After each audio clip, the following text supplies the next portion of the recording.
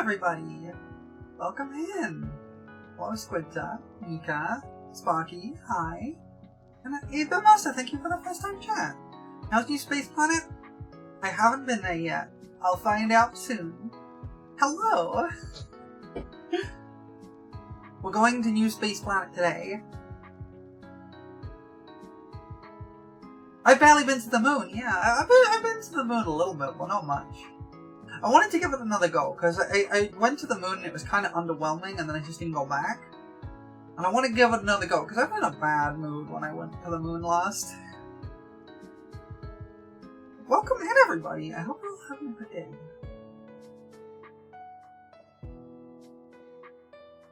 Your day is definitely being had on my end. Eats the moon? Please don't eat the moon. What? Thank you for the pets. New Space Planet, craft a grind extraordinaire, yeah. Yeah. I kind of fell off the craft a grind in 14 for a while. I was really, really into it at like the end of Stormblood and the start of Shadowbringers. And then they did all the reworks and I kind of fell off it after a bit. I miss reuse. I'll reuse back.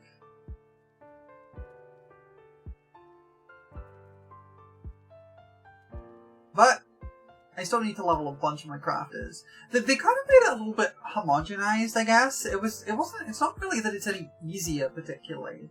It's just that every craft is kind of the same now. Because like, before they did the rework, you'd have to kind of do like different rotations for different types of crafts, right? And now it's just kind of, it's the same rotations, just you press one button slightly more often. Right? You can get out there eventually, you need to finish your Pentimals and you're gonna play Silksong and you're switching in collectibles. Hells yeah! I am so hyped for Silksong. We are gonna be doing that tomorrow. But I do have a little caveat on that. Because Silksong has no access for pre-orders, there's no way to pre-order Silksong, there is a very decent possibility that at the exact moment that Silksong releases, which is 3 o'clock my time tomorrow, Steam servers are gonna crash. That's very likely. I don't actually know what we're gonna do if I can't get a copy of Silksong. I'm gonna start a stream anyway, whether I have the game or not. And if I don't have it, then we'll just yap for a bit while I try and, like, wrestle with Steam servers to get hold of it and download it. But we will be there tomorrow, ready to play Silksong, whether I can get hold of the game or not. And if I have to, I will install it live on stream.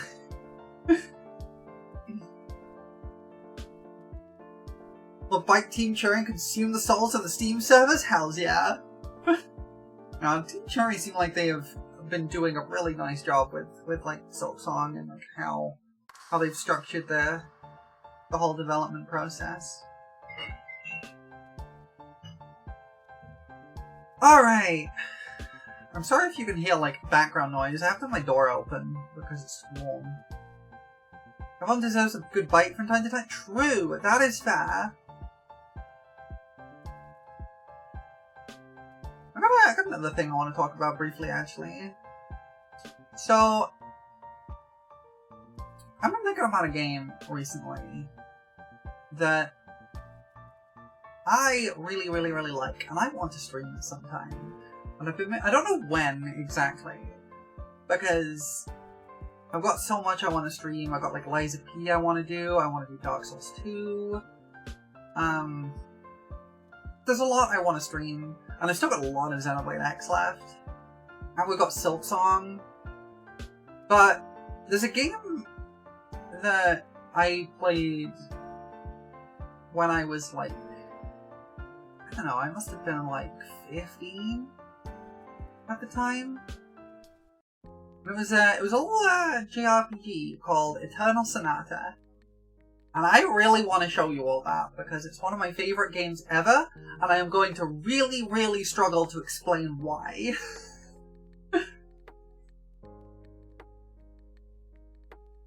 I've been making a few steps to try and get, like, try and work towards streaming it. It was a game that was released on Xbox 360 and later PS3. Found a weapon you never got on Liza P the other day because you saw someone explain where it was on TikTok? Oh, hells yeah!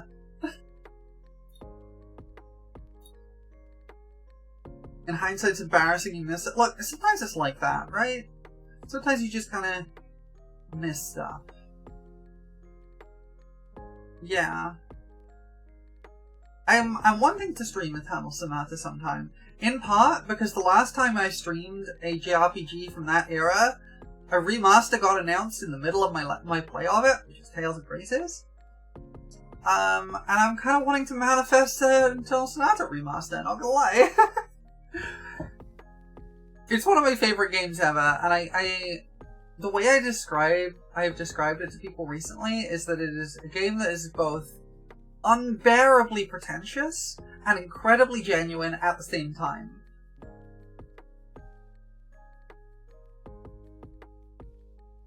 There's like a 10-minute cutscene where someone gets like stabbed and then they spend like 10 minutes monologuing about all their regrets. It's great. It's a 10-minute long, unskippable cutscene. I love that game so much. But when I do stream it, it will almost certainly be the Xbox version, because that's the one I have. And it's also the one I kind of fell in love with, right? Because the PS3 version, like, added a bunch of stuff. And I've heard mixed reviews on how good that added stuff is. So I want to share with you all the version that I like.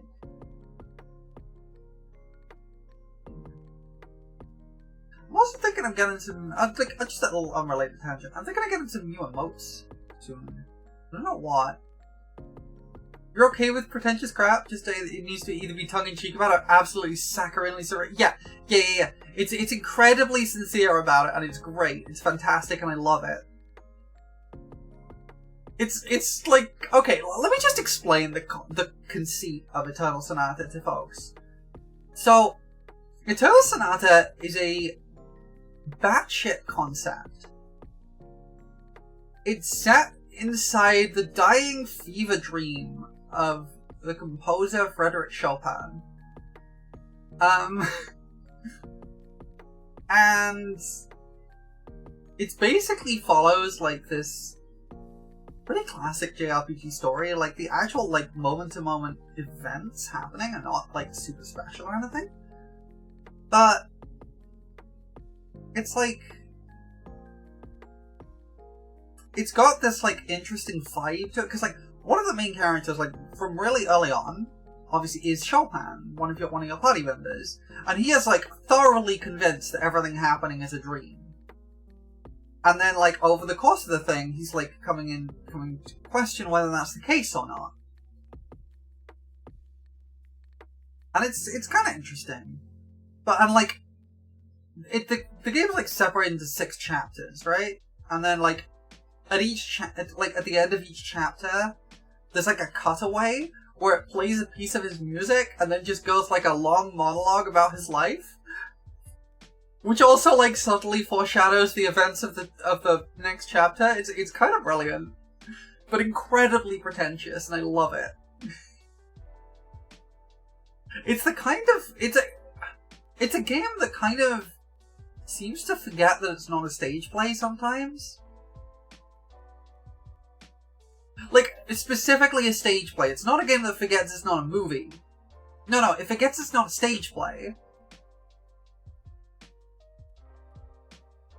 But it's fabulous. Like, I mentioned it a second ago, like, there is literally a 10-minute cutscene that's just a monologue from one character as they're dying. It's fabulous, and I love it.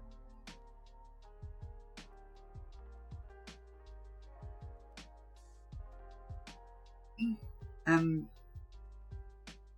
if depending on like I will probably when I eventually do stream it, I will be asking folks if they want the English or the Japanese voices, because they're both pretty good.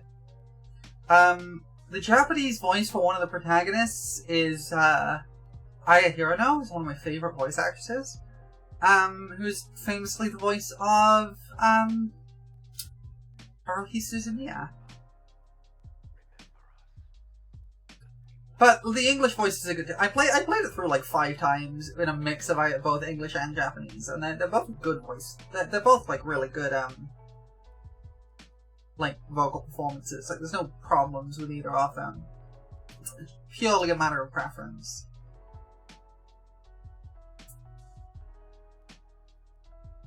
It's a fun little game. It's not particularly long. Like a full 100% playthrough of it is like 35 hours at most.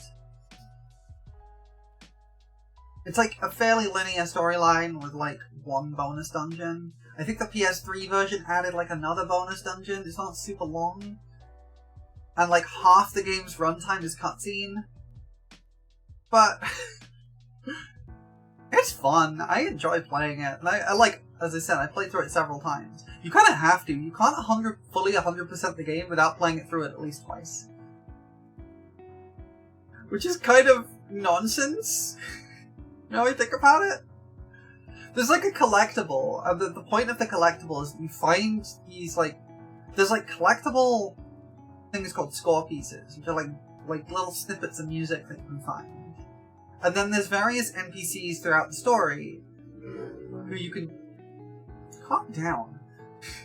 Who you can show the score pieces to, and you get like various rewards depending on how good their performance is with it. And there's like usually a couple of rewards you can get, but like there's like special rewards for getting the exact right one, right? But some of the score pieces that are required for all the special rewards are found after the NPC that you need to show them to. So the only way to do it is to get all of the score pieces on your first run through, play through the entire game, then restart the game in New Game Plus to show them to the NPC. You physically can't do it otherwise. It is nonsense. I kind of love it though. Because like, it doesn't do anything, right? Like, the only thing you get is like, there is an achievement on the Xbox version for collecting all of those items. That's it. It doesn't get you anything. And I think the PS3 version added like a bonus dungeon that you can get for getting all those items. I think that's what it's like, a super challenging mode. And then there's like a hard mode, which apparently just means you just have to rely on level grinding more, which honestly, whatever. Anyway, I really love that game, and I want to show it off because it's nonsense. I like the combat system. It's very kind of quite Tales, but also not. It reminds me a lot of Tales. I think if it weren't for that game, I probably wouldn't have discovered Tales as a series. Because if I remember, like, I picked that one up. So I picked up that game when I was in school. I used to walk home from school, and on my way home, I would often like stop at my local game store and just kind of browse, right? Because I like video games. No, not that Tales. Tales of. Not Piss Rocks. No, stop. Take up piss elsewhere. But yeah, I used to walk home from school and like stop by the game store and just browse. And there's a couple of games that I would just kind of see sitting on the shelf, and knowing nothing about them, I picked them up. Because I liked the look of like the cover and the like box art and stuff, and I thought they looked interesting. And those games went on to be some of my favourite games of all time. The two I'm thinking of, by the way, that I did this for were Eternal Sonata and Okami. Which I just picked up entirely on a whim. When I had spare money. Which I didn't have very often, but when I did, I picked up video games with it. And so I bought Eternal Sonata based on the box art because it looked pretty. And I played it through, and I loved it, like, so much. And so I looked on the Xbox Live Store, for, like, anything that was even, like, remotely similar. Because, like, I wanted to keep, like, playing more of it, but the game finished really quickly. So I was like, okay, there's gotta be something like this somewhere. And I stumbled across the demo of a game that looked pretty similar. It wasn't out yet, but there was a demo available on the Xbox Live Store for a game that was coming out in like a couple of weeks at the time, I think. And that was a game called Tales of Vesperia. And so, the reason I picked up Tales of Vesperia, day one of its release, by the way, was because I played the demo, specifically because I was looking for more games like Eternal Sonata. And that converted me into a Tales fan.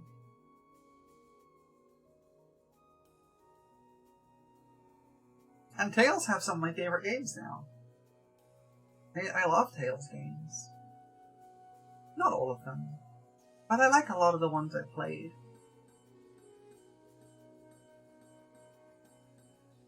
And now, I'm wanting to play Eternal Sonata on stream.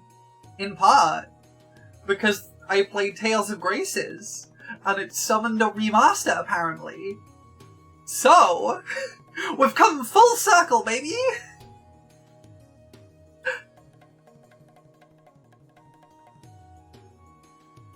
Yeah.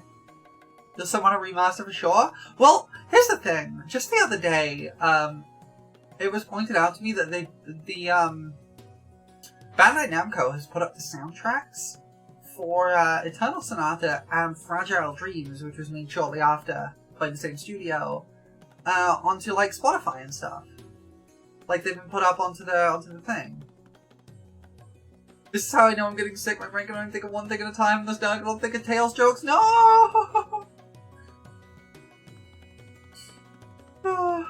I hope you get better soon. I hope you feel better soon.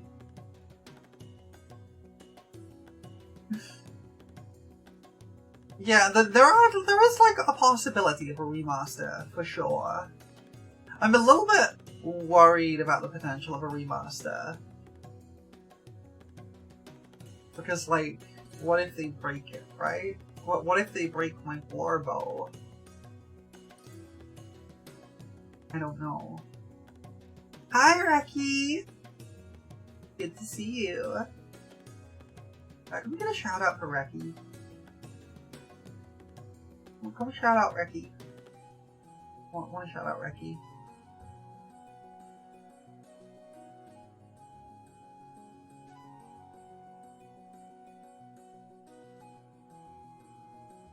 I mean, I can do it myself. I'll do it myself. It's all good.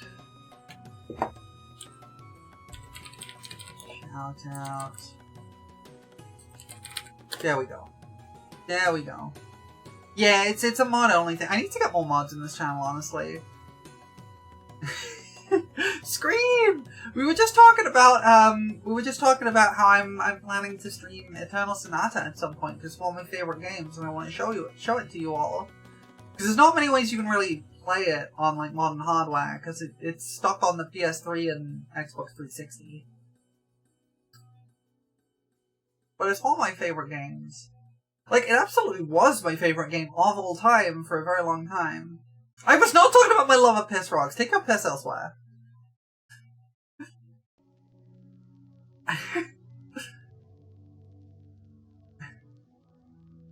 But give the piss rock to Reki. I'm sure Reki will appreciate the piss rock. Yeah, I was talking about, like, it's one of my favorite games, and I want to show you all that, and so you can look at it and just be like, why the heck is this your favorite game? We just be like, I don't know. Yeah. Like, it was my absolute favorite game until I played through the Shadowbringers patches, and FF14 kind of overtook it a little bit. But it's still very close. Just, Eternal Sonata is its own thing, and it's like, it's just this really weird little thing, and I kind of love it for so many reasons. I don't know. Anyway. I'm thinking of getting some new emotes. I'm not sure what yet. So if you have any, like, really good emote ideas for me, do let me know. Because then I can see about getting some new emotes. Feel free to let me know in, like, the Discord or something. Just let me know. An emote that is a squid? I mean, it's not impossible.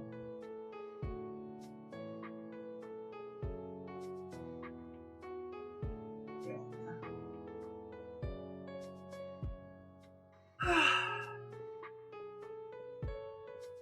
My voice feels funny today. I don't know why. I probably just haven't drunk enough water. I'm drinking some tea.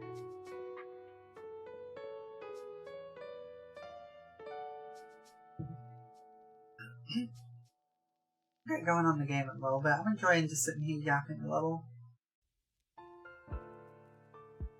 I don't really know what my streaming schedule is going to look like in the near future, because I've got so many games I want to play, and I still owe people 2 streams from the subathon back in March. I feel a little guilty about not having done yet. I've been kind of trying to, like, save them for after Xenoblade, but Xenoblade's taken longer than I expected. So maybe we'll do them after Silksong, I don't know, or maybe we'll just slot them in somewhere. I'm not sure. I do want to do them, I just kind of like, I do intend to, like, still do them. I just kind of, like, I don't really know where to put them, I guess. I need, like, 1 or 2, like, extra assets for them, which I haven't quite got yet.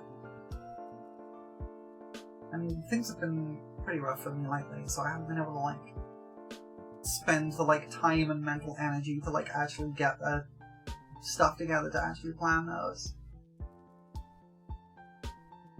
Hopefully soon. I don't know when. I do intend to do them though. I did have a little thought about what I might do for Halloween too. A little thought, a little hunk. So look forward to that. I've got a plan.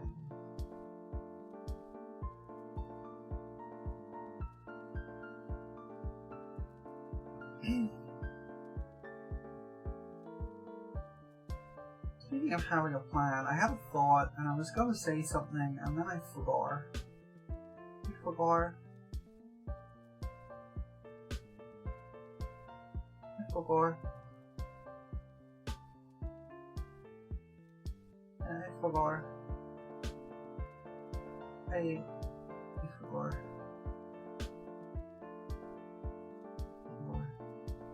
okay, okay. It's okay. Why don't we go visit the moon? Let's go visit the moon. Alright, let me do the thing.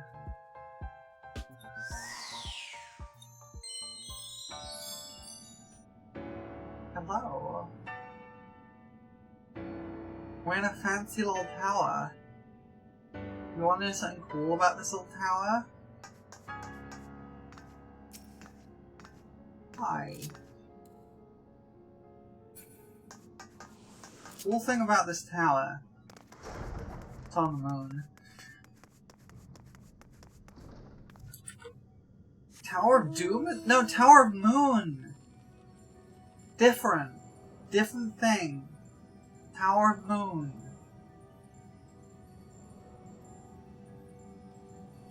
Actually, no. I think I go to Best Ways, right? Best Ways? Is Best Ways where the thingy is?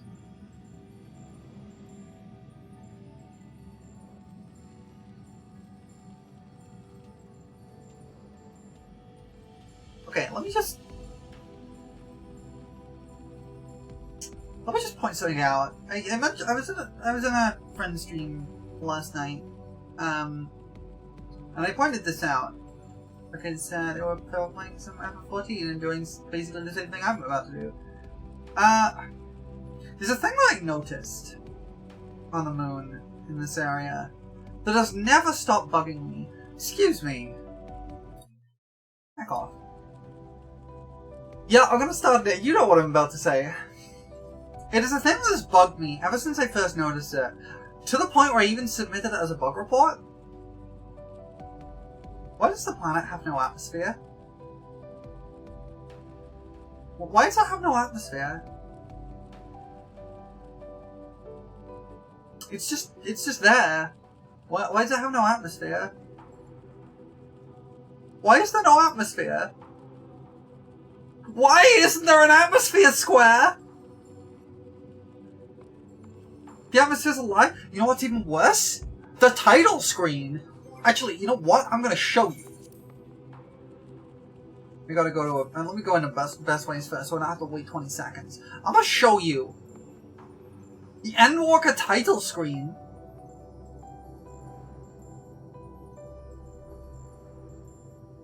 I just gotta get into. I just gotta get into the burrow. Oh, hold on.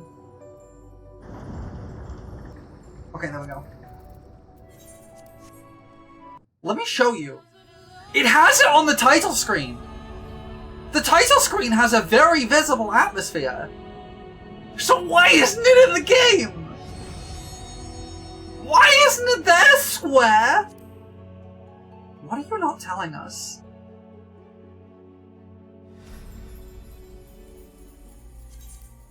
It makes me unreasonably mad, I'm not gonna lie. It makes me unreasonably mad. Why is it not there? Why is there no atmosphere? It's not even a hard effect to do. Atheris is flat and has no atmosphere? I mean, Atheris is flat. Wait, I've worked it out. I've worked it out. I've connected the dots. I've connected them. Once we get in, I'll show you. I've connected them. I've connected the dots. I've connected the dots. Atheris is JPEG? This one is, yeah, I've connected the dots. I'm full on conspiracy theory. I've connected the dots. I've connected them. Watch, I've connected them. So, this Atheris right here, that's not real. That's not the real one. It's fake. First of all, there's no sun anywhere. Where the heck's the sun? Where the heck's the sun? Hey? Where's the sun? Also, this is fake. You know why I know this is fake? You wonder why I know it's fake? Look at the time. Look at the shadow. It's round, right? And the way that light is suggests that like it should be like dawn in northern Terral right now. But it's not. It's the middle of the night in Terral right now. It should be in Shalani. It should be like dawn right now. But it's not. It's the middle of the night. This is fake. This planet's fake. There's a real one here somewhere, and it's flat. And this the moon. No, the sun and Theris are on the other side of the moon. This is just glowing. This whole area is just glowing for no reason. Wait, no, I've got it. That's the sun. That's actually the sun. That's not Atheris. That's why it's... You see, look where the shadows are pointing. The shadows are pointing away from Atheris. That's where the light's coming from. That's gotta be where the light's coming from. Look, you see how it looks like it's lit from the left, right? But then the shadows would be pointing this way. They'd be going this way. But they're not. They're going away from that. I've connected the dots. I've connected them. That's the sun. Atheris is down here somewhere, and it's flat. I've connected the dots.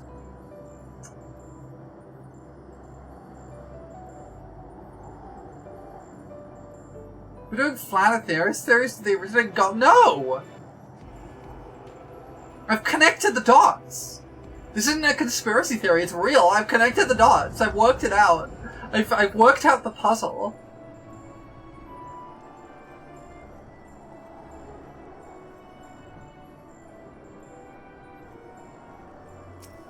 A driving way. Take me out to your fake moon base. Oh my god, they faked the moon landing. This isn't actually the moon. What the heck? Why is there a red alert? What does that even mean? Also, this is way more built up than the last time I was here. What does the red alert mean? What does that mean? What do I do? How do I red alert? I don't know what that means. Okay, how do I do it though? How do I engage with the red alert?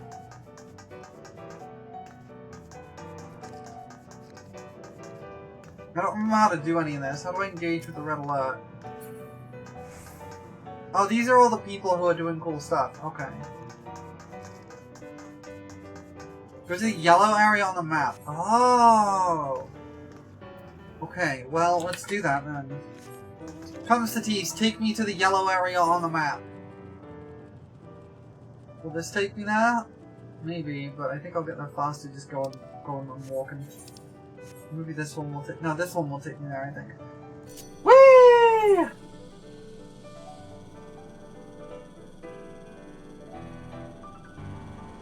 What's a little, like, space skateboarding?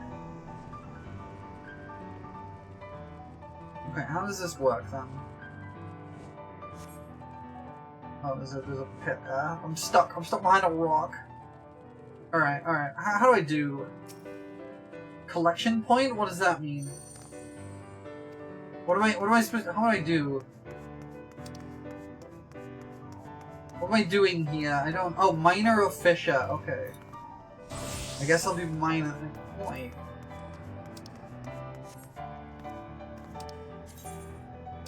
The green button? I don't know what that means. I don't know where that is. What special menu? I don't know where the green button is. I don't... Stellar missions. Is it this? Is it this? Is this the is it the thing? Is this the right thing? I'm gonna guess this is the right thing. Okay, I'm gonna guess this is the right thing. Okay, rocky outcrop.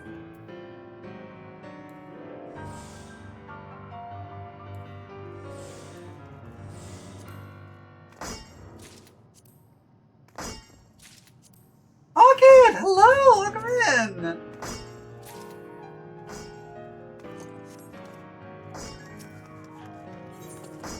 We're doing some Final Fantasies. I'm trying to work out how the moon works. We've already decided that the moon's actually fake. It's actually not a real moon. Wait. All the points disappeared. I guess I have to go hand this in? I guess I'll go hand these in. Collect the things and then turn them in? Okay. I guess I'll hand them in. Yay! Mission complete! Oh, I got gold for that. Okay, fair enough. Oh, neat. Okay, fair enough. That was pretty easy.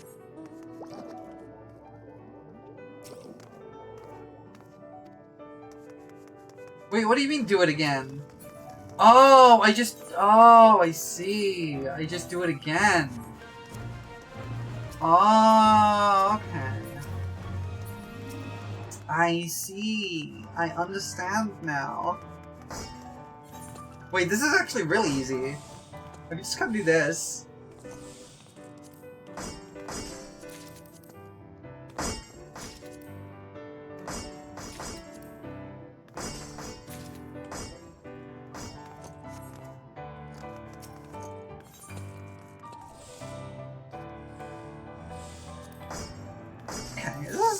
Oh, I'm done. Okay.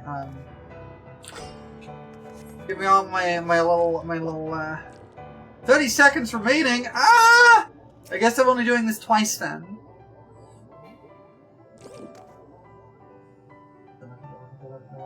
I did it.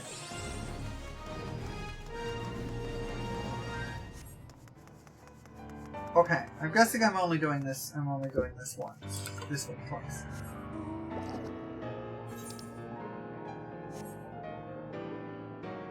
Okay.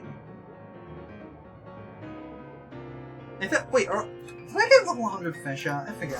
I did get level 100 fish out. Resolution failed? Aww. Okay, but that did give me a lot of stuff. Okay. Red alerts pop up every few hours and a slightly different thing. Okay, that wasn't too bad though. I got some stuff. I got enough for... Wait, I got enough for doing the... I can... Okay, I misread this Loperit's name as Pissing Way. You've ruined my brain! No, you're not the one I want to talk to. Where's the Cosmic Fortunes? That's what I want. I can get tickets.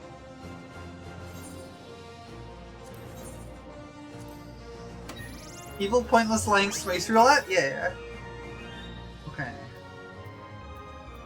Okay, I don't want any of those, but I do want the Parasol, though. I do want the Parasol.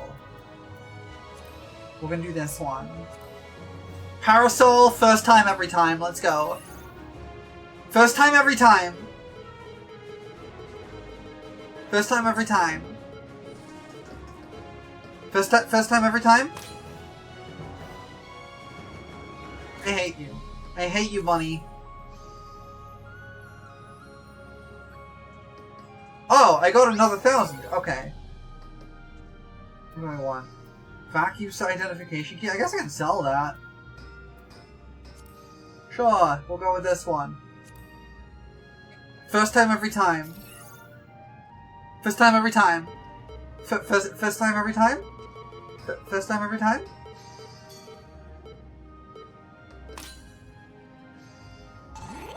I'm going to kill- Wait! Wait! Wait! First time every time! First time every time! First time every time! I already have the mount, but I got another one!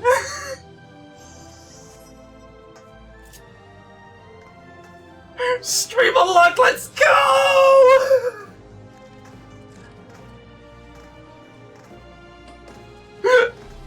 Stream of luck! You gave me the mount last time. Do you have your own one of that mount? Do you have one of these mounts? Because you gave it to me. You do. Okay, I guess I'll just sell this one then. Or I'll put it in the free company box or something. Cannot believe that stream of luck. That was so funny. Alright. Alright. I got a lake. Talk to someone. Searching way. You have a quest for me. So we can go to see the new planet. Passion? Thy name is Adorum. Searching ways please the initiative Stellar Progress. The pun! Okay, we're punning. That's where we're at. Alright, well, Countess, have you had a chance to explore the premises? Occasionally look up the ranks of the tablet to avoid crashing into things. To maintain maximum efficiency, I only go where there is work to be done. Yeah, I only go where there's work to be done. For maximum efficiency. Oh, there's sort of some small signposts that pop up in here? That's unfortunate. How wonderful to hear that you love your work so much. Your contributions play an invaluable role in our future exploits. I have returned! I must say, the base has truly become a sight to behold. Hasn't it? We owe much to the people of Eteris for their assistance. Indeed. It warms my heart to see my kin working together with them. They pop up after you do this one. It's still unfortunate. I don't want to do more side quests. It's good to be back. And to have so many new curiosities to name. Come Yatsu, let me introduce you to my latest and greatest nomenclature. A marvelous idea.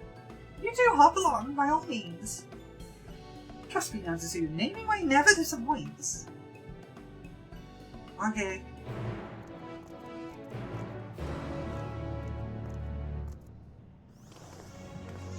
Alright, naming way, what up? The demon. The demon is there! The demon's there. That dreaded sheep! Let us be on our way, Yatsuzu. We'll start with the starship. From there, to all my most delightful discoveries. Oh, okay. You're just like following me now. Okay.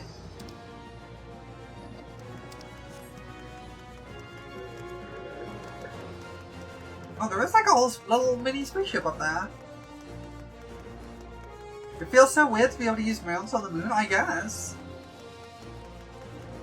Wait, how do I get up there? Oh, like this. And there's up a staircase around here. Okay.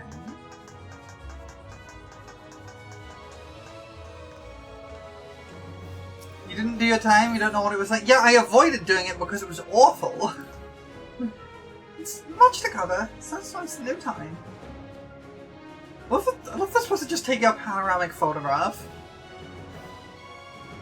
She's quite literally just taking a panoramic photograph.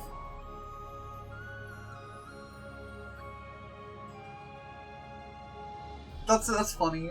That's funny. Right, anyway.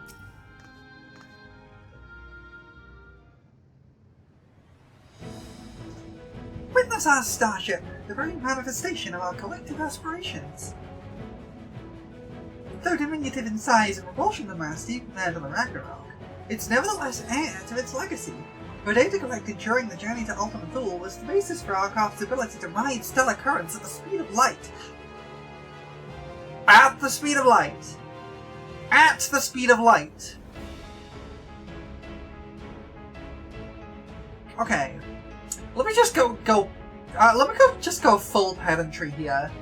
I don't think you realize, Naming Way, just how big space is.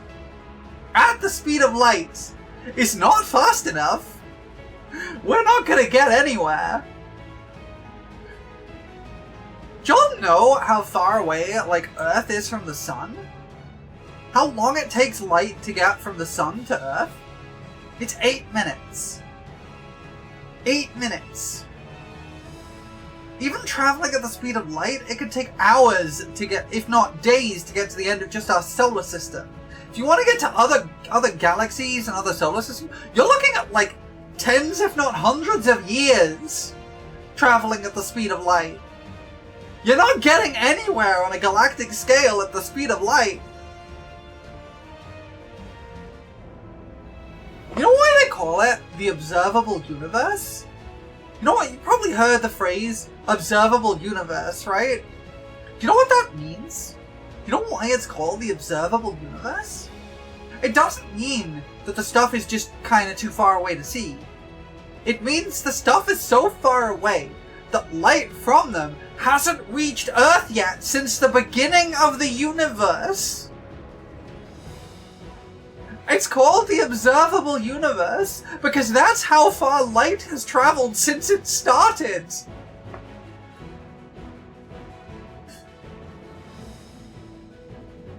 Light is very, very fast, don't get me wrong, but it ain't fast enough. In anticipation of its future voyages across the cosmos, it should be known as the Galactic Way. May it carry us into the unknown and beyond our wildest dreams. And now I say that we venture further afield. Pray accompany me to Gleam Slope. The outer edge by Gleam Rift will do. Okay. I guess we're just gonna ignore physics. It's not like this game listens to physics much either. Have to agree? No. Okay. Look, I like physics, okay? Physics is cool. Distances between stuff in the Final Fantasy XIV galaxy are a lot closer, just a couple of days worth of travel.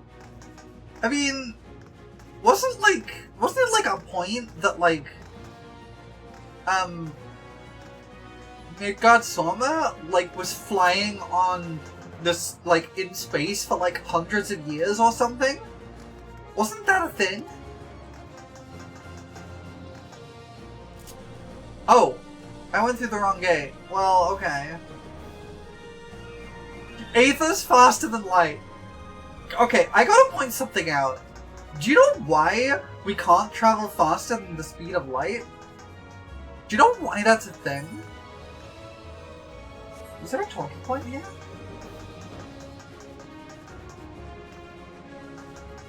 There is a talking point here. Oh, there's one down here though too, so I guess we'll go back. So the reason traveling faster than the speed of light is impossible is because of some weird physics equations. So, okay. It could basically, like, because of how relativity works, relativity does weird shit, alright? And basically, as you travel faster, a lot of things we think of as, like, fixed quantities change. So, like, as you get close to the speed of light, distances get smaller. It's not that, like, things kind of squash together or, like, stuff compresses. Space itself gets smaller. It gets shorter. And as you approach the speed of light, reaching the speed of light means everything is compressed to an infinitely thin space. On top of that, time gets slower, to the point where once you reach the speed of light, it stops entirely. So in order to travel faster than the speed of light, it would require time to go backwards, and length to be negative. And it also requires like exponentially increasing amounts of energy to move matter that fast. So reaching the speed of light requires infinite energy, and going beyond that requires negative imaginary energy. That's why you can't do it. So I don't care if ether is bigger than light. It still can't go faster. Hi, let's discuss the rainbow crystal. Where's the rainbow crystal? Because I like the sound of this. I want more gay crystals. Are you familiar with the rainbow crystal in the center of the hub? Though it is slightly different than those in the burrow, I see no reason to change its appellation. It's simple, clear, and has the word rainbow. What's not to like? Got a good point there. It was in the center, but it got changed? What? Anyways, such crystals regulate gravity and oxygen levels, allowing us to maintain ideal living on grounds for the people of Aetheris. I'm told they could be recalibrated for use on any star we come across. Hells yeah. Oh, there is a rainbow crystal in there. It's just kind of boxed in now. Wait, can I get up there and have a look? There's like a walkway up there. Can I get up there? I can, I think. Let's go take a look at the rainbow crystal. Let's take a look at the gay rock. Oh, I see. It's like all woven into things. It's like all woven into these thingies. Why am I so fast? Why am I stomping at the speed of sound right here? Why am I just like... Why am I zooming? I'm being powered by gay energy. I'm being powered by gay energy.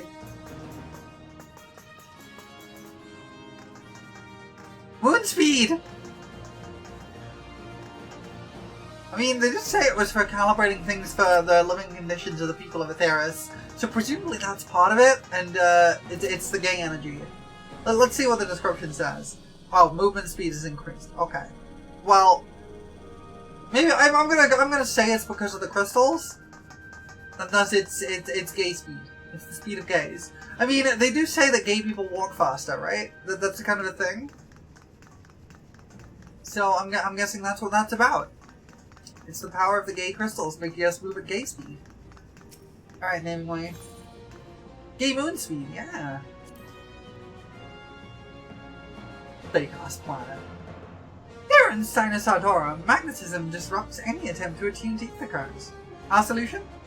A public propulsion system, the Cosmoliner. I admit that I was initially uneasy about hurtling through the sky on a tiny platform with few apparent safety features, but now I find it as refreshing as a spring breeze. You do tend to walk faster than most people. Yeah, exactly, it's gay speed. Alright, we'll go this way, I think. Zoom in! I do kind of like the little skateboards. Little hover skateboards. Okay, we're gonna go this way though. Up here, we're going this way. Is that all the trophy points? It is. Okay.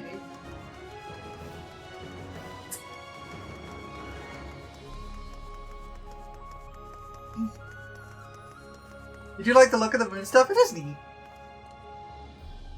Fake ass planet. It's not real. Have you heard about the tunnel they carved through this mountain? It was done entirely by machinery. No magics at all. A valuable experiment in anticipation of stars where ether is scarce. I just look at that luster. That's where I drew my inspiration for Doomslope, naturally. Maybe a little more than a twinkle. But when we're out there traversing the cosmos, I do hope we'll see it shining back at us. Our dream of reaching the stars beyond is what inspired this project to begin with, and the name Sinus Ardorum stands as a testament to that longing. I run resentment Garlean has become the standard for names of lunar features in my absence, but inconsistency would be even worse.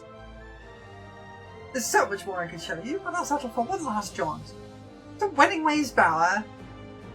Okay. Wait. There's a Mech Ops thing. I never got to do this before, because I never really paid attention to the Mech Ops stuff. But I think I have a mech ticket.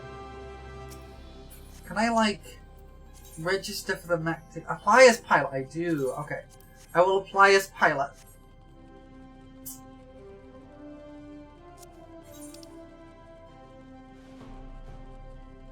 So how do I do this if I get chosen for mech pilot?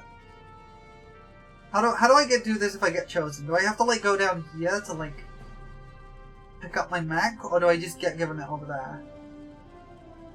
Do I have to go to the mech ops desk, or do I get it at the thing?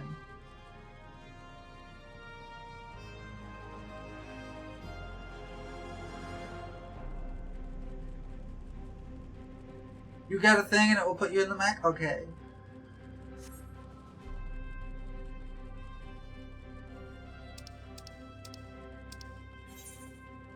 Okay, so I did do the thing. Oh, and it gets me a reward I don't have. Mech pilot reward. Okay.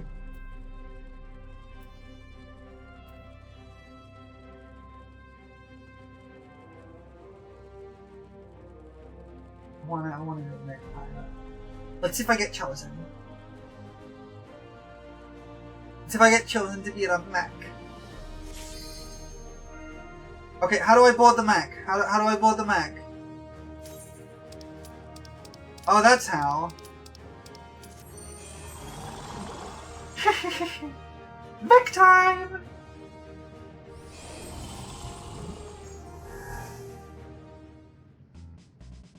Oh, I get a cutscene? Okay.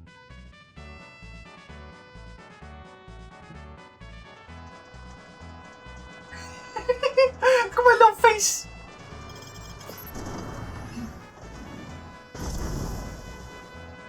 This is cute.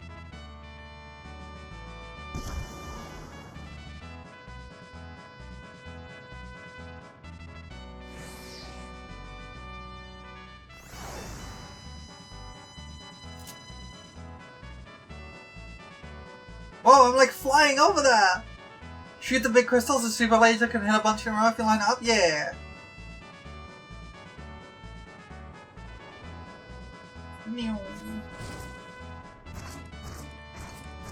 Okay. I got my mech.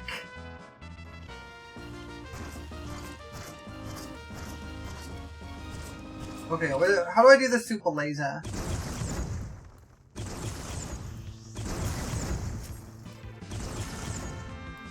Oh, I have to do a few hits. Okay. I can line these ones up and then hit them both with the super laser.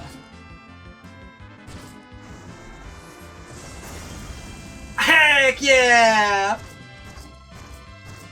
Yeah, I got it. I've worked it out. I'm getting it. I can do it now. I got it. I worked it out. Okay, this is pretty fun. I'm not gonna lie. I'm enjoying the big old super laser. Okay, if I go here, I might be able to hit all 4 of these. Yeah! Okay.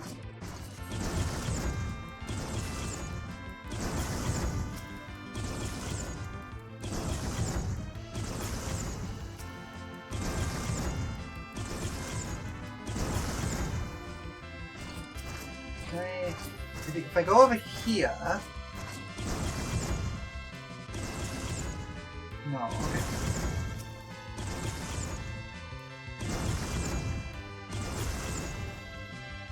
How do I know when I can use my laser?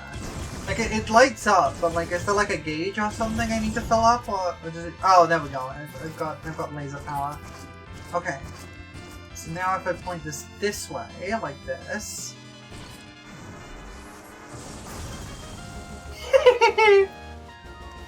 Big Bang ticket!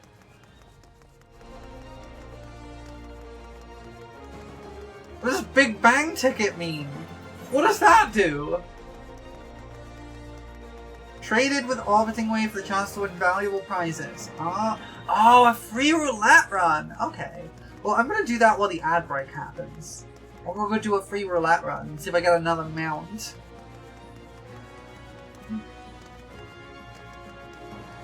Wait, I have Stellar Return. What am I doing?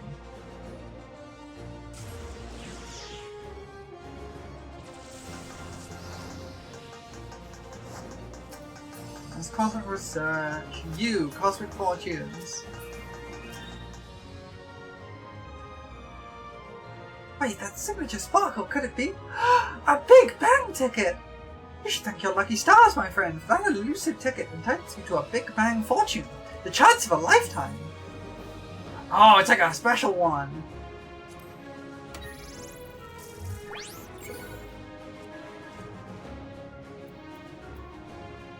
Wait, that's an emote.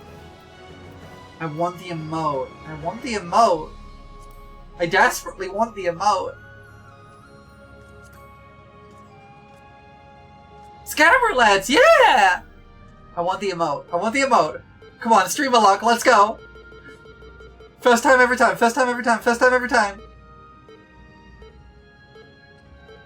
First time every time. No, come on! Dang it! Okay. Well, still pretty good. What an explosive outcome. Do you have more shiny tickets burning a black hole in your pocket? Come and see me for another Big Bang. Okay, I think I get the idea here now. When I came here before, I was like, wait, so the roulette costs 1,000, and the 1,000 is actually kind of hard to get? And the mechs cost 1,000?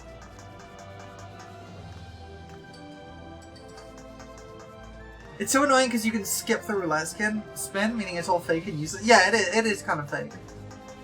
Like, I mean, it is just like a click button and it picks randomly. Like, it's not like you get to control how hard you spin it or anything. But it is a fun one because, like, I get how it's supposed to work then. You're supposed to spend your things on mech tickets. So you then do the mech things. And then do the... No, I'm going to the new planet shortly. We're not there yet. I kind of didn't get a chance to really look at this stuff before. Because I checked it out when I was in a terrible, terrible mood. And I had a bad time. And I was kind of like, I don't get it. This isn't fun. And then I kind of just stopped. And so I'm actually like re-exploring it now. And I actually kind of see why... like, what the intent is here. I'm still probably not going to do it much. I'll probably just buy the stuff from the market board. But you know, metallic blue dye is not a bad thing. I can always go for some metallic blue dye. Alright. It isn't that fun as it is. It really is just moving the grind to a grind with shiny colors. That's unfortunate. Because, like... Okay, let me go on, like, what I was thinking the last time I was here is that, like, you have to do it to get your Gatherer relics? Yeah. Like, it reminded me a little bit of the,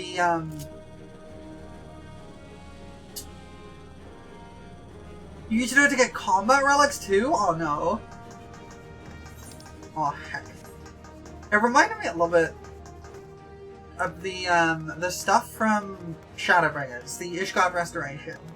But, like, it just seemed a little bit more straightforward than that. Because, like, the thing about the Shadowbringers relic was you had, like, cycles, right? Which meant that the grind felt... like, it was very repetitive for sure, but it broke it up. Because, like, the way the Shadowbringers grind worked is you would take a couple hours in Diadem, you would go around doing your gathering, getting all your stuff together. And that was basically what this is.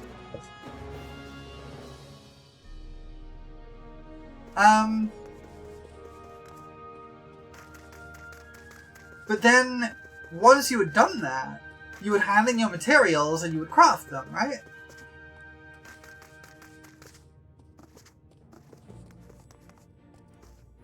Oh, that's unfortunate. Wait, did they add a new step for the combat relics? Wait, did they add a new step for the combat relics already?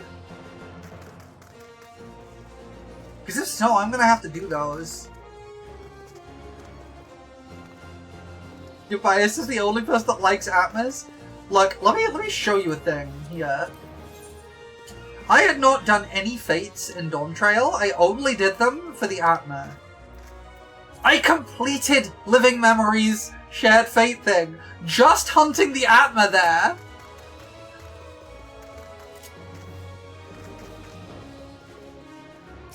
Right, anyway. You're not lying for fun or anything? Mean. Here we have the Botanical Gardens, where Wedding Way is attempting to determine whether we can utilize the rainbow crystals to cultivate life on other stars. Fortunately for us, the experiments have resulted in a delightful array of crossbreeds. See for yourself.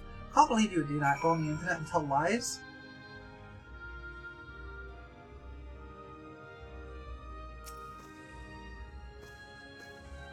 The following event cannot be skipped. You may wish to cancel any pending Duty Finder registrations? Sure, I guess. I'll observe the plants. I'll look at some trees. Did you like how pink they are? Looking at it now, I can scarcely believe this area is once a barren waste, but headergrass. Point out anything that catches your eye, and I shall be happy to expound on the particulars. This can be one of those selecty things. Yeah.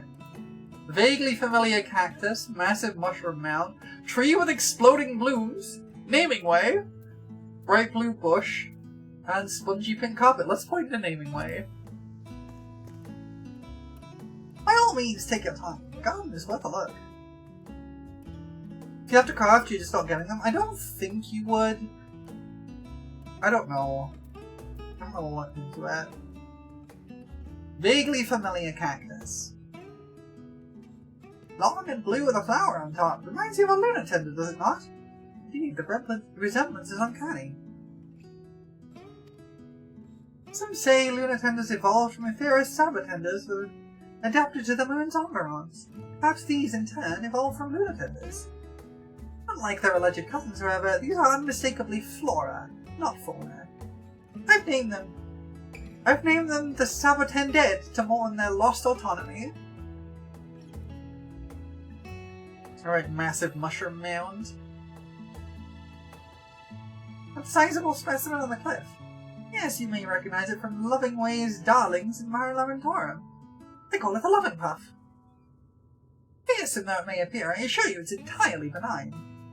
When it senses an animal's approach, it lets out a puff of spores to say hello. That's not a good thing! Mind you, those spores are one to hitch rides on the unsuspecting, and rather quick to germinate besides. I could have sworn Wedding Way wasn't planning to plant it. That doesn't sound benign to me! Anyway, what's the exploding tree about? Incredible, isn't it? That is no tree, but in fact a magnificent mushroom transplanted from Mare Lamentorum, and henceforth known as the Mycophlox. Inspired by the hot summers of Etheris, its full name means fungal flame. When you gaze up at its gills, does it not mean bring to mind the fireworks blooming in the night sky? I'll bet. With further refinement, perhaps we could even teach this species to pop and crackle like its namesake. What a sight it would be amid all these stars.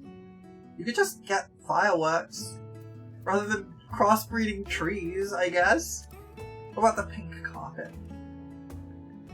The regolith that covers the moon's surface is made up of particles too fine for plants to lay roots. That's actually true. To combat this, we've been experimenting with an alchemical soil treatment. Moon dust is actually highly toxic and highly corrosive. It's basically like if sand were made of glass. Like, sharp, really gritty, really awful. If you inhale it, it will shred your lungs. Also highly toxic and corrosive. There is legitimately a, there is an I forget what it's called, but there is an illness that is specific to inhaling moon dust. And it is basically that you get moon dust in your lungs, and it just tears the inside of your lungs apart, and it can kill you quite easily. Because it is basically just incredibly minute shards of glass. Because there's no wind to erode it, right? So it's just incredibly sharp. Cave Johnson is it? Look, literally, it's an actual thing. Look it up. It's an actual thing.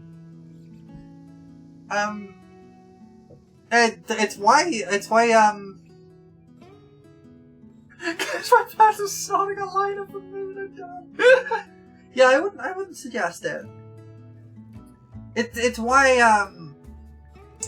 astronaut it's why when they were building stuff for the moon landings, they had to be really careful about the materials they made the spacesuits from, because it was very easy to it would be very easy to tear them, and that would be a bad thing.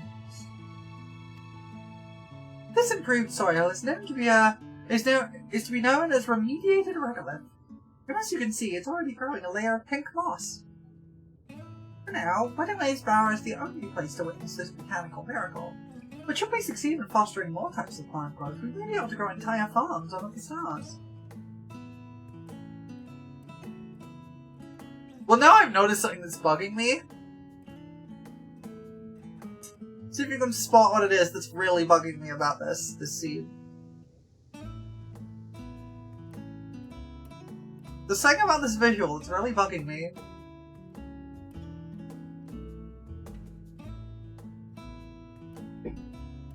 why are the plants swaying in the wind? Or on the moon? There's no wind.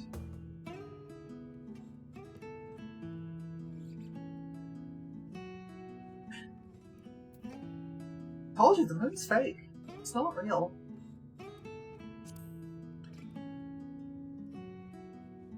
Believe it or not, that leafy-looking bush is a type of fungus known as turquoise shag. I'm sorry, turquoise shag?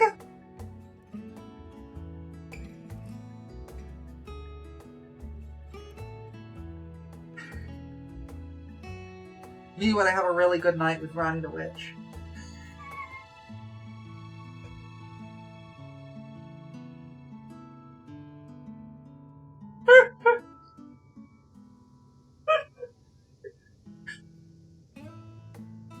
Yeah, doll life.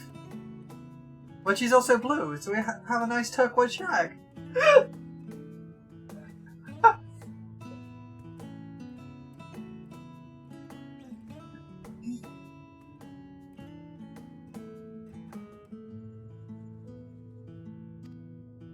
I'm told its peculiar glow activates in response to electromagnetic waves, effectively rendering those energies visible to the naked eye.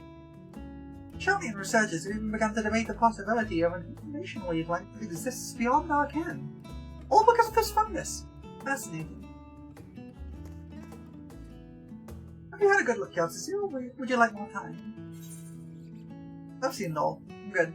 I've seen everything. I've seen everything. I have observed beyond your ken. Wonderful! It's been a delight to show you our new varietals. When it comes to my process, observation is of vital importance, of course, but a well-designed appellation can often establish cognitive links where physical appearance alone could not. Alright, get to the point, stop taking off. You've been talking to Urianshe, haven't you? You've been spending too much time with Urianshe naming Wayne. Chill. Give him a proper name. What once was nebulous moves into light for all to see. A discovery named as a discovery shared. Greater awareness in turn invites research, prompting further discoveries. In other words, my nomenclature may one day change the world. Sure, if you say so. And with each turn of my craft, I feel a spark of joy that reignites my passion all over again. Truly, I've never been gladder to call myself in any way.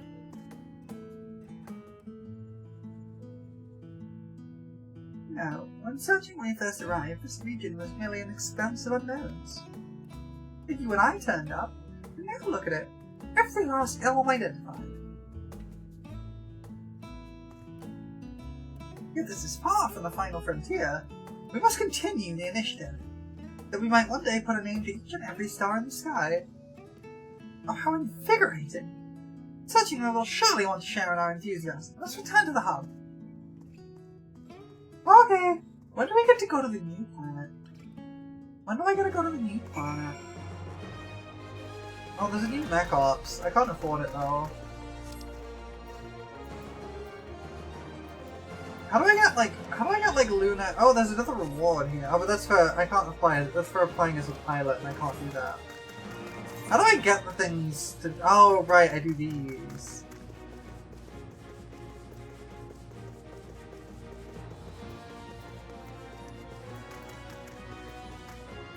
Why does this... Why have I got Class D missions? Oh, I have to do Class D missions. Well, I can do some Class D missions. I guess we'll go to the new area. I guess we can go to the new area.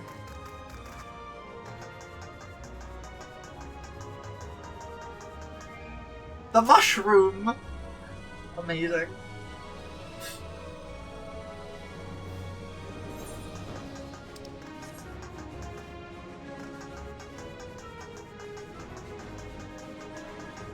How do I get back? You have to do enough to unlock the next levels as you upgrade your tools? I see. I think I'm still level 90 gear, yeah. I just didn't really care enough to actually get level 100 gear.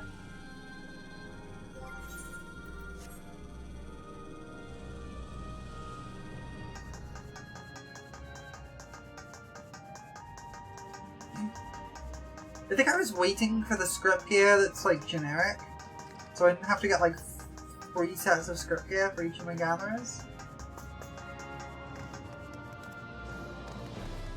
Alright, searching. The demon. The demon is here. Still.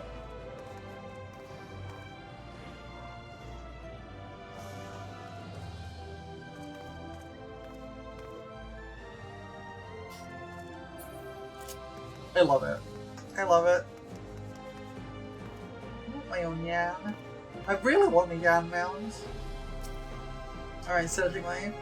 Have a nice look around, I hope. Isn't it all just fantastic? What did you join us, Searching Way? We toured the places I named and waxed philosophical about the virtues of sharing knowledge. All in all, a lovely time. Speaking my language. Come to think of it, there's one more place you could visit, if you're so inclined. You have my attention! Shall we, Atsusu? Where are we going? Cutscene? Cutscene!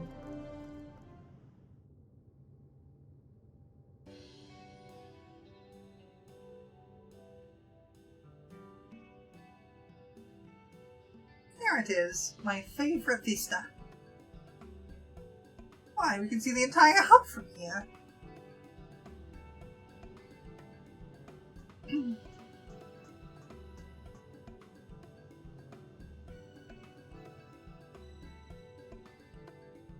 Precisely. Whenever my motivation starts to wane, this sight reminds me of the dream we're chasing together. When the final days were averted, it was a joyous occasion. Yet we Lawbreds had lost our purpose, and for some, the will to carry on. My role was to seek out a new star for us to call home, but it was decided that no exodus would come to pass. All my hunger for worlds unknown and sights unseen remained. I feared that there was no meaning to be found in it. Yet an old Charlian, I saw knowledge given unexpected purpose as a new field of study was born. If the people of the Terrace can pursue knowledge without knowing where they'll end up, I thought, then why not me? Curiosity needs no justification. My heart yearns for the great expanse, then so be it. To the stars I'll go! Heck yeah! Remarkable how far that epiphany has taken you, searching my... Look at all that your initiative has built. The Galactic Way awaits on its launch pad. Now we have need the coordinates for our first destination. We're not ready for liftoff. Will you follow me to the stars? Sure. We'll go see a new planet. We're sending the Lalafell to space?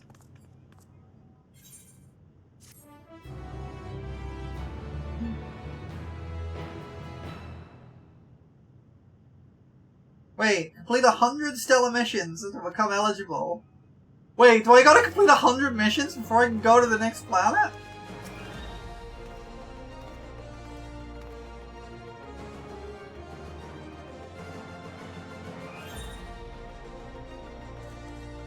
Wait, it seems to just let me?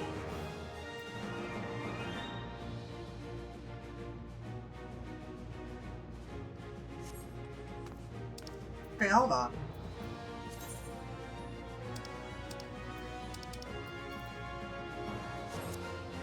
Maybe I've already done them somehow? It seems to just let me take a quest, so I'm gonna do it. Go forth, brave explorers. The time has come for the initiative's next great hop.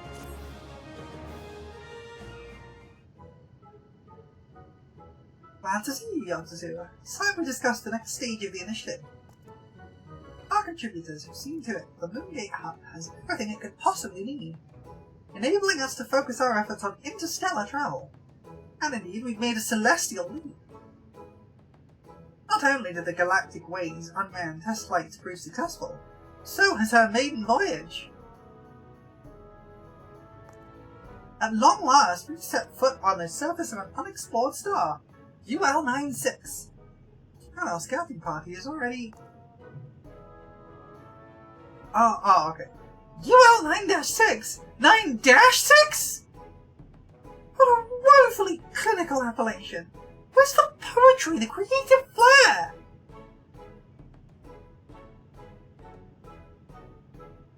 Why, that's precisely why I've called upon you. Anyway, why not come and grant this new world a more florid epithet? Once you see it from the window of our starship, you'll surely want not for inspiration. You would have me name the star itself. I cannot possibly refuse. I shall pour my heart and soul, and at least one thesaurus, into the making of this moniker. You want to be a Maccabi? You should order something incredibly sweet and fattening.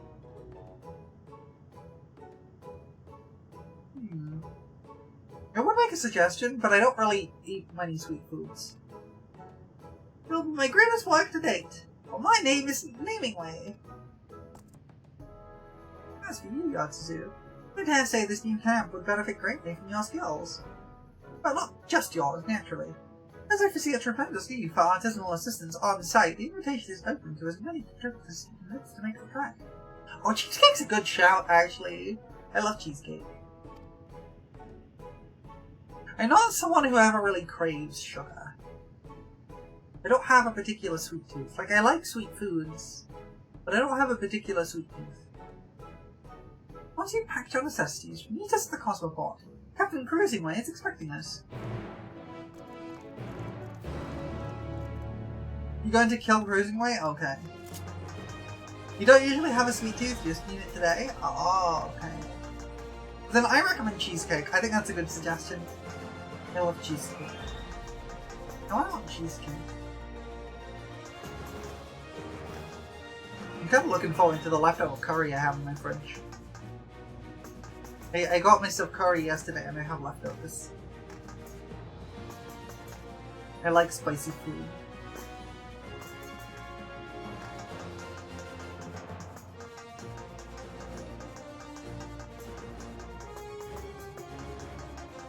Hi, Searching Way. You haven't mentioned it if you were the seasick sort, I assume. We've only just managed to get rid of the rancid carrot smell after this scouting party's flight. Well, that's good. This may well be the most important name I'll ever bestow. I shall have to triple check my etymologies. Oh, it's you and Urianche would get along great. Hi, Cruising Way. A pleasure to meet you, Yatsusu. The name's Cruising Way. You may call me whatever you like. Wink.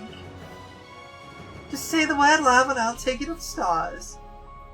Are you coming on to me? I mean, I'm not saying no, but I just hadn't really considered it, you know?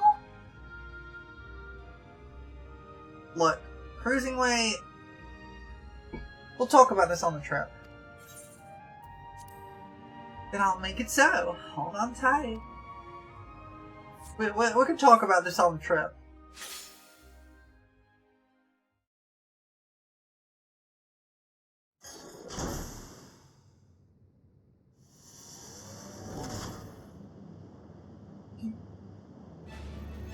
I have to ask a question. And I think it's slightly cursed.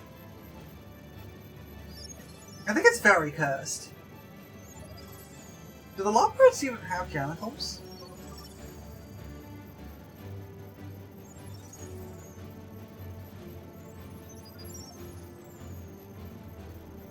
Just consider that for a second.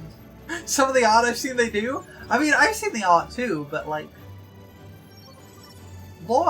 from a law perspective, do they? All passengers ready and willing. Routing engine output to anti-gravity thrusters. Prepare for liftoff.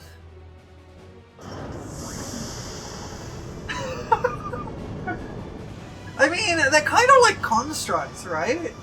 They weren't really built for breeding. They do give themselves genders, but they might just be like the names, not to mention gender and genitals aren't really the same. Yeah, exactly. And they've got no reason to have them, law-wise. So would they? Like, here's the thing. If they don't, then I'm not sure what we're going to end up doing. If they do, then Heidelin was kind of a freak. And I'm here for that, don't get me wrong. But she kind of just was like, putting that, like, Heidelin gave them those for no real reason, just because she wanted to see the rabbits doing it. Heidelin was a fairy queen? Look, you're not wrong, actually. You're not wrong. I could say more, but I feel like we're getting into very R-rated stuff at that point, and M-rated stuff at that point, and you know what? This is not a flagged stream, so... Aligning with stellar current. Coordinates set for UL9-6. Galactic Way, engage!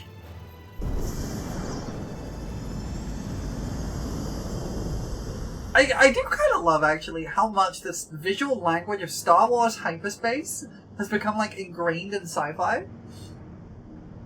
Okay, this is cool. We were definitely traveling faster than the speed of light for that. Ether reconstituted. Disengaging Cosmohopper. I do hope you enjoyed the ride. No Man's Sky, look at us, planet! The music has a bop? Oh, hells yeah. Incredible.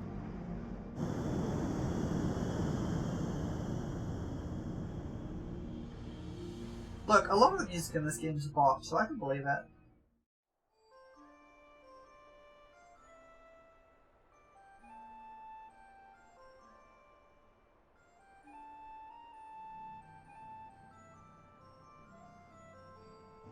Okay, so we've got atmosphere. A marvel. The topography disperses light in the manner of a glass prism. Prismatic, luminous.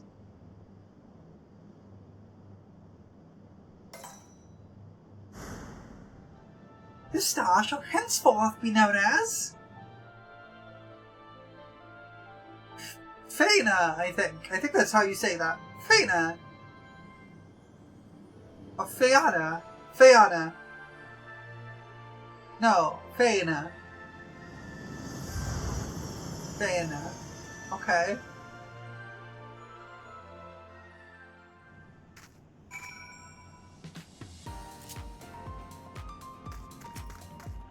Okay, this is kind of a bop. I can hardly believe that the whole of this star is to be represented by my chosen nomenclature.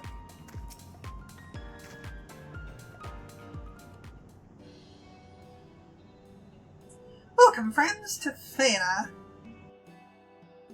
Its surface is rich in silicon, which gives rise to its myriad vitreous qualities. I'm told there's some truly unique native flora to be found here, as well as a veritable font of mineral resources. That said, I advise you to explore with caution. Though the rainbow crystal prevents the star's atmosphere from killing you in one fell stroke, 1,000 cuts will do so just as surely. There have been reports of ethereal condensation coagulating into storms of glass shards, and Mother only knows what else awaits within stabbing distance. Being caught in afternoon showers from Aetherius was bad enough. I feared my fur would never regain its fluff. Why ever was a star with such hostile climates like this our first destination? Excellent question, my friend. The answer lies in the capabilities of our valiant vessel. The Galactic Way can only travel a limited distance, you see, and only along a stellar current's path. But whether it exists a tasty carrot just out of reach, we Lopreds will find a way to get our paws on it. Put another way, Fena is but a stepping stone, utilizing its strategic location and conjunction. With its bountiful resources, we will in time expand our horizons by hops and downs. What do you mean misogyny auto-mod? Back off.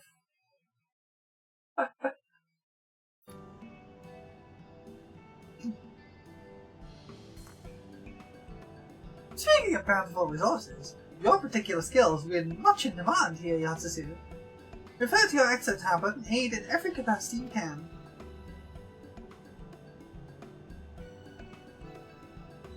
And I shall assist by sending thoughtful appellations to all that I encounter. I missed the dialogue, hold on.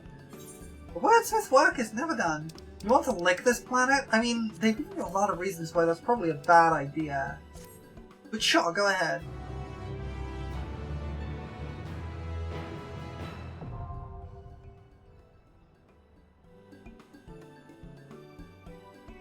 You can now explore Fena. Cool.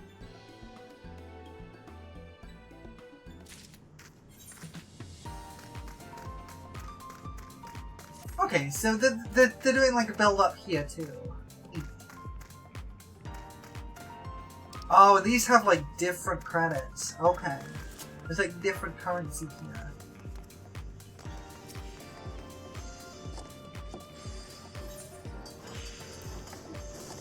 Okay, you need the same, the Fena credits. Oh hey, a friendo. A friendo is here.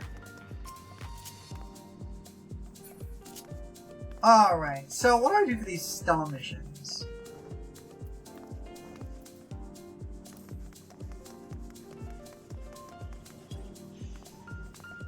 So, okay, do I have to do this with a...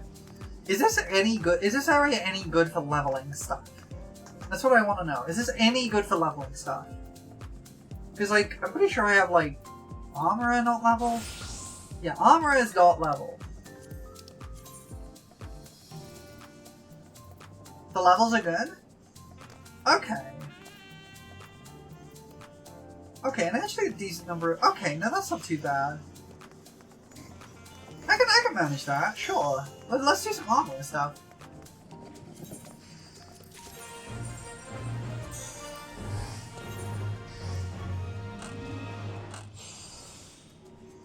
I think I actually have the armor relic already, so I think the armor relic was the one I started doing, but I also haven't finished it on the moon step either.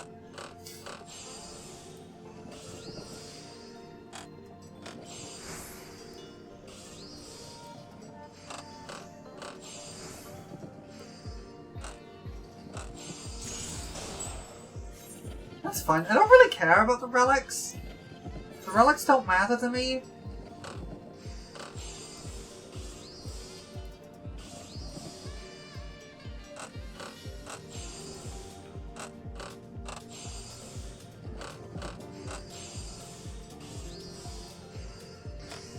Like, I'm not really doing much crafting these days anyway, so I don't really care. I just kind of want to get leveled. You're just pointing it out? That's okay. How many of these are I gonna make? 4? 4. What if I can make you just waste not one? Let's find out.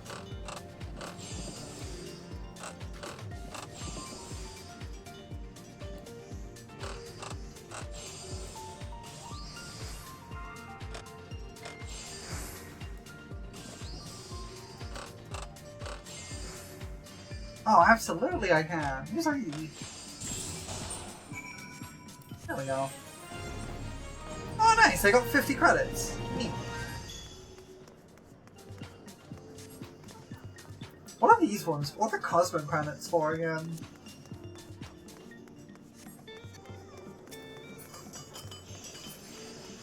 I think I did get gold, yeah. I think so. Oh, these are what Cosmo credits are for. Oh, so you get like the... Wait, Star Captain? Star Captain hat? I can get a little Captain hat? Okay, that's cute. That's cute. I do love that.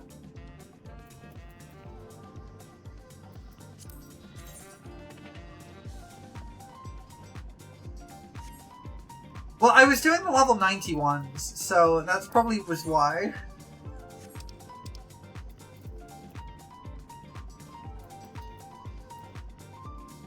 Wait, I can get eye patches?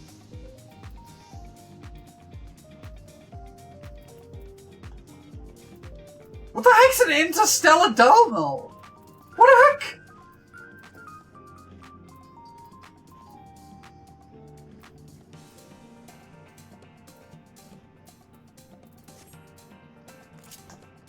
Okay.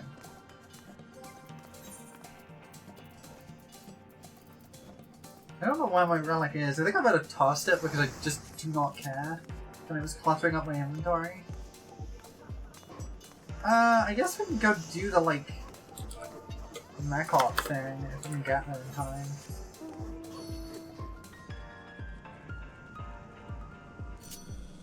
Meow.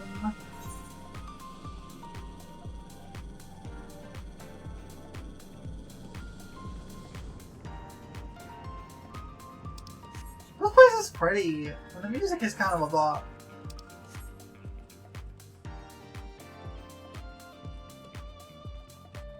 Alright.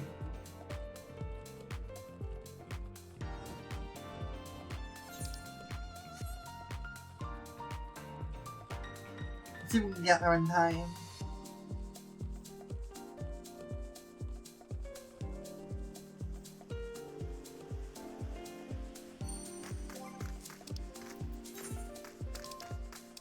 Do I have to be a gatherer for this? I forgot. Yeah, so do, don't I?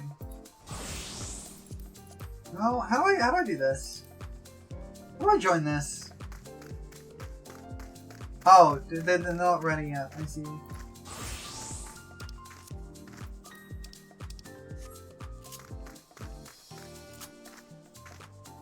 It's like a fate? Yeah. I just thought I'd already started, but it hadn't. Okay, what are we doing here? What are we doing here? What's the goal here?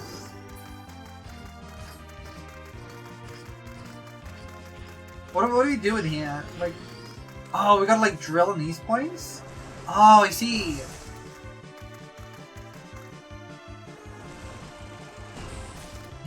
I see. Nice. There's one with like 2 overlapping here.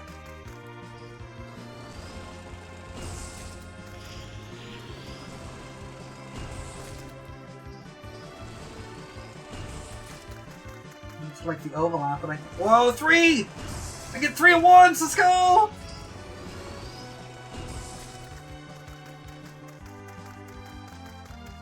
I'm on my way to do turn-in, but I'm gonna grab some more on the way.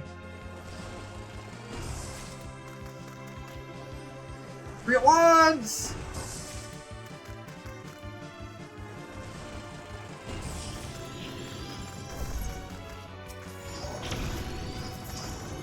Okay. Oh, so many here! What the heck? What the heck?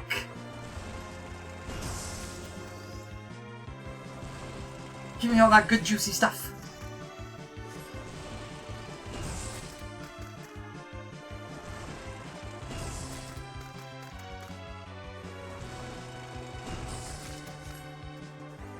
All this good juicy stuff.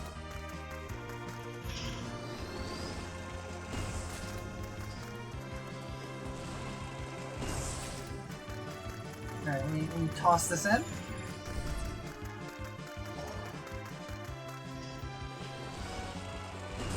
Oh, I can only carry up to 20. Okay.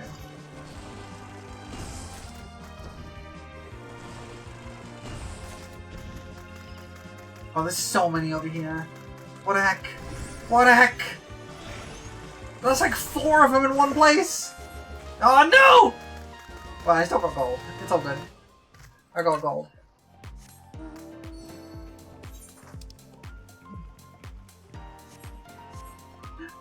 Getting... Sparky, come on. I'm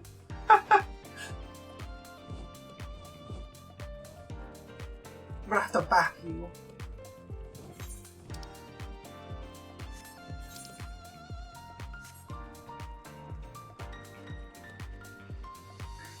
What do you mean, one? You know what you did. You know what you did.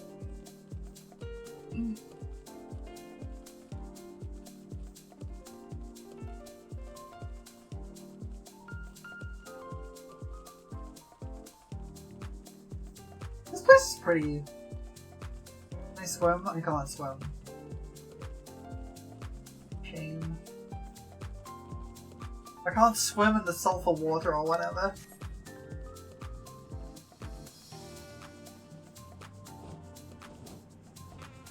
Listen, sulfur water's not that bad. There's a, in the town where I grew up, there's a, there's like a natural spring. And, you used to be able to, like, go to, like, the old, like, spring pump room. And, like, you would be able to get some of the spring water and drink it. You can't do that anymore because there are health concerns. Because the spring was full of sulfur. It tasted so bad. But it used to be promoted as, like, a health product thing.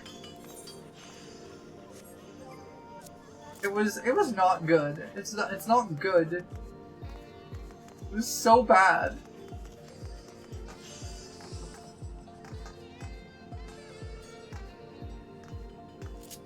Alright, let's do some of these Stella missions.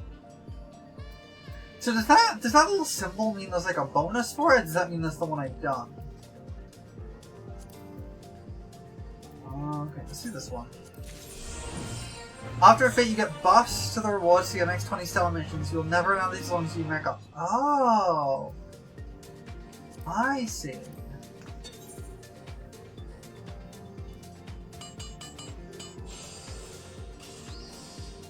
Wait. Wait, hang on. What? Oh, okay. Okay, hold up. Oh, heck, I hacked up. I hacked up! I only need to produce one of these, though. Okay. So we actually want to go with muscle memory here.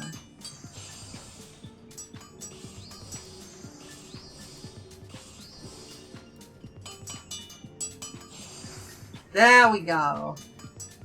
That's all for me on the new plan, so you get your pentamelons. Probably don't need them, but you made a plan? Oh, hells yeah. We'll have a plan. Okay, what I probably want is...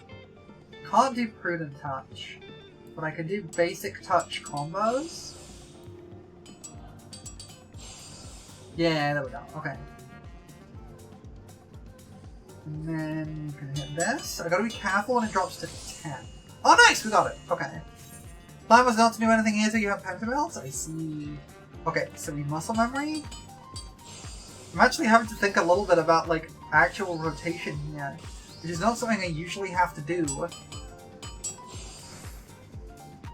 and then we do you,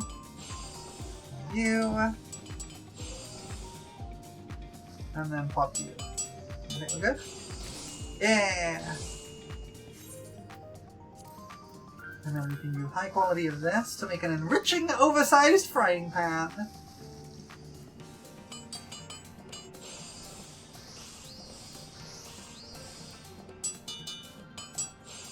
This should be easy enough.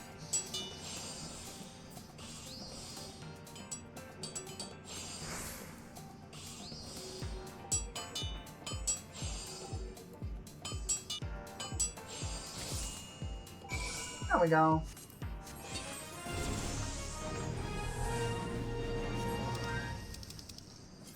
Okay. What is the little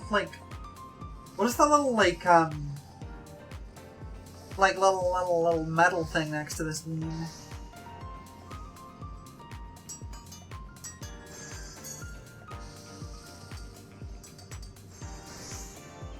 Make you consider our ability use a bit more than usual, even with gatherers. It makes fishing even more god's awful and mind destroying than normal. Oh no!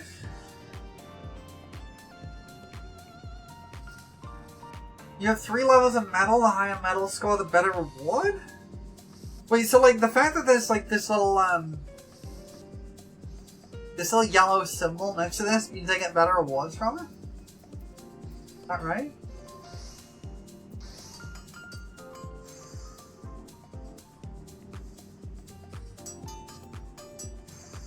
Is that what that means?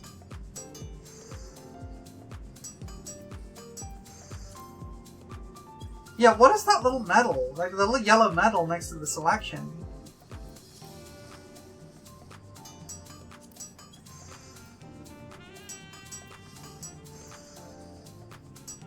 Well, I'm gonna give it a try.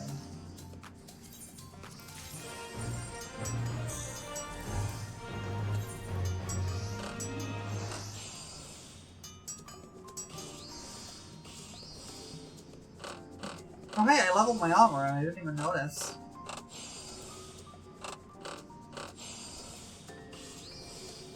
It means you got gold on it? Oh, I see. Did I not get gold on the last one?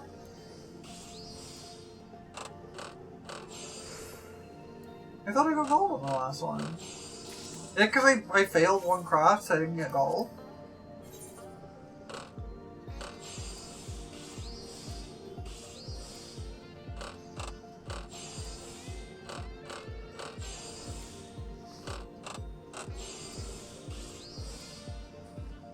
Is that what happens?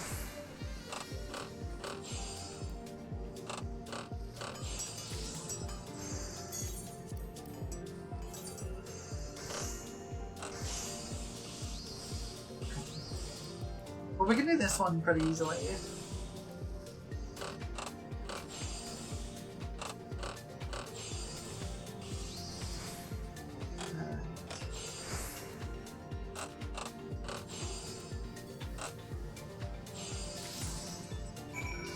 So I can report that one in. I got gold. Okay. Wait, now the metal's gone. Okay, so it did give me a bonus. It did mean I had a bonus then or something.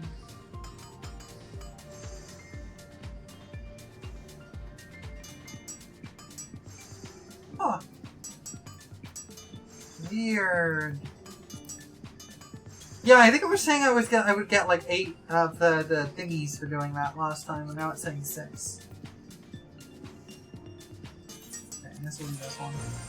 Cosmoline Shaft. Whoa.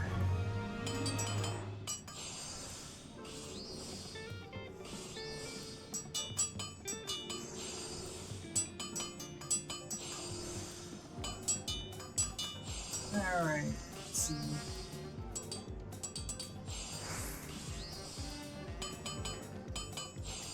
So how often do like the mech ops things appear? Is it like every 10 minutes or something?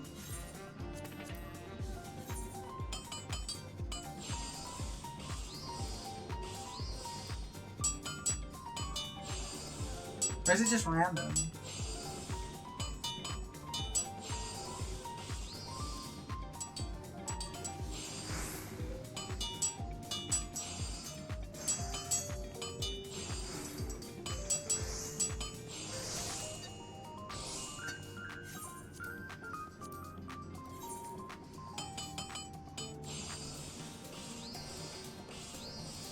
No.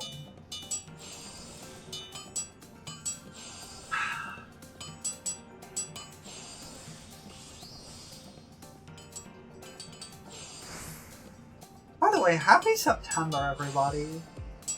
I'm kind of ready for it to get colder. It's been so hot here for so long.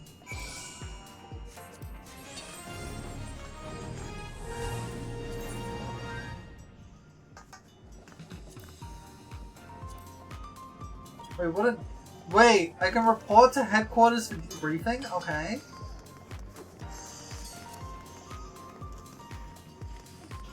You, researching way. Welcome to the Interplanetary Research Station. I'd be happy to help you with data reporting, cosmic tools, or whatever else you may need. Here's my research data for armor. With your help, the N-3 armor data is now complete. Oh, right. And be sure to try out your newly enhanced cosmic tool, which is level 60. Why? Why is it level 60?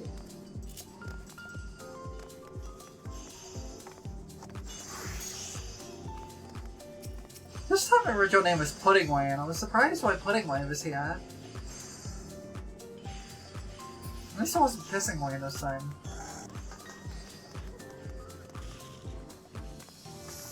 This Lalafell?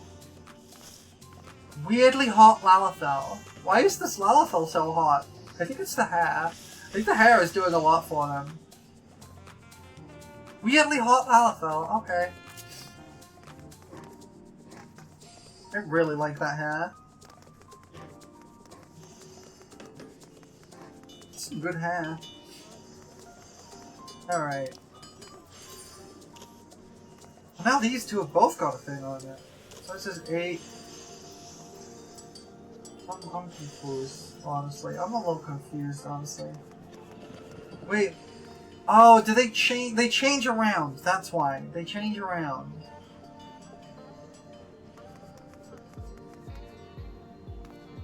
Oh, they change around. That makes sense. So this is the one I did before, I think. But I haven't done bathing equipment.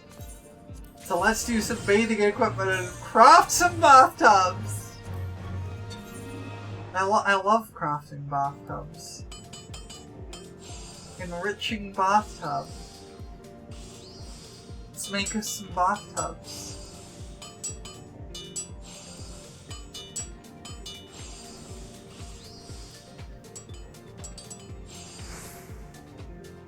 $666 collectability, huh? Evil bathtub. We're making evil bathtubs. Yeah, I like taking baths. Bath is good? Yeah. I don't take baths super often. But I like what I do. I usually just like listen to Yuri audiobooks when I take baths, and it's really nice. You think your pickaxe broke? That's unfortunate. Do you want me to repair it? I know you're gonna say no, but I'm still gonna offer.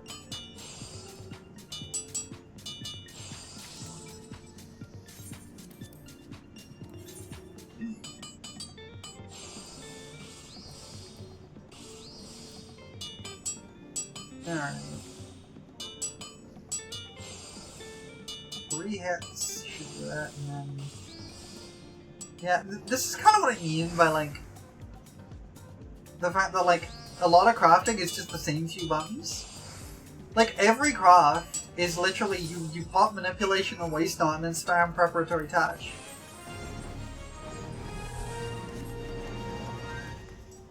You turn it in and it's giving you a bonus that ups the increased quality if condition is good for a pickaxe. Wait. What?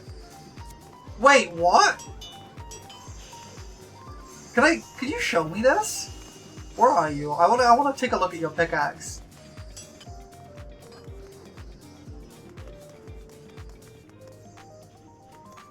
I want to see this. Where are you? Are you in the same instance as me?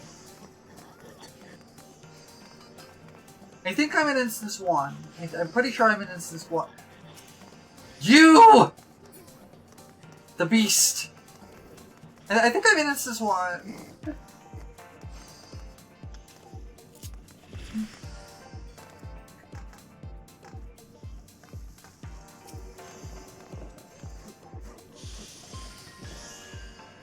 Oh, you just tell me stuff. Okay.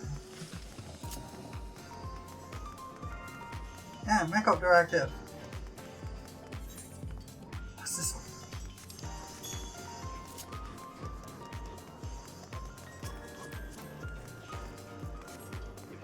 Huh! No, you are right! Increases to quality at 1.7.5 times higher than normal when material condition is good. That is what it says, huh? You all can see that, right? That's not how mining works. That's a crafting thing. That's gotta be like a mistake on the item description.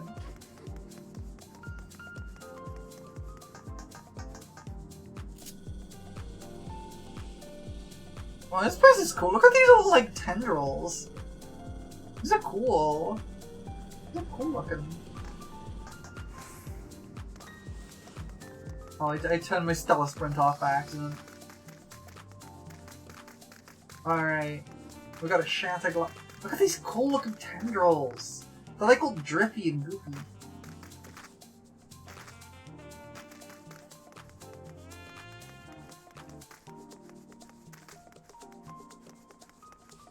Tentacles, kinda. They're kinda like tentacles.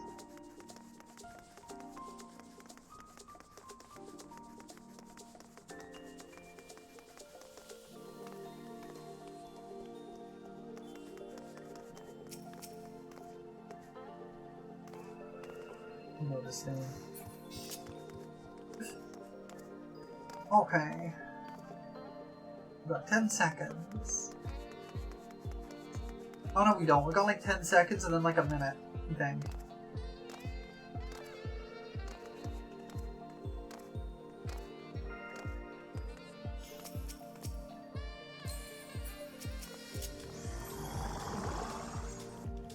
Well, heck of the max, I guess. Can we get a stellar mission done, my man? Yeah, probably.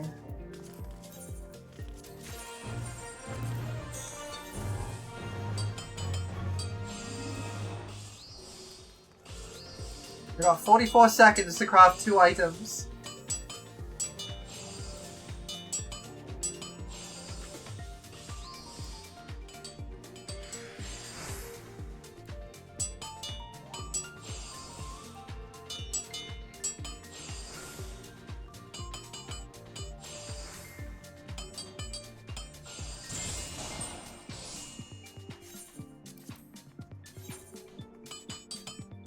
Okay, we got this, we got this. I got 10 seconds. I'm not gonna get it done by the time this starts, but I will be close. One more.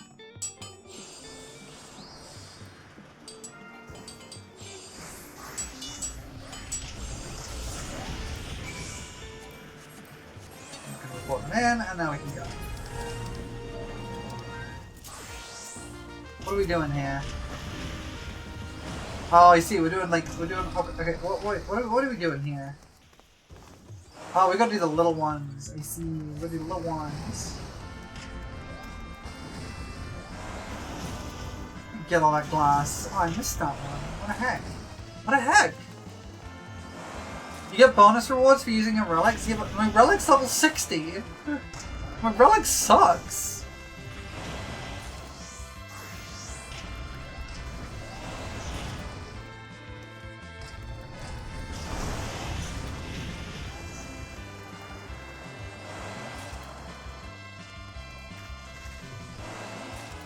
Probably hand some of this in, huh?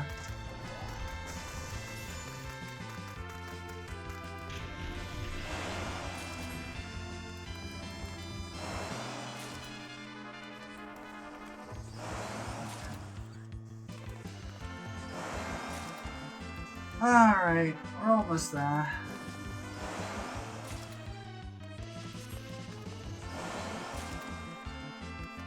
I was just vacuuming up glass for some reason. Oh, I cannot carry any more glass fragments. Well then take them. Take my glass!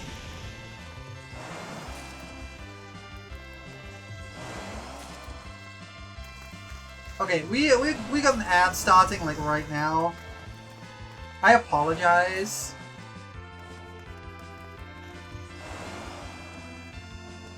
What I missed?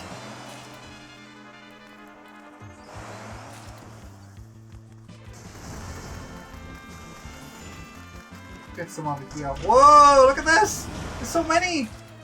I got like a million glass!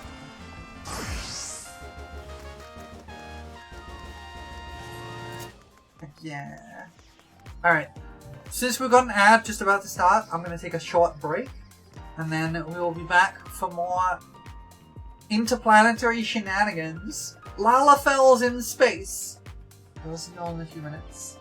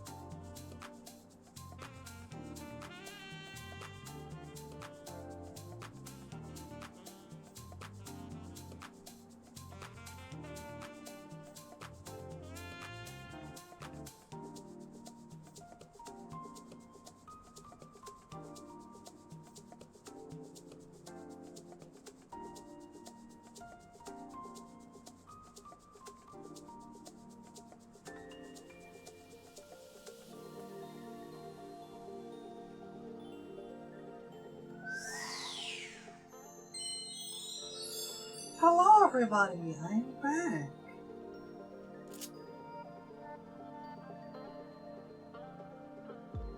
I was gonna say a thing. I had something I wanted to say, and I don't remember. Hey, I was thinking of like, what? Hi, Raki.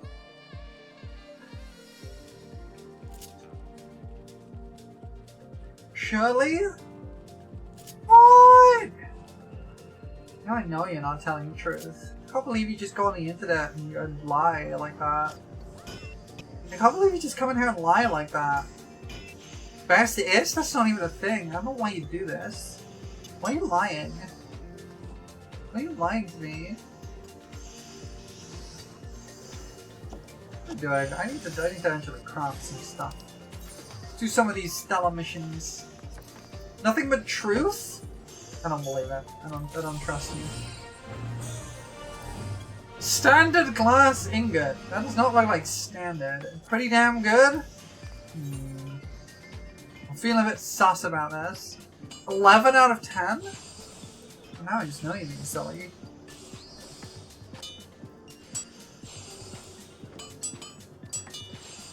Oh wait, that's...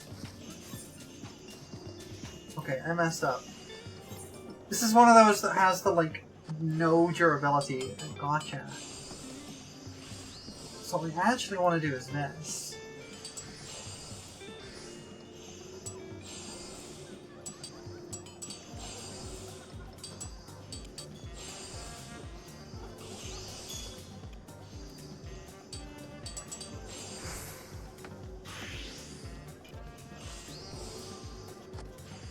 And then we can prudent sin.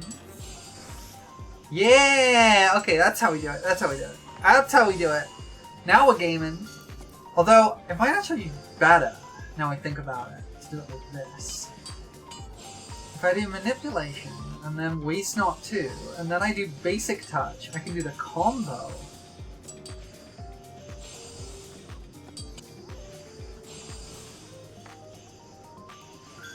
And then I can do it again. I can do it again. Oh, that's what the space element looks like? It's like an armor on. That's so weird. Oh, I got excellent? Hells yeah. Okay, I'm cooking. I'm cooking now. And then I can prune them, and then we win. Yeah, I'm cooking now. I got this. I'm cooking.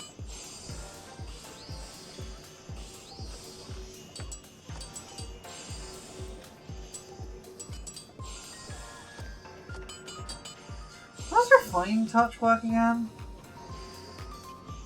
Oh, it's a double. Oh, okay. Oh, that's such a no. Actually, that might be worth using. That might be worth doing because it boosts my inner quiet stack. Okay, hold up. That might be cooking actually.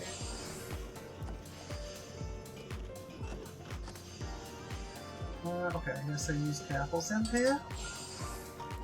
Yeah, okay. That might be cooking.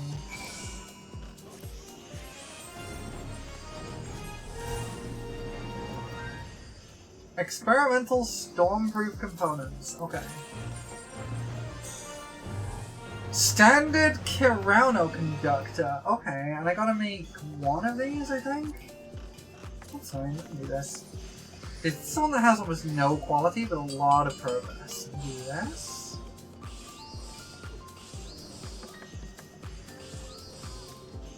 Pop groundwork for massive boost there. And then I could do basic touch. And then standard touch. We're basically already done. Okay. And from there, I could probably just groundwork, it should be fine. Yeah, okay. Good enough. Close enough.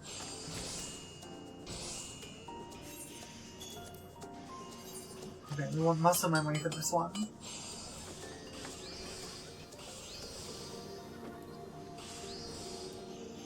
Groundwork. Then we just basic touch and standard touch, and that gets all the quality dealt with. Pop that and then do groundwork, and it only takes one hit. No? No? Okay. No point popping Veneration then. It's not going to do enough to matter.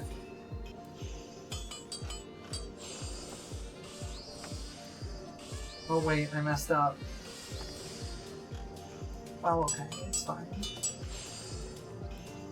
Gotta be careful when that gets down to 10. Never mind, we're just good, I guess.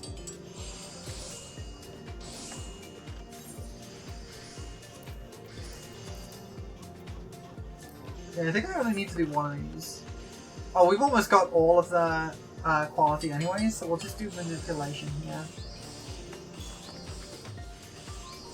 And groundwork. We can actually probably do delicate synth to get the last few bits of quality. Then veneration, groundwork, and we should be good. Bunch. Nice. Now we can report that in, yeah, we're good. Okay, so now I've done all of these. Let's do the glass again. Because I want to try something out with this.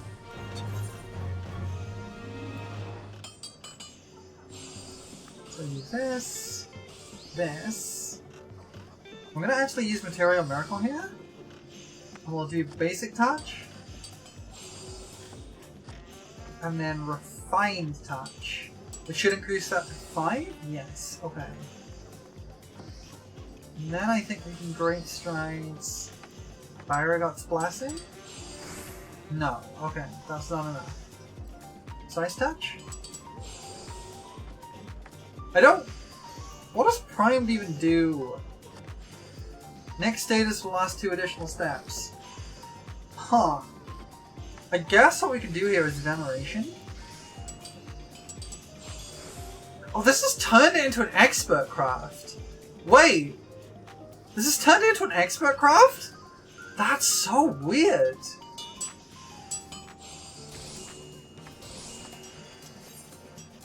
Wait, that's bizarre!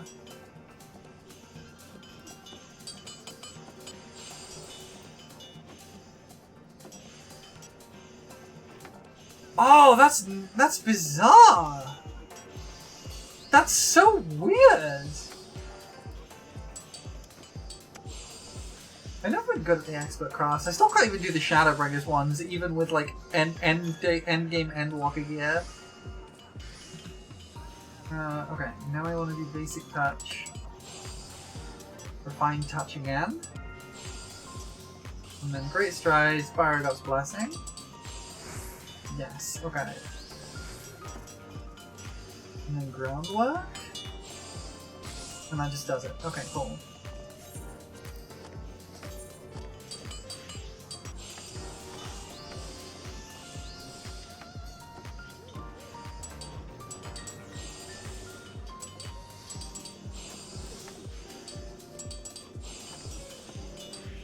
Okay. I think we got this down, more or less.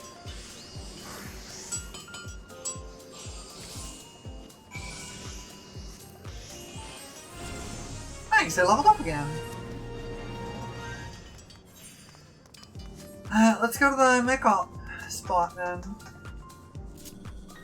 I still only have about half the tokens I need for a Mech-Ops ticket.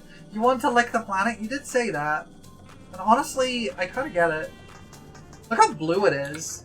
I love how the fog is like a deeper blue than it is in on like the regular normal planet.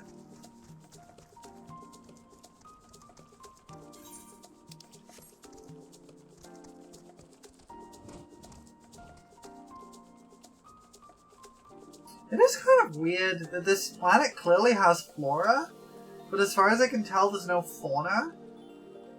And that's weird. That's so weird.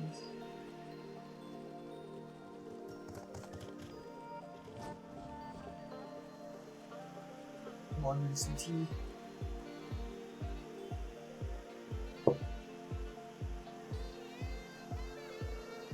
That's a sinkhole?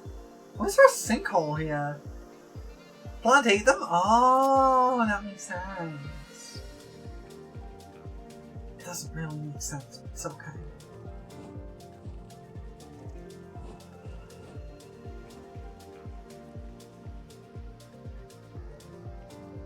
I do find the skyboxes in FF14 a little bit strange.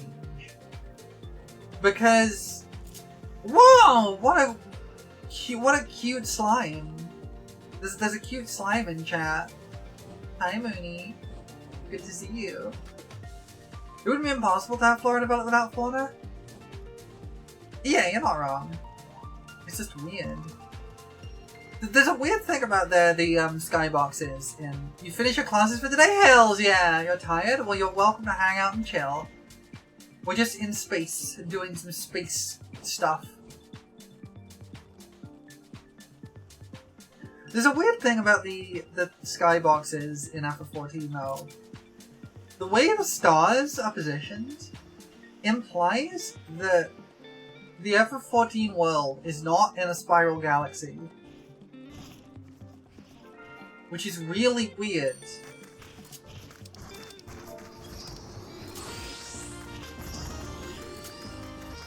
Oh, you're so happy because you got licked.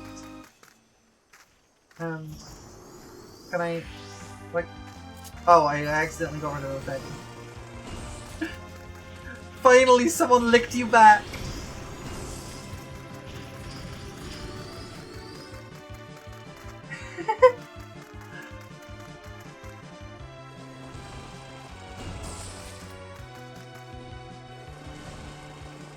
You do love to lick stuff.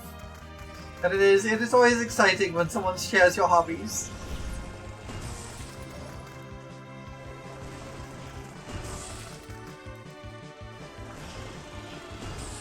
Alright.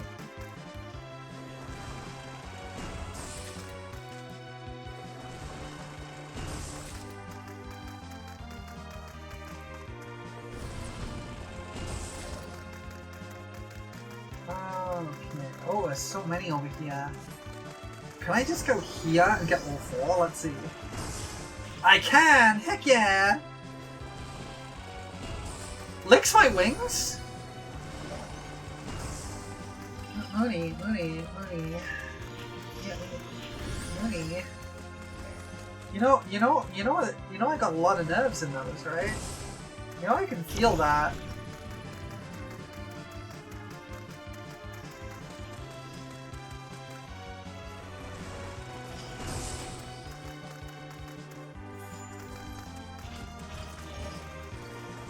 They taste good? Well, how do you mean they taste good?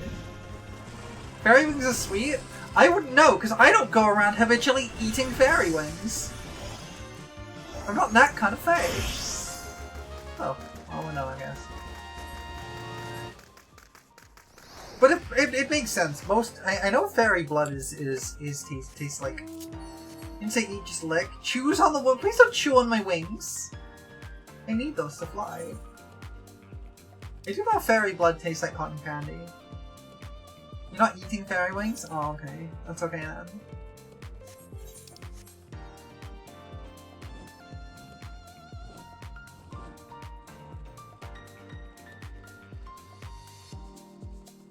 Well, most fairy things taste sweet. It's true.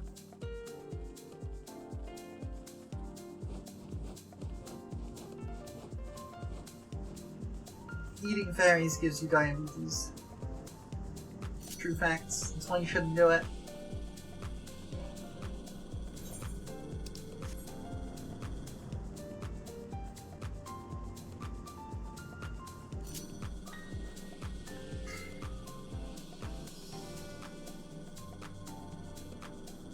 Does it max you to Dharma? Yeah, it's like 30,000 of the basic token thingies. Where am I? I need to go this way, I think. It's like 30,000 of the basic token thingies. Why do these all just like connect to each other and not back to the base? Can I just have ones that take me back to the base? Those are like lamp plants, so cute. Alright, let's do some more crafting. Why would you put armor on that cursed beast? To make it more cursed. Wait, what is this glow? What is this glow? That's so cool! What? What is that? Oh, is that like the... Not the crafter's delineation. Is that like the like thing that you can get that? Oh, it shows they were the top of the last ranking? Oh. I see. I see. Well, I'm never getting that then. Alright, what am I looking for? I kind of like these ones. These are interesting. Let's make baths. Okay, this one I need a lot of quality more than programs, so we'll do the quality ones. You never got it because apparently even I have more to do it. More I do with my time. Yeah, it was a thing in Shadowbringers too, right? Remember the like Saint of the Firmament title? Like, I got the Beata of the Firmament title twice, right? Like, I got that twice. Possibly 3 times, I don't remember. But I never... I got close. I got close to Saint of the Firmament one time. But I never got it. Even though I went so hard that I burned out on the game and lost sleep from playing this too much. That's why I've been hesitant to go quite so hard on the moon stuff, because I don't want to do that again. And they don't have cool titles a lot behind it. To tell you the truth, honestly, I actually cared more about the Beata title than I did about the Saint title. I didn't really particularly care about the Saint title. The Beata title sounded cooler. Yeah, at least.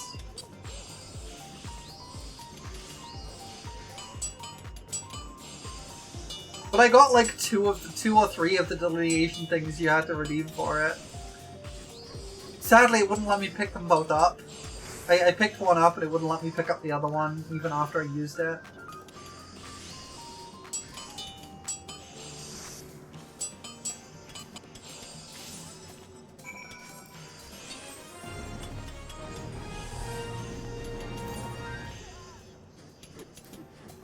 Oh, I see. So because I'm doing stuff in the Mech Ops things, I'm getting 50 tokens every time I'm doing one of these. Rather than the 6 to 8 that it's giving me here. Okay, I see. Let's make more baths.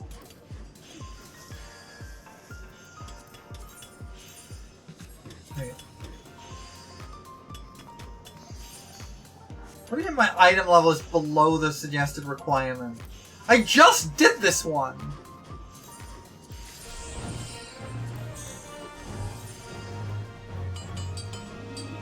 I guess because I leveled up, it's kind of like... It's kind of adjusted it. Like, I should be fine. I've been doing them pretty easily, so I shouldn't have too many problems. You slowed check them from doing using a decent bunch doing max, then the red alerts give you a whole bunch? Yeah. I started to, like, see the loop here. And it's definitely not as bad as I first thought. What do you mean that my item level is below the required thing? What do you mean? That was not hard.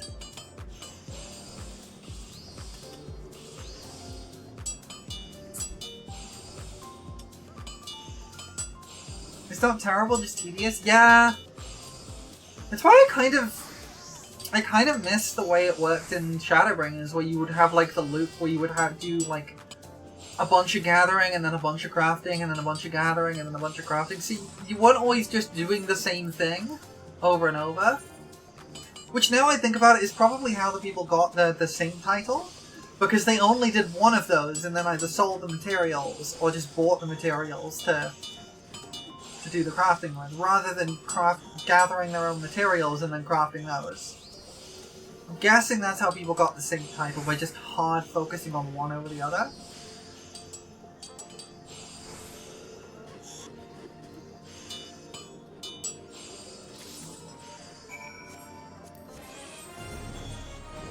Alright.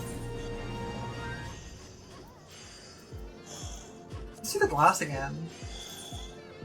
Why is it suddenly telling me that my level is too low?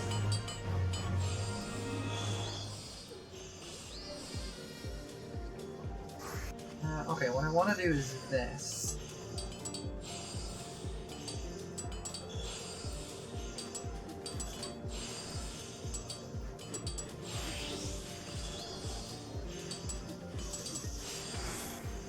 I'm gonna try using groundwork without veneration. Okay, I do need veneration on that. Okay. Don't know what you're thinking, Mr. Wade. Do apologize for having your rusty stream. No worries. Hey, you're never under any obligation to be here.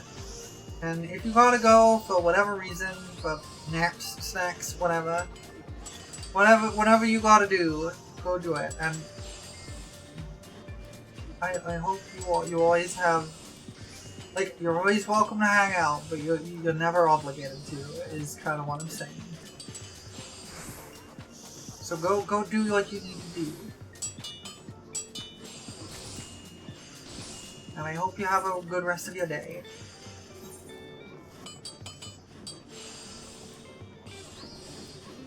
Alright. Basic touch.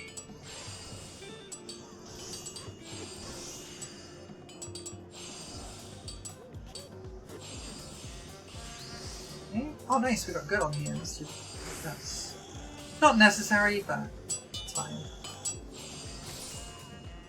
Okay, and I can report that in. Oh, I'm only getting 45 now. I'm not getting 50, that's interesting.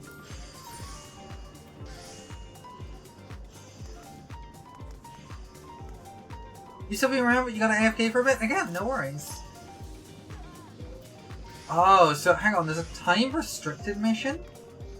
Oh, interesting. I can't do that because I gotta be level 100, but okay. So what was that saying? Can I like buy equipment from here?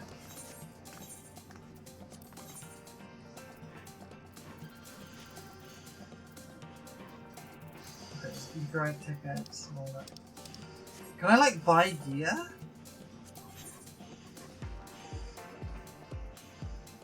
Cosmo board? That's not a mount, right? Wait! That is a mount! That's a mount?! Where do I get these from?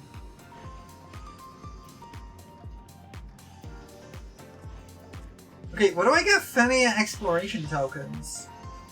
High difficulty missions. Hold on, what does that mean?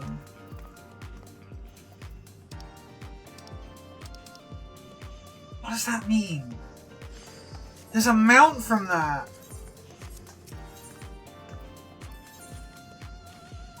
It's not untradeable though, so I can always buy it. I kind of love the idea of having my own little hoverboard though. I'm gonna be real, I kind of love that.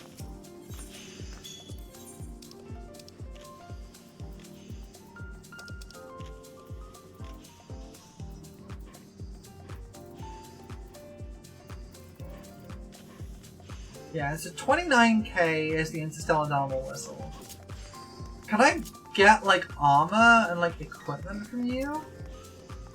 You're the analyst. Okay. What is my current standing? Like 10 million? No record of your achievements. Okay.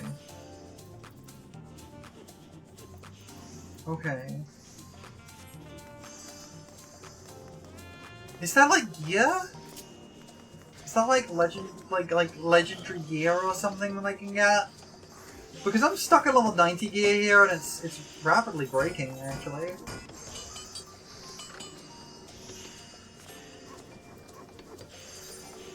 Like, it's pentamelded 90 gear, but it's still 90 gear. Is that, like, better gear I can get? Or is that, like... I don't know. So what is this actually saying? Purchase gear, a glassblower's beacon. Where's glassblower's beacon? That is here. Okay, so who did you say to buy it from? Is it just the merchant and mender? You.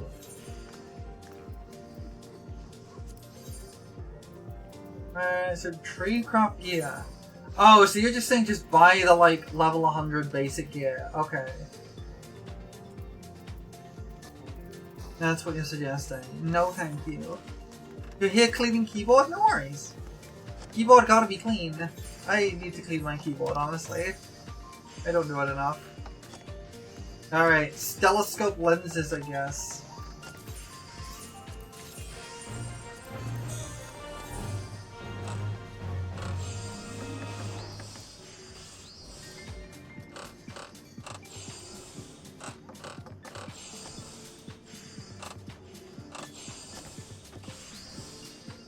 Alright.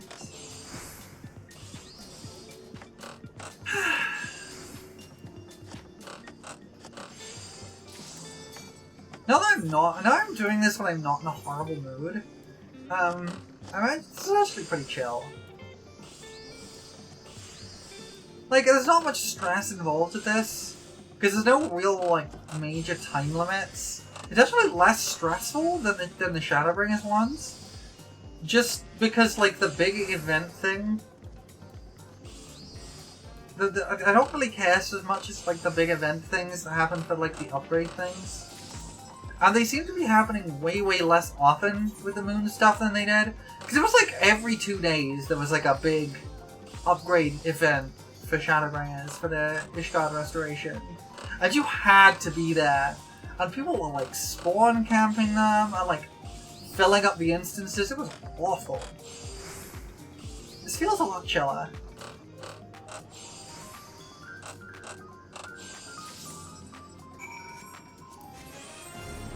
I got 50 for that one. I guess I gotta do the ones that will get me 8, and that will get me 50. Well, let's make more baths. Why not?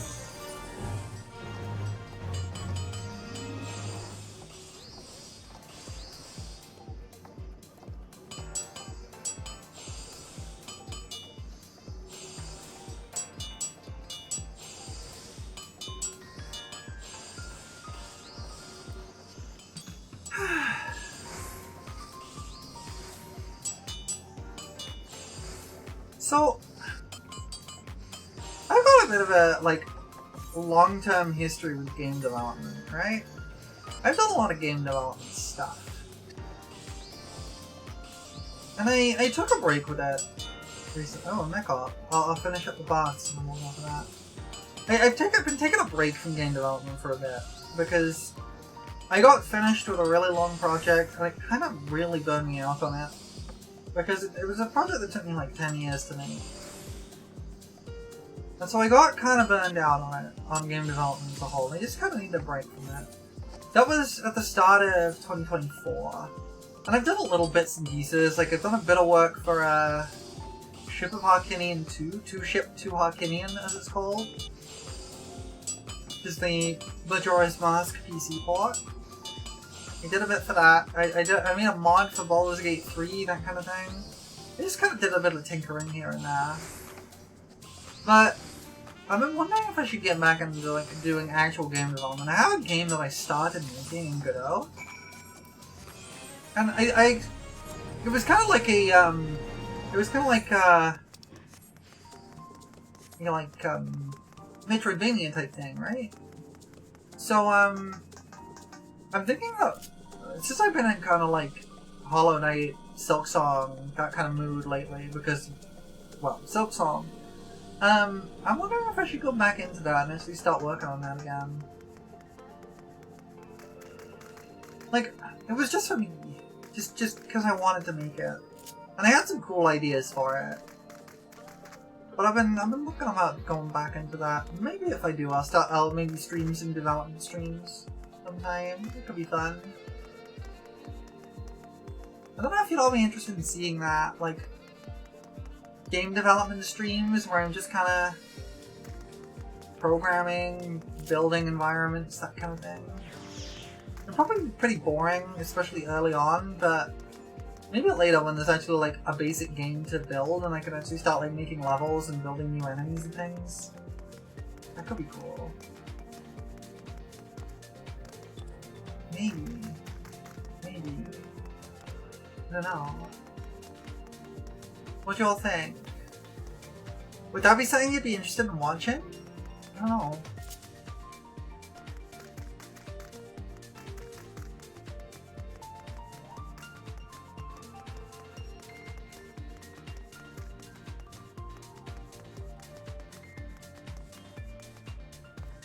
Like, I think I mentioned it on stream before as well. I was thinking a bit ago about trying to get into FF14 speedrunning. But Around Reborn is such a long speedrun. The world record is like 16 hours. Right? Because there's not really many skips. There's like one skip you can do.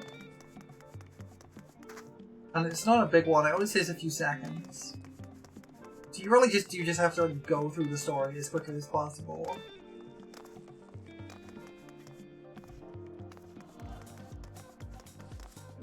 But I'm wondering if I might do that sometime. Because I've always wanted to get into speedrunning. I've just never really known how to do it, right? Like, what game would I speedrun? Because like, I want it to be a game I'm pretty familiar with, right? But also, a lot of the games I'm familiar with are also like the really like big games. And so they've been like worked into the ground. Like, I wouldn't really want to speedrun Ocarina of Time. Because, like, a lot of that game's speedrun, while fascinating, is like, it's a game with ace, let's just put it that way. Well, arbitrary code execution. Once you get into a game that has broken apart to the point of having arbitrary code execution, that's not a great entry-level game for speedrunning. And, like, I maybe thought about Hollow Knight, but I'm not really good enough at Hollow Knight. And on top of that, that has some really nonsense skips for the speedruns. Like, absolute nonsense.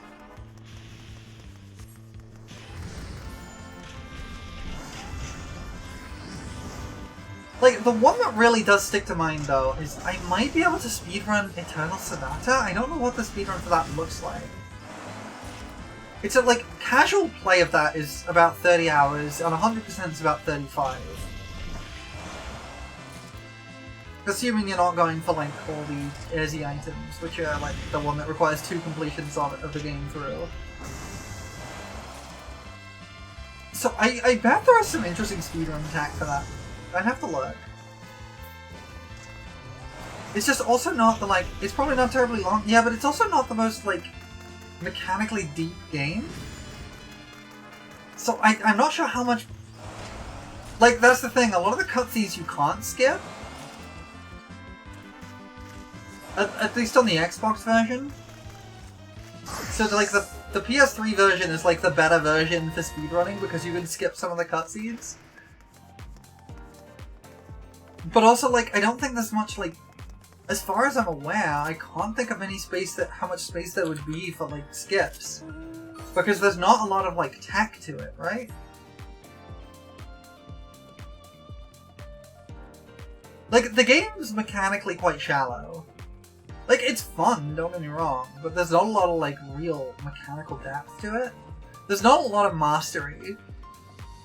Like, in the Xbox version, you unlock Viola, you level her up once, and you basically win the game forever. Because she has, like, an absolutely broken ability that allows you to, every turn, instantly heal all of your party back to full. For free, by the way. Completely for free. Because there's no, like, MP or, like, resource manager in that game. The resource is time. Like, your resource is your turn timer, and you only get to use one special ability at the end of your turn anyway. So,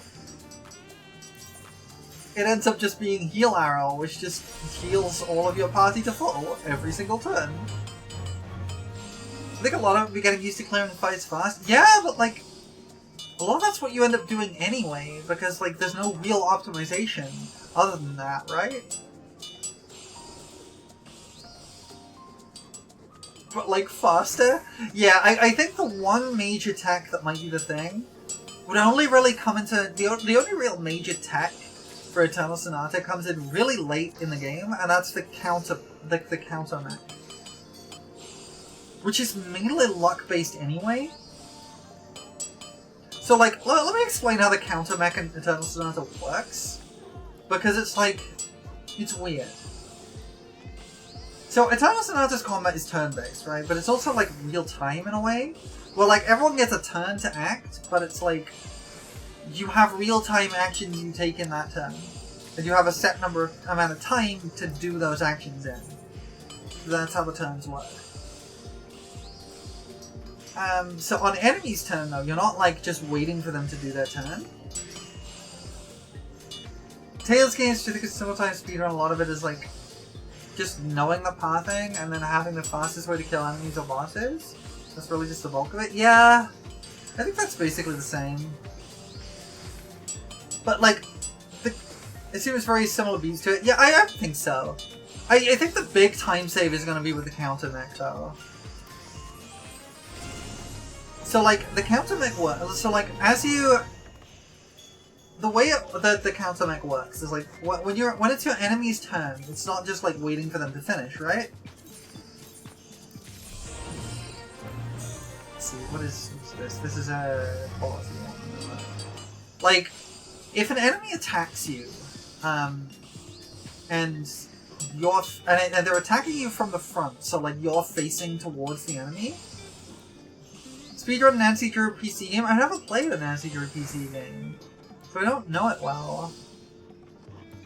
But, like, the way it works is, like, you have, like, if an enemy attacks you from the front, you have a short window in which you can press the block button to block an attack.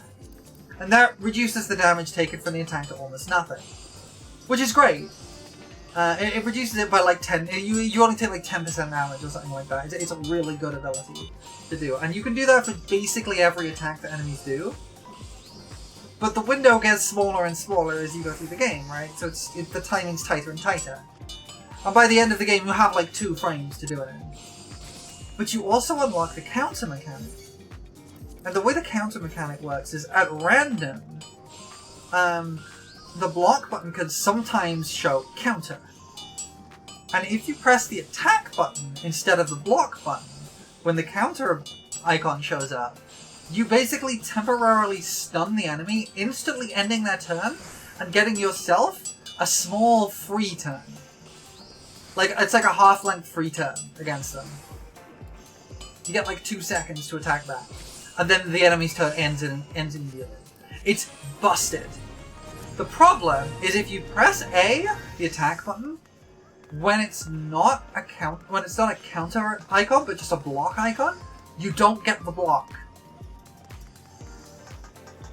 So I'm guessing a lot of the speedrun tech is gonna be being able to take hits so that you can basically spam the counter button on every possible block. So you're never blocking, but you're getting every possible counter, which allows you to kill enemies faster. I'm guessing that's going to be the tech. Something along those lines.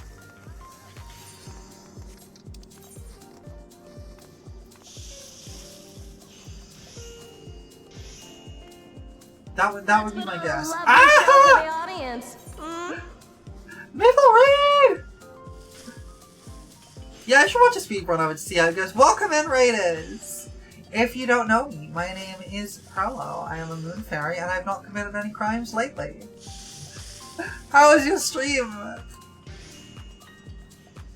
How was your stream, Annalise? I hope you had a great time. Lately? Yeah, not recently. I've got a poster board to prove it. It was good. What were you up to?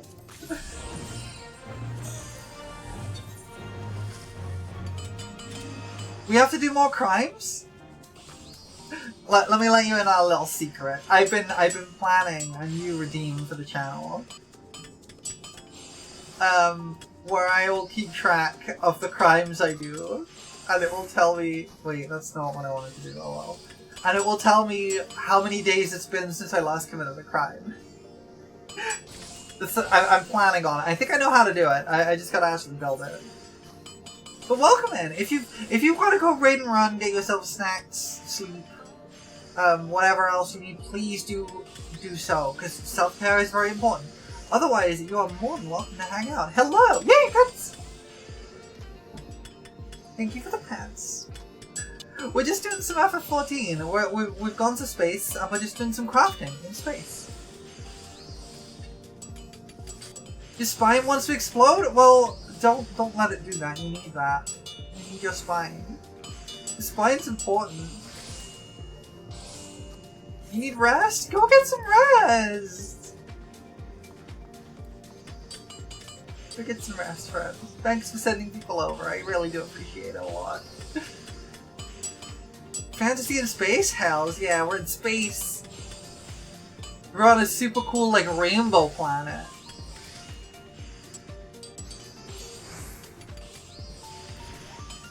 We're on a super cool rainbow planet making stuff for bunnies.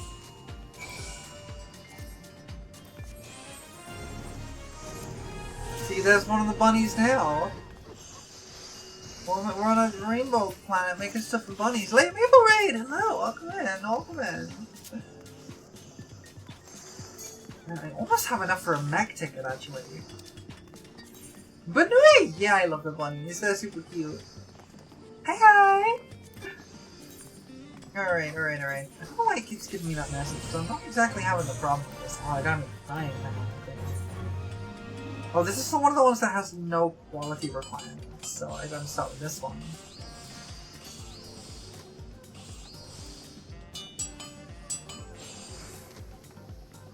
Now I want to go for the quality.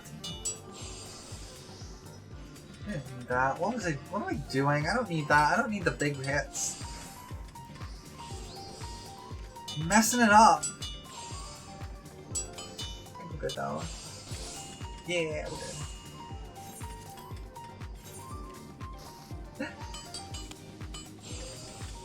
I do love this jazzy music. It's kind of neat.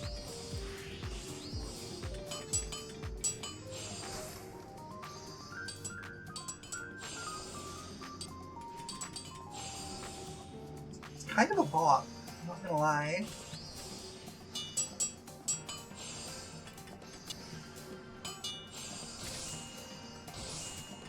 Now I should be able to make the frying pan. And this one does need quite a bit of quality, but that's fine. We got a good boost at the start there. I've not been doing much crafting in this lately. We get this up at 8, that should be enough. Yeah, okay. 8 snacks. Yeah, we do. And this shouldn't be too much trouble. You need about 3k for this. Oh, so close. So close! There we go. Now I can report this. And I have enough for a mech ticket. Where's the mech guy? Where's the mech guy? I want a mech ticket. Where's the mech guy? Give me my mech ticket, not you. Where's the mech guy? There, you! Give me my mech ticket.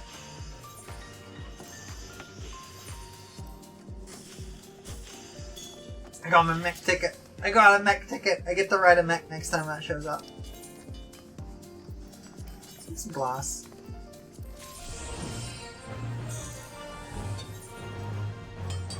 This whole like thing is just like it's a big old crafting grind, basically, but it's pretty chill, honestly.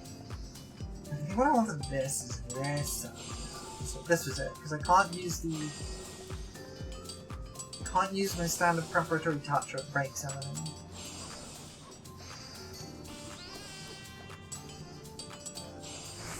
It's not saxophone. This music's a real bop.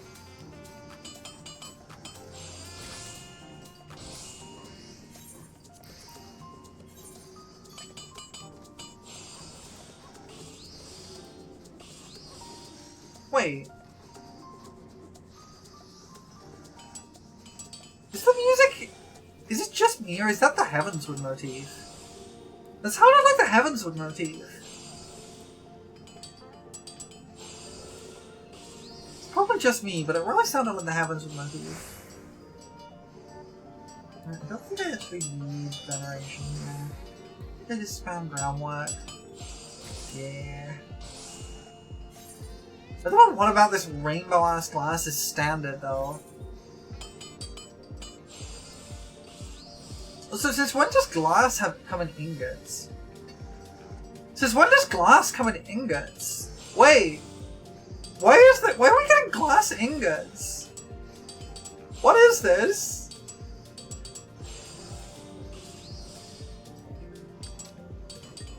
What the heck? Oh, I didn't want veneration there. Never mind. I just got muscle memory into it. Now we can report that. Hopefully there'll be a mech ops not too long.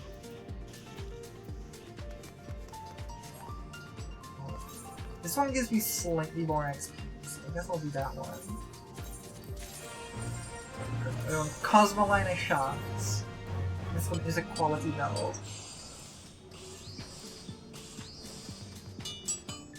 Yeah, we were just yapping before the raid came in about speedruns. Because I've been thinking about getting into speedrunning, but I don't really know where to start. Wait, I don't need that.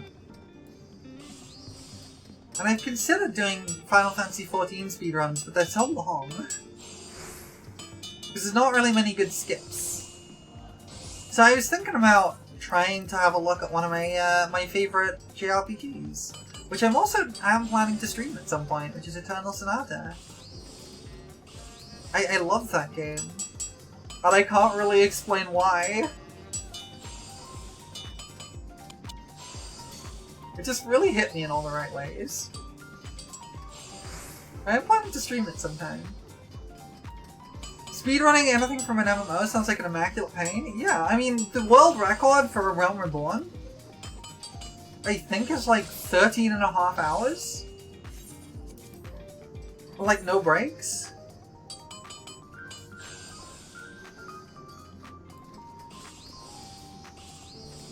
Like, it's rough, for sure.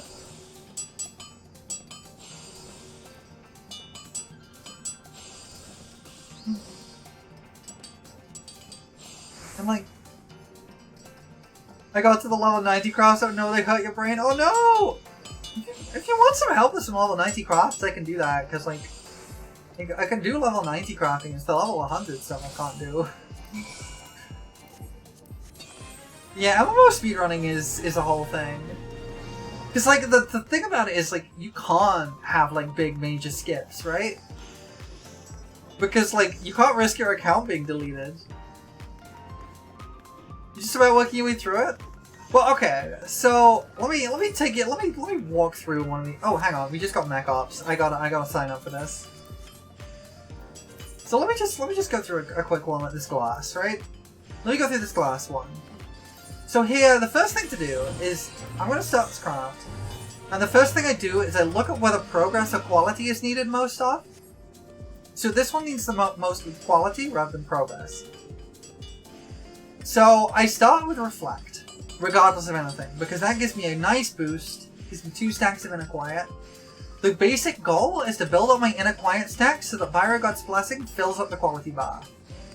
My next step is Manipulation, Waste Not 2, because those really help in reducing my durability loss. Now, the standard glass ingot is awkward, because it only has 20 durability, so normally I would use Preparatory Touch, which does big boosts of quality. I can't do that because it will break the glass ingot, because it has very little durability. So instead, I'm going to do the combo of Basic Touch, followed by Refined Touch, which gives me a 3 boost to my Inner Quiet total, and I do that twice, because I'm trying to build my Inner Quiet stacks up to at least 8, and my quality up to at least 15%. And then I hit Great Strides, and then Byrogod's Blessing, and that should fill my quality bar all the way. From there, I just hit Veneration, which gives me a boost to my progress, and then I just spam Groundwork, because I don't actually need much progress. And then we're done.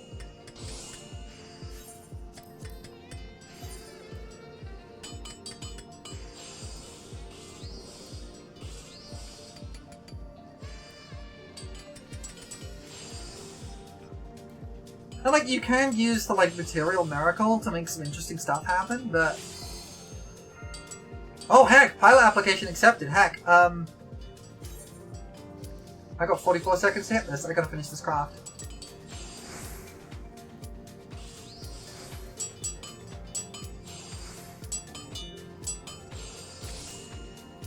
Can I do one more in this time? Probably. It won't let me. Okay. It wouldn't let me. Okay, that's fine. We're gonna do mechs! We're gonna do mechs! Mech time! Oh, this one's blue! Look at it!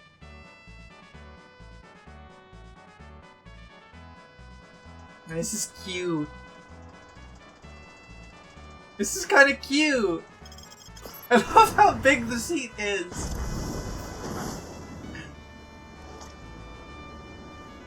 I love how big the seat is!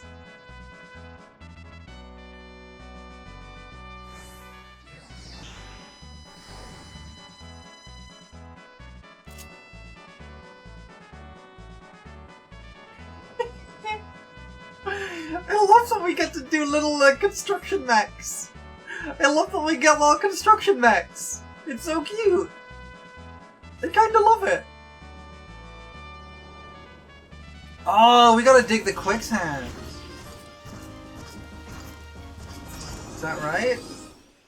Is that what we're doing? Are we digging from the quicksand? What are we doing here? What are we doing here? What's the goal here? We gotta suck energy? What's the energy? What am I sucking here? What am I doing? Oh, I see. We gotta suck these. We gotta suck the orb. We gotta suck the balls.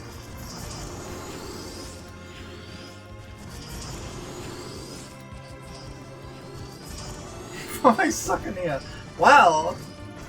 Okay, and now we can mine. Heck yeah! We're mining!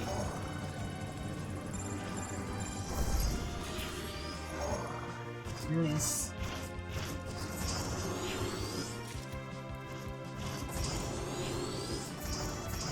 Get 3 of them.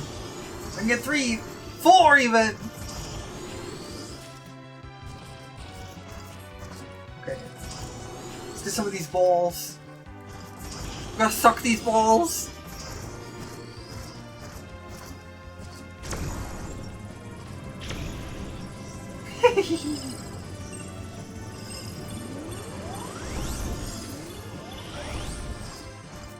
Oh, so many balls over there! Look how many balls there are! Look at all these balls! All these balls clustered together! I'm just getting so much suckage on these balls! It's ball sucking heaven! Look at all these balls to suck!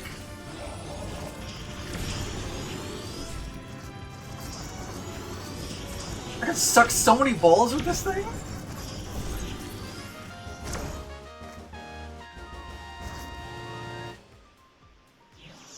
Nice! I sucked so many balls.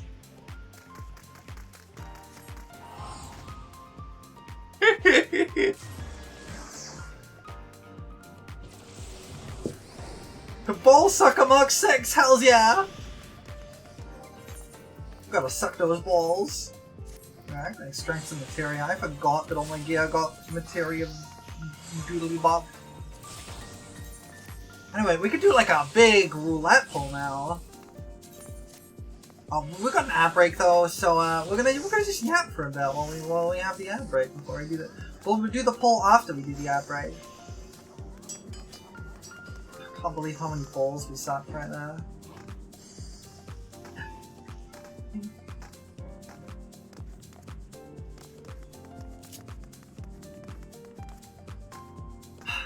That reminds me, there's a bit of Final Fantasy XIV lore history that makes me laugh.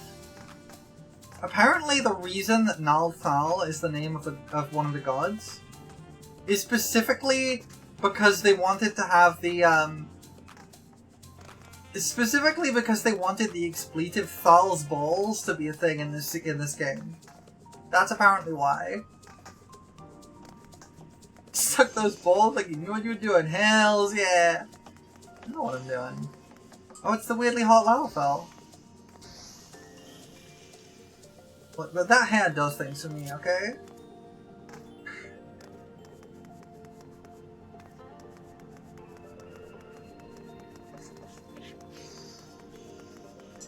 It's just like a very, very sexy space trip.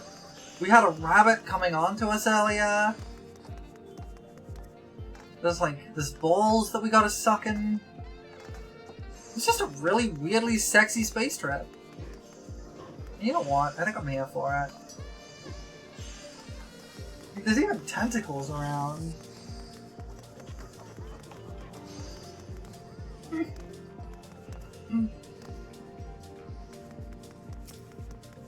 You're cruising away. You're gonna hit on me again? Oh, no, you just tell me. What do you mean, ooh woo? What do you mean, ooh woo? What's that supposed to mean?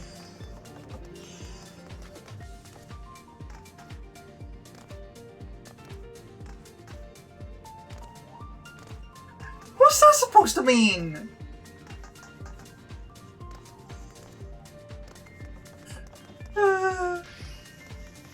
You can't help but wonder. Oh! You gave me a melon! Thank you for the melon. That's what that is?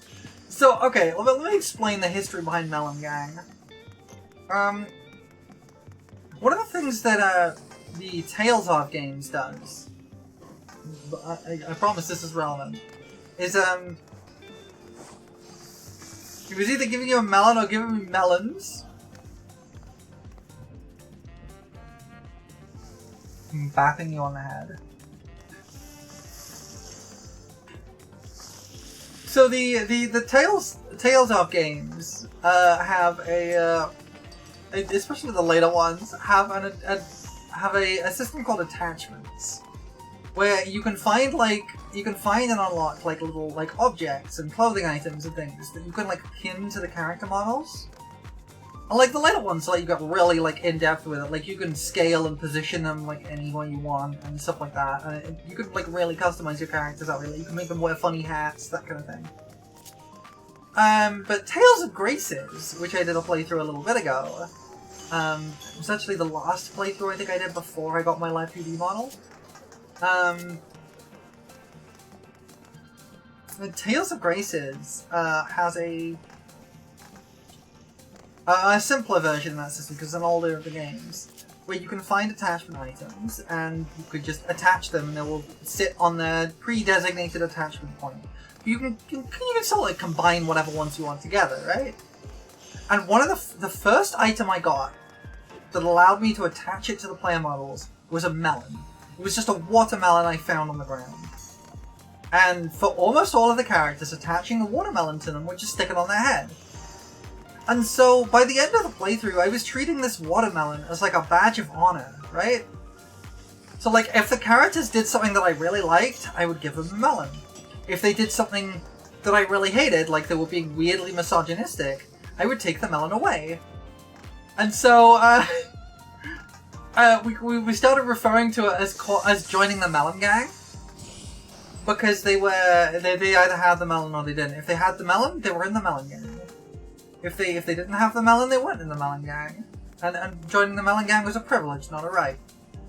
And so when I put together my Live 2D model, like towards the end of that playthrough, I decided that I wanted to have a little melon redeem that would make me join the Melon Gang for a few minutes. So now I'm a member of the Melon Gang. You couldn't give me a melon when I do something nice.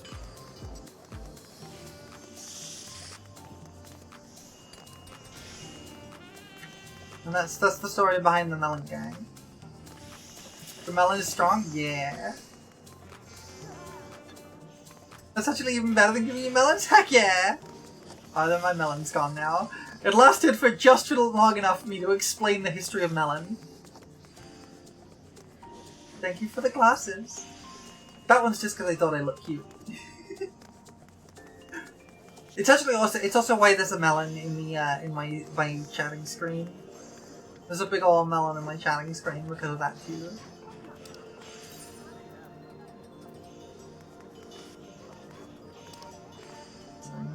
Oh, this is where I get the tokens from.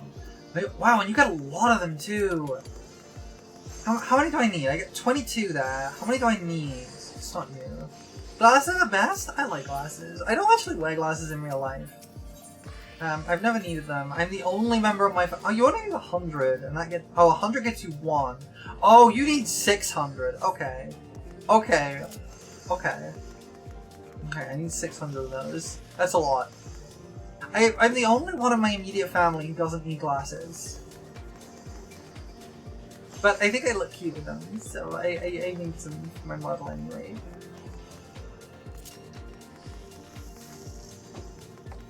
Mainly because I know a certain mod enjoys my glasses. I need to actually get some more moderators at some point.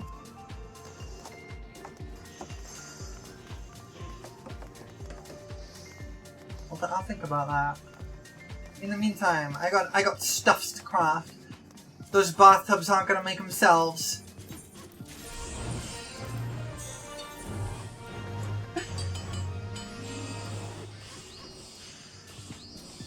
Yeah, the crafts with the lower durability are a little bit tougher. Because you're really limited on what abilities you can use.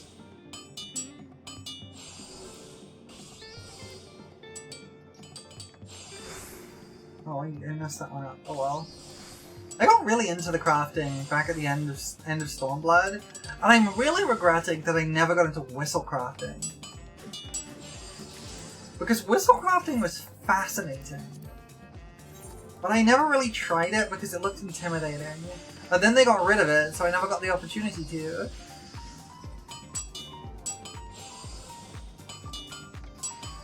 So for those who are newer to FF14 or don't really understand, don't have a lot of experience with like the history of crafting in this game, they basically reworked crafting at the start of Shadowbringers completely. Like to get an idea of just how much they reworked it, your basic synthesis, so this ability, which has efficiency of 120 and success rate of 100, that used to have a success rate of 70%. And the benefit of careful synthesis was that it had the same efficiency, or slightly less efficiency, but a success rate of 100%. And you used to have an ability called Steady Hand, which would increase the success rate of actions for the next 5 turns. So like, Hasty Touch could be increased to like 80% effectiveness. It could never quite get to 100, but Hasty Touch 2 could, I think? It was something like that. So like, it was all about like managing your like chance of success on things and reducing the risk of stuff not working. It was neat. But there was a special set of abilities that you got in Stormblood crafts, called which were to do with which were called whistle crafting, because they all involved the one ability whistle while you work. And whistle while you work was really weird. So like, what whistle while you work did was it gave you like, I think it was 11 stacks of whistle while you work, and every time you use an action, it would lower a stack of whistle while you work. And there were abilities you could use only when your whistle stacks were a multiple of 3, and abilities you could use only when your whistle stacks and your inner quiet stacks matched.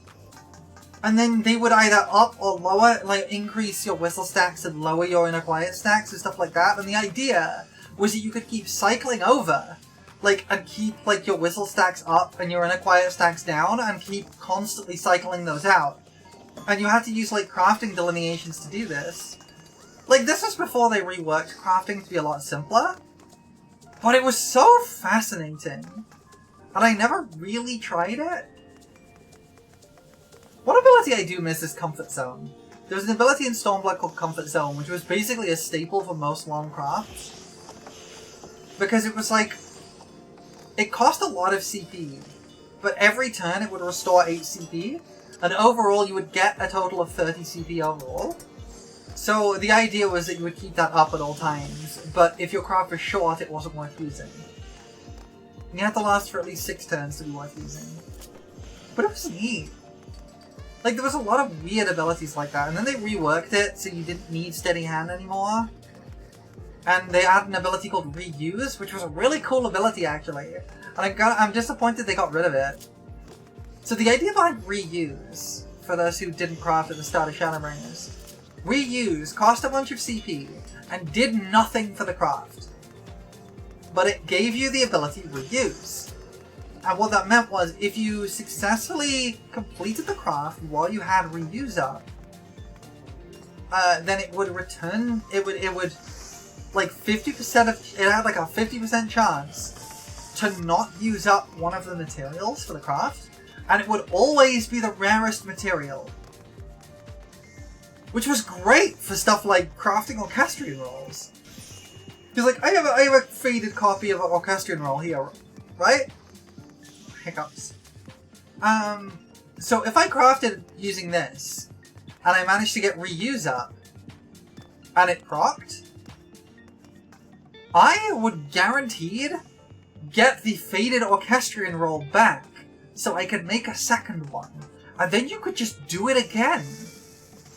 And you could just cycle out the same crafting material multiple times if you got lucky. And like, this was amazing for stuff that was like rare raid drops, right? Because you could make multiple items from one thing. But the downside to it was that you needed to be able to fully craft the item while having like 80 CP spare, which is really hard for high level crafts. And so it added this like neat thing of like, yeah, you can get the craft, but do you want to just get, like, do a really good job with it and get the Reuse proc as well? It was neat. But I think it completely broke the economy, which is why they got rid of it, because people were, like, making, like, guaranteeing Reuse procs so that they could, like, spam the market with, like, really rare items. So it, like, completely broke the item economy, and I think that's why they got rid of it. It's a shame, because it was a really cool ability. They did a lot of experimental stuff with crafting. And then they just kind of simplified it. Like, I'm not gonna lie, I did a lot of high-level crafting in the early end of Endwalker and, like, the start of, and, like, the end of Shadowbringers. I have never used, like, half of the abilities on my bar. They're just not worth using. And that's kind of due to the fact that, like, some are just generally better abilities than others for the way they handle crafts. Oh, I can't apply as pilot, but I can join the thingy. I can do a thing now. Let's make some kitchen equipment. Yeah, this game's economy is messed up. There's a lot of problems with this game at the moment. Oh wait, I messed up. Well, okay. I'm messing up this craft royally, I'm not gonna lie.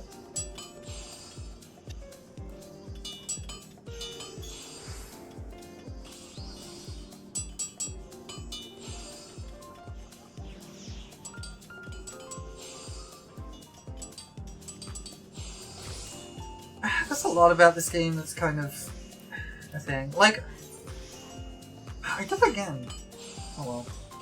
There's a thing I've noticed with this game that is kind of sad. It's that it's a much less social experience than it used to be. And part of that, when I really think about it, is down to, like, data center travel. Because, like, people don't, like, build as much, like, community in their data centers anymore. Like, when I first started playing this game, not even world travel wasn't possible. That was added since I started playing. Like, don't get me wrong, I don't think they should remove data center travel, but I do think something has been lost because of it. And it's a shame. Because, like, when we didn't have world travel, all your duties were done with people within your world, right? So if you went into the duty finder, you were gonna find the same people in duties and stuff, and you were gonna get, like, you were just stuck with the people in your server, and that was actually kind of neat in some ways.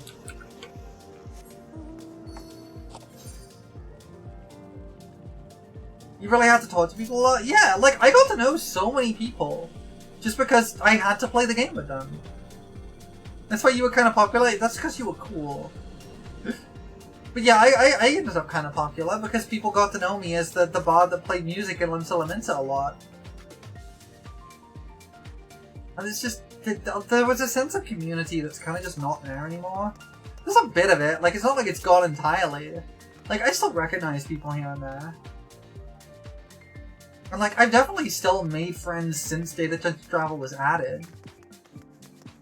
Like, just taking a look at my friends list to see if any of them are online.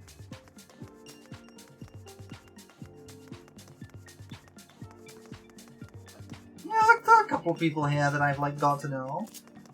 Something a hollow husk of what it once was. Yeah, there's an element of that. I think there's a lot that they've done to try and, like, ease the transition into the game for new players. That's actually kind of taken away some of the heart of the game in the process, and I think that's a real shame. I don't really know what the solution is kind of the problem, though. Because it's not an easy one to fix, right? Because it's not like the game as it used to be was without problems. There were a lot of problems with the game as it was. Like, they made those changes for a reason. They weren't just doing random stuff for the sake of it. But at the same time, it's helped and hurt in a lot of ways. I think I like the changes. I think that the changes were for the better. A lot of them were, yeah. Like, a lot of the changes were for the better, and a lot of them were not. You can't undo what has already been done. You kind of can't, yeah. Yeah, it's just not your FF14. Yeah, exactly. My hope for FF14, in all honesty, my hope for FF14 is that it goes the way of FF11 to some degree. And by that I mean that there is a dedicated community. Well, I can't need to carry anymore, I need to hand these in. There's a dedicated community that is running private servers that have people playing on them. Like, I've mentioned it a couple of times before, but I did start playing FF11 a little bit. The group I was playing with is kind of like stopped playing it, so I've kind of not been playing it very much lately. But I started playing FF11 a little bit on a server, and there were people playing, and like we were playing together, and it felt like that kind of classic MMO vibe. Because it was kind of built to like the older standard of FF11, and I'm kind of hoping that we'll get that with 14 too. That we'll kind of be able to have like a private server that's running like Stormblood, right? Like as it was during Stormblood. We get rid of Duty Finder? Honestly, if you had said that,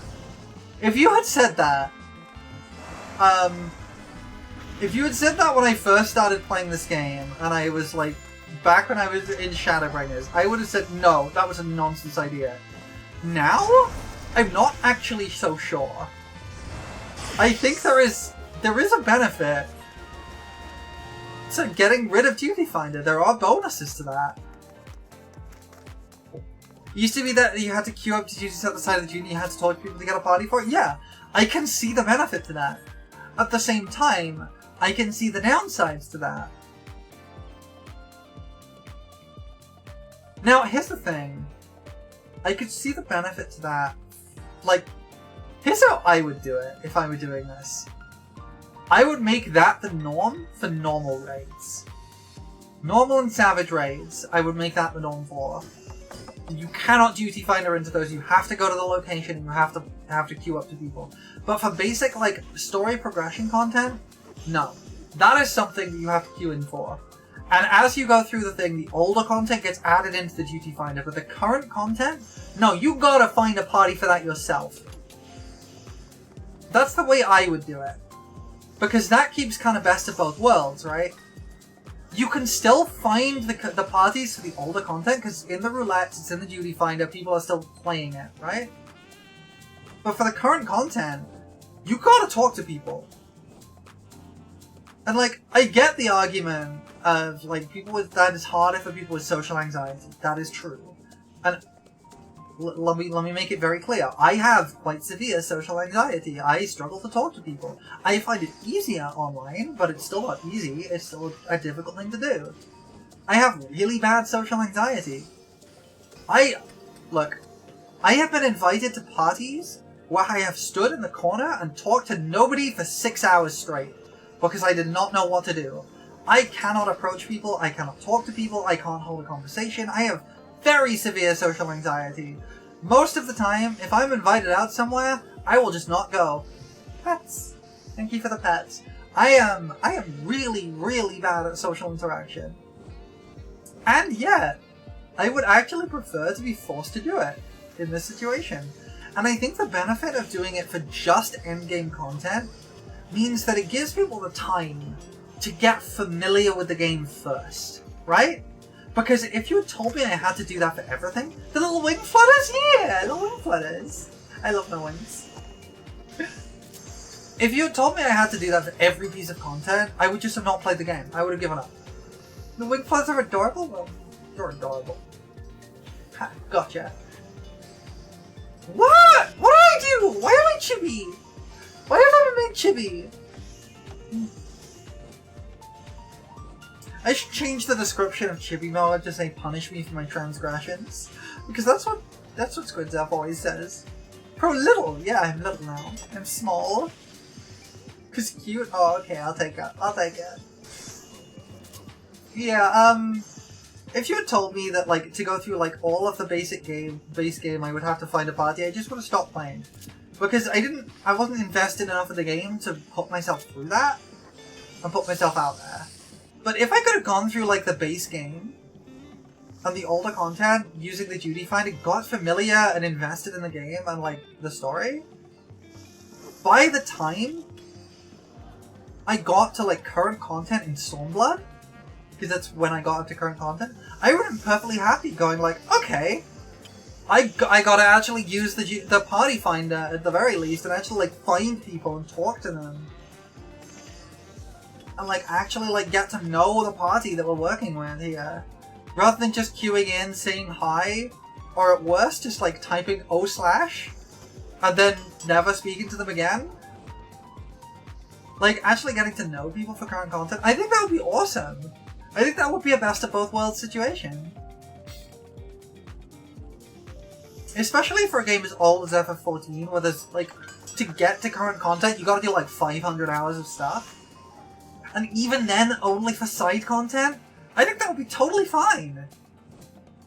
I think that would be totally acceptable, and actually would encourage, like, a more social aspect of the game. And I think that could go a long way towards fixing the vibe of the game that has kind of stagnated a bit. Even if they did nothing for the actual, like, rotations and content thing, I think that would do a lot. Because I actually have been starting to think that I think that the problem with FF14 is not actually the gameplay. Final Fantasy 14,000 hours? Let me just do a quick thing here. I'm gonna type /playtime, and I'm gonna... Okay, let me just temporarily move this window over here.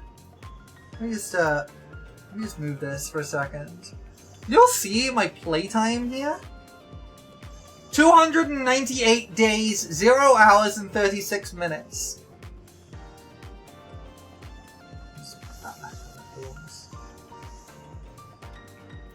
298 days! How many hours is that? That's times by 24. So that's 2,980 times 2, which is like about 6,000. It's like about like, it's about like 7,000 or so. It's about 7,000 hours or so in this game. And there was a point, right, where like most of my playtime in this game was in social interaction. Halfway there, yeah! There was a point where literally most of my interaction with this game was social. Like, when I was about 500 hours in this game, about 400 of those were spent just kind of chilling in Limsa playing music. I used to just chill with the bar performance and play music to people. And it was really fun. I had a great time. And I got to know people doing that. I made friends.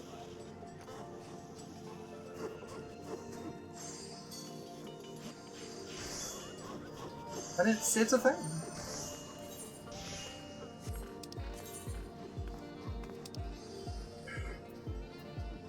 It's gotta be Cloud. These are interesting.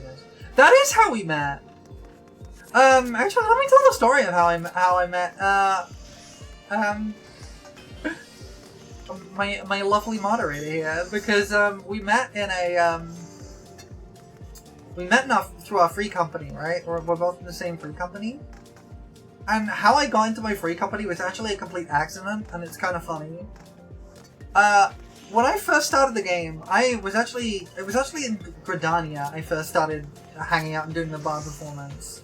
I was doing bar performance in Gridania, and I got a lot of free company invites. And not just the random, like, people just going, here, join my free company. It was people going, hey, you seem really cool. I actually really think you'd get along well with our group. Do you want to join our free company? I'm no longer small. So I had a lot of people, like, genuinely, like, inviting me to their free companies and being like, I think you're really cool. And there were a couple of people, like, there were a lot of people who were just, like, spamming me invites and things, so I basically ignored those. But there were a couple of people whose, like, interactions really stuck out for me. Your fit looks hard, want to join our bike again? Basically that, yeah, but in a much more, like, chill way. Hello! Welcome in! Welcome in. Welcome in, Mari. Good to see you. But yeah, there were a couple of, like, of people whose interactions really stood out. And there was one, I had, like, a couple of people who were, like, interested in, like, there was one that I had a really, really nice interaction with, but at the time I didn't really want to join a free company. I was just kind of like, oh, I'm kind of just doing my own thing. And after playing a bit more, I got to the point of like, okay, I think I might be ready to join a free company. Is that person who I had a nice chat with, because we friended each other, and I was like, is that person I have a nice chat with, like, online right now? Because if they are, I'll message them and say, hey, can I join your free company? And so I checked my friends list and saw the name was orange, saying that they were online. And so I messaged them, and they invited me to their free company. And I joined. Do you want another funny part now? I misremembered their name. It wasn't the person I was thinking of. It was actually the second person on my list of free companies I wanted to join. I messaged the wrong person, yeah. I got the wrong name. I misremembered. I got them confused in my head. But I don't regret it in the slightest, because I love my free company. And, well, most of the people who were like regulars and that they don't really play anymore. I still love my free company. There's some lovely folks there, and I've had a lovely time in it. And I met some very, very lovely people. It's still the best free company? Heck yeah. Oh well.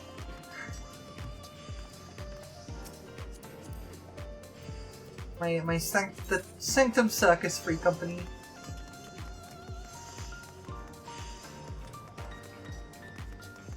It's a very chill vibe. Although it is an 18+ free company. For reasons.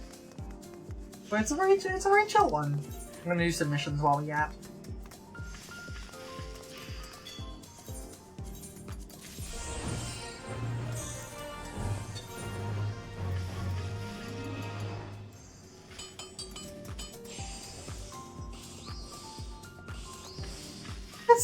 It's a thing. Like, I haven't really been as social since Endwalker dropped, or like End of Shadowbringers, really, in this game. It was really like, the thing that really sold it was like,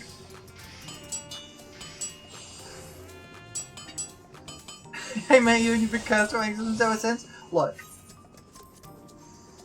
I feel like I've been blessed with your existence.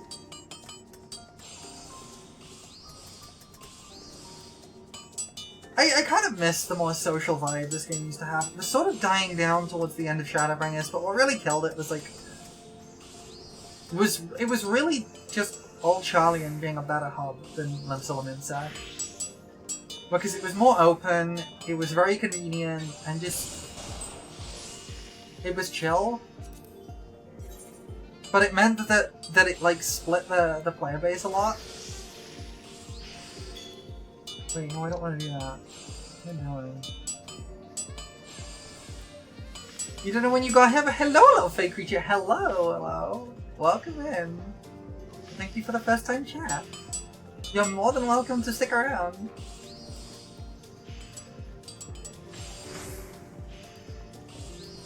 We're just doing some yapping while I do some silly old crafting. Some silly old crafting. Have you only ever lurked? Apparently. That's totally fine. I love lurkers here. We love lurkers. If I can be a second screen for somebody for just some chill lurky vibes, that is a-okay for me.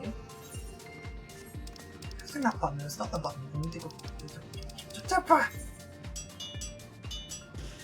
I'm gonna make some lenses. How goes the crafting in sprays? It's a chill time.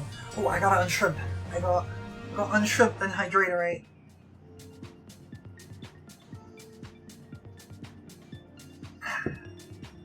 It's been super chill. We've just been kind of yapping about, like...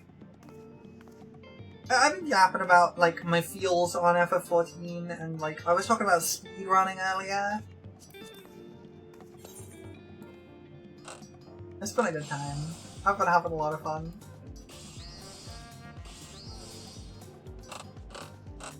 Yeah, the game doesn't feel the same as it used to, and that's both a good and bad thing. Speedrunning FF14, that was on the discussion, yeah.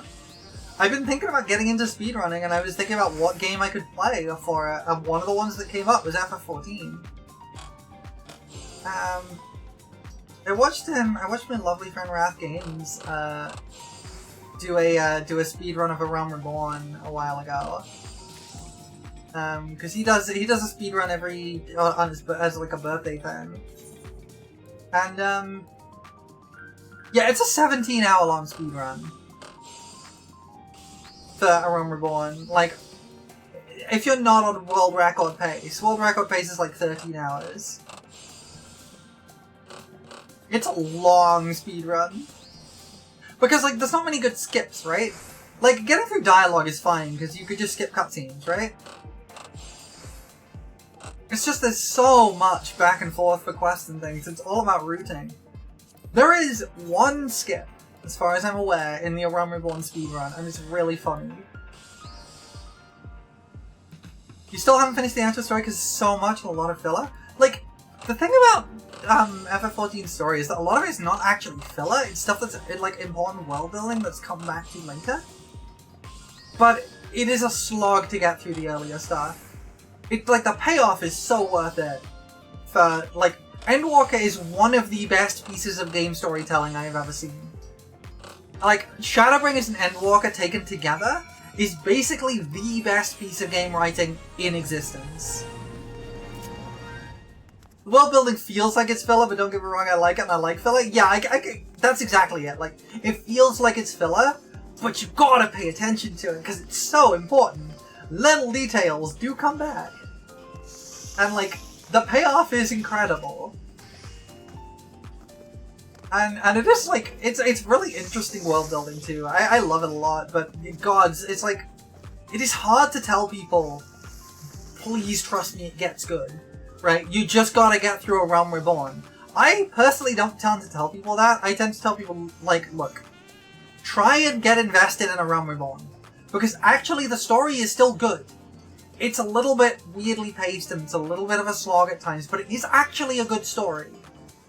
Like, A Realm Reborn is a good MMO story. It's a good story for an MMO. It's a solid, like, 7 out of 10 story, right? Like, it's not gonna win, like... It's not gonna win, like, any storytelling awards. It's a pretty basic story, but it's a good one. Right? It's a good, solid RPG story.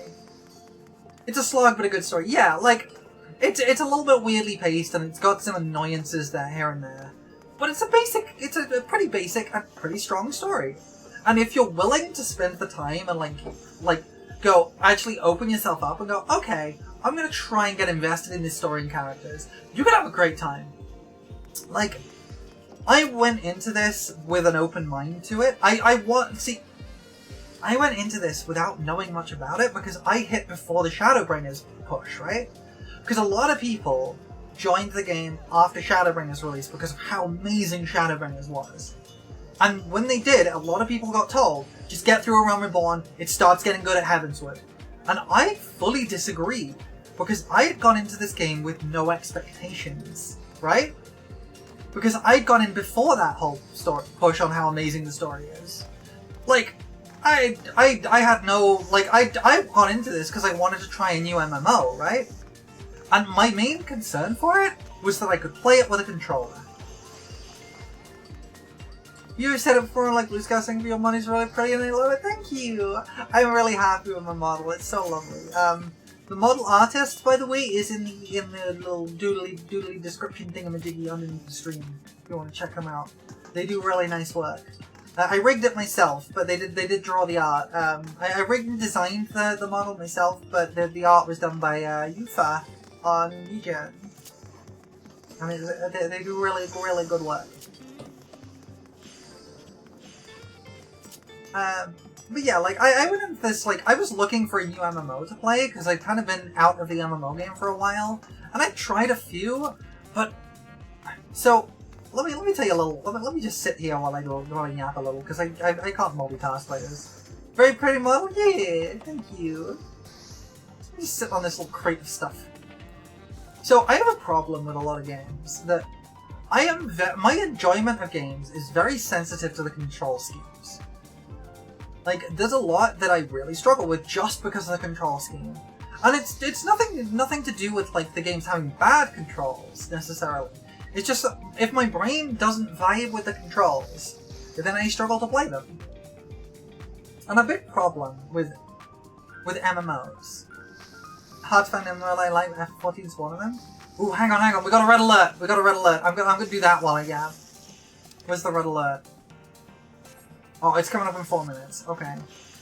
Well, okay, so, like, I struggle a little bit with the game's controls. And a lot of MMOs are third-person action games. Like this. Like, they're, like, rear view camera angle, close in, third person, walking around doing stuff.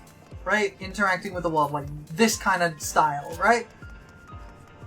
And I really struggle to do that with a mouse and keyboard. It does not vibe with my head very well. FF14 got me well enough to stick with it, otherwise it bounced off MMOs very hard. That's fair. That's totally fair. Like, I really struggle to do this kind of game with a mouse and keyboard. I tried Guild Wars 2, I tried, I think I tried Terra at one point. Terra was weird. It was a weird experience. But, yeah, I really struggled, because, like, even the games that advertised as having controller support were mostly just, like, you could move your character with the controller, but you had to, the way you wanted to, like, move stuff around was that you had to use the virtual mouse, right? For, like, half your menu interaction, you just had to enable the virtual mouse. And virtual mouse sucks. It's so clunky, it's so slow, and it sucks. I don't mind having it as a last resort option. Like, it's here. I have never had to use the virtual mouse in FF14. Like, I have a regular mouse that I use for, like, one or two things nowadays, but, like, I could play this game entirely without the mouse. And that was the clutch. That was what got me to stick with it. That I could play this game on a controller. And, like, even then I have problems, right? I struggle with, like, a lot of Souls-likes. Like, when I played Dark Souls 3 and Elden Ring, I had to remap the controls so I could attack with the face buttons, because I don't like attacking with the triggers. And the shoulder buttons, it hurts my fingers. I don't like doing it. And it's why I haven't played Bloodborne yet, because there's no controller remapping in that game. So, like, the main thing that got me to stick with this game was that it was an MMO I could play with a controller and actually play with a controller. Yeah, FF14 was built to be played fully on controller, seeing as it's the PS3 exclusive. Exactly! So it was built with that in mind from the ground up. And like, when I say I've been playing FF11 recently, I've been playing FF11 with a controller too. Like, that's very playable with a controller. It's surprising, but it is. I was a bit surprised it was, but totally playable with a controller. But yeah, like, that's kind of the thing. It was built with a controller in mind, and so that's what got me in the door. It wasn't promises of a grand, amazing story, eventually. To be fair, if 11 was on the PS2, that is true. So I guess that does make sense, huh? But yeah, like, this is the thing, like, the controller support was what got me in the door. And because of that, I had no expectations that A Realm Reborn was gonna be bad. I was expecting standard MMO plot fare. I was expecting to go into it and have to, like, the kind of goofy, a little like cheesy, not very strong story, right? I was expecting a kind of serviceable, okay storyline. And what I got was some characters I really started to care about. And like, I started to get really invested in like the political drama and like all of that stuff. Back when I went into this, they didn't have a free trial up to level 60 or whatever. It's up to level 70 now, but they didn't have that. The free trial was up to level 35. You only got to barely unlock your job, and you'd stopped halfway through the Titan storyline. Like, it stopped in the middle of A Realm Reborn, and I got to that level cap doing the main story, and I sat there with the little, like, next quest marker stating, you can't progress because you're not a high enough level. And I was like, you know what? I'm invested enough in this game to keep playing, and I went and bought the game right there. And the thing is, like, I didn't need to be told to wait until the end of A Realm Reborn, and I can't help but wonder if because people are expecting it only gets good after A Realm Reborn, if they're not trying to take the time to engage with A Realm Reborn. Yeah, there's the red. Oh, there's multiples. Interesting. It says Culinarian, Miner, or Fisher. That's Blacksmith, Smith, Leatherworker, or Botanist. Well, I could be any of these. I can be Miner, whatever. And I think that's kind of... And like, don't get me wrong, like, it definitely does get better after A Realm Reborn, for sure. But, like, I was playing it before they even streamlined A Realm Reborn, when there was... I still had to do the Chocobo sniffing quest.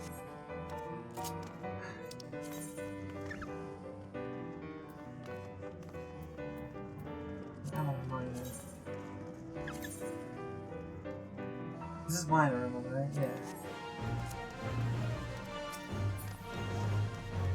Yeah, there was a... ARR is fine compared to most of the most. I did say the Chocobo sniffing quest. Yeah, there was a quest that required you to sniff a Chocobo multiple times.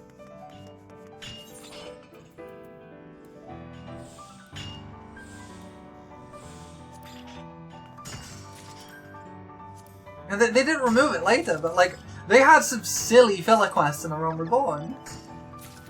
And I still, because I was willing to engage with it without any pretense, I just kind of didn't notice a lot of this stuff. You see what I mean? Give the old Chocobo sniff snort test? Yeah, that's exactly it. Like, I just kind of didn't have the pretense that it was going to be bad, so I expected standard MMO fare. And like I say, it's fine compared to most MMOs. It's honestly good compared to most MMO storylines. Like, it's not outstanding. Like something like, it's not outstanding like something like, Heavenswood is. But it was good. Like, compared to, like, Guild Wars 2, which just had me complaining about centaurs for, like, 6 hours. Like, honestly, I would take A Realm Reborn any day over that.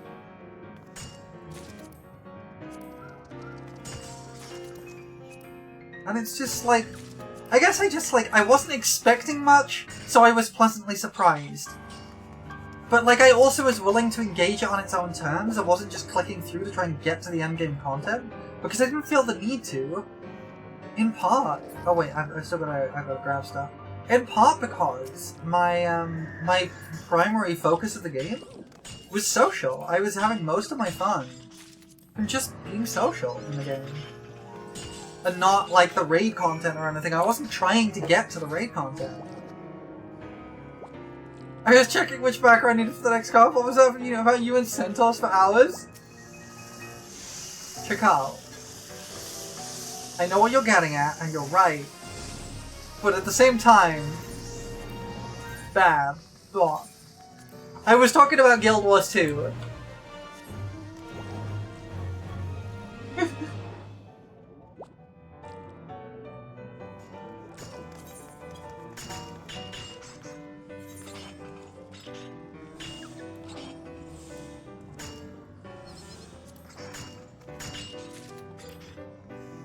Yeah, like, basically, if you're not expecting much from A Realm Reborn, like, but you're also not trying to just skip through it to get to the end, I think if you're willing... Move away. No. If you're willing to engage with A Realm Reborn in its own terms, I think you'll have a good time with it. But I think a lot of people are just trying to almost rush through it just so they can, like, get to the good bit. I'm like... I think that's a shame.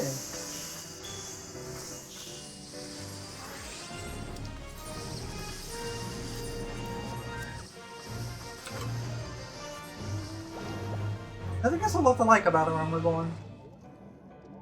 And while it's not... It's definitely like, it pales in comparison to like... It's a marathon, not a sprint. Exactly! You went in knowing Arrow was bad, but you still enjoyed the story. Yeah! It's like... I get the feeling like a lot of people go into it trying to get to Heavensward as quickly as possible, rather than just taking the time. And like, I get the temptation, especially with how much... Especially because, like, people are joining for the later content, right? People are joining because, like, Shadowbringers is this incredible experience. And it is. But, like, there's nothing wrong with A Realm Reborn, really. It's not like A Realm Reborn is terrible. It's just, it needs to be, it's a marathon, not a sprint. That's exactly it. And I think people are also kind of, in a way, also used to, World of Warcraft, where the goal is to get to the end to get to end game content as quickly as you can, so that you can do stuff with your friends, but, like, it's not how FF14 works. And, I don't know, I'm just rambling, I think, but, like, I think the way to get the most out of this game is to take your time with it. And, honestly, that's something I've been struggling with in this game lately. I've not been taking the time that I really need to. I've been trying to rush through to keep up with each patch cycle, and I think that's actually a bad way to play this. Because it's a recipe for burnout. And the better way is to just do what I feel like when I feel like. Which is what I did when I was having the most fun when I first started this game. I had the most fun in this game when I had no, like, goals or pretense. I just did what I felt like. I hung out in Limsa.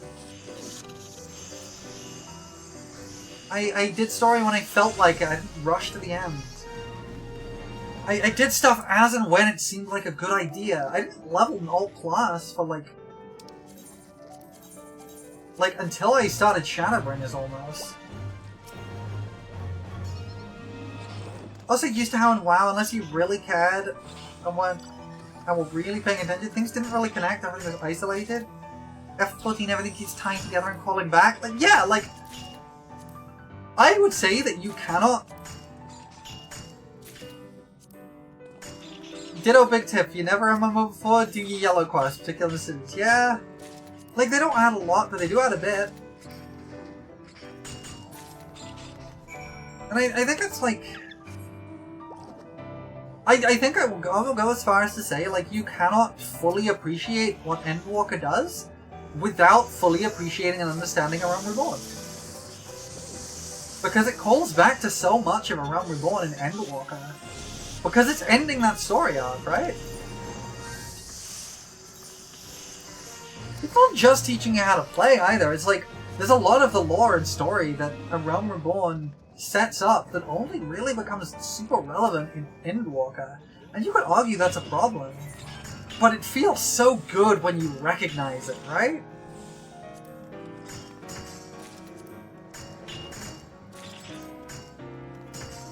And I think... I think it's a lesson I need to relearn, honestly. That I need to just take my time and do what I feel like. And that's... the same way Coils is the actual end of the 1.0 story, Endwalker's the end of the RR story. Yes, exactly. Like, yeah, you need the context from all the other expansions to understand it, but like... yeah. Okay. The other one still needs doing, I think, but I'm gonna keep going with this one because I can't bother to move. Okay, so this gets you a whole chunk of these tokens, huh? Okay, these red alerts are well worth doing.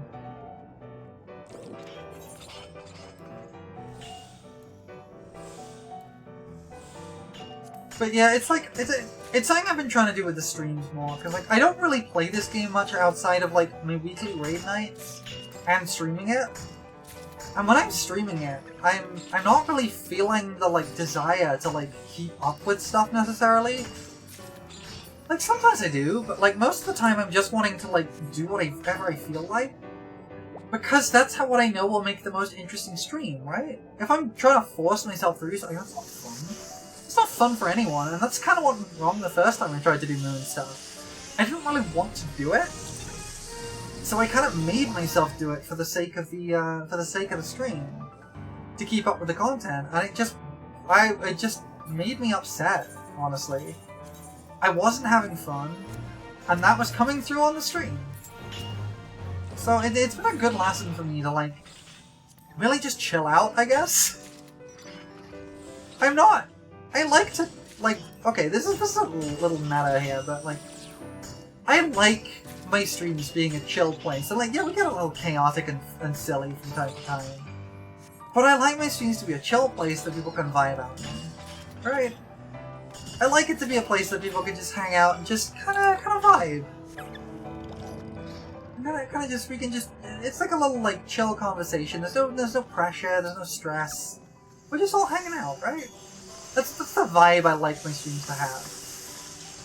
But personally, that's a vibe I struggle with. And that's part of why I want my streams to be that, right? Because it's something I struggle with in my life. And that's what I'm doing right now. Hells yeah, that's what I like to hear. Like, just chilling, hanging out, yeah. Like, it wasn't really a conscious decision at first. It was just something I kind of settled into, because I feel like that's like I'm missing in my life. I'm not a very chill person. I get very stressed, and I get like very anxious, and I get very upset very easily. And so I'm not a very chill person. And so having this space where I can just hang out with a bunch of really cool folks and chill out. I just, yeah, like obviously there's a little bit of, yay,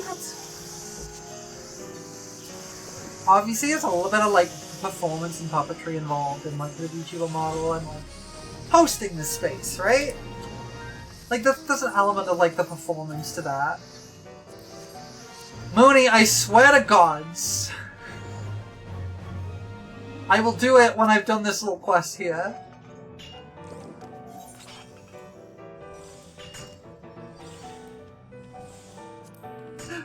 I was getting real with things. I was feeling feelings! And now I gotta do push-ups! If I have to go in a sec, no worries. I always appreciate you hanging out. You wanna see the push-ups? Okay, okay. Okay. Let me go hand these in. There we go, we're done. Let me go hand this in, and then I'll do some push-ups. But yeah, I just like... I don't have many spaces in my life where I can really just kind of hang out, right? And actually just, like, have this kind of chill vibe. And so I just kind of naturally, like, settle into it. Alright, I'm gonna do some push-ups. Ah, this is gonna suck. Alright. 1, 2, 3, 4, 5. Heck. Okay. Okay. Those bagels is working. They don't work. They don't be working.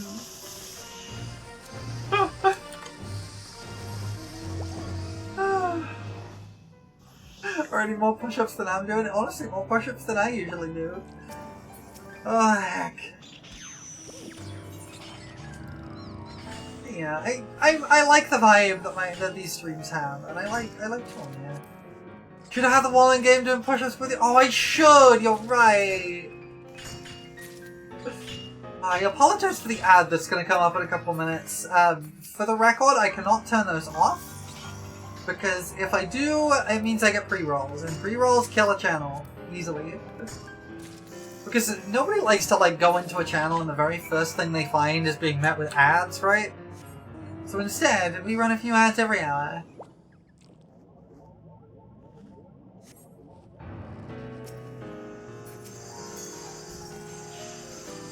But I try to make sure nothing like major happens while ads are going on, so people don't miss out too much.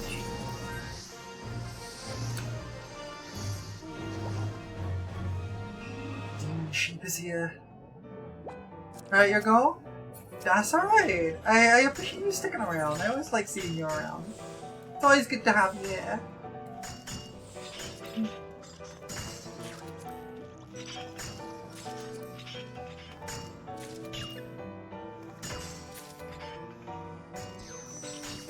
Oh, you really do get a lot of these tokens just from these red alert missions, huh? I could buy like 2 mech tickets.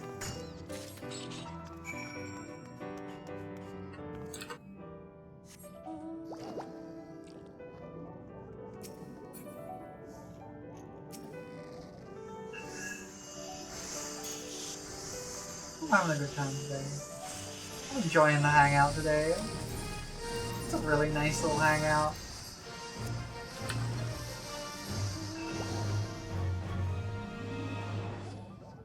I was quite anxious before the stream started today. I get anxious very easily. I have a lot of problems with anxiety, and I don't manage it very well.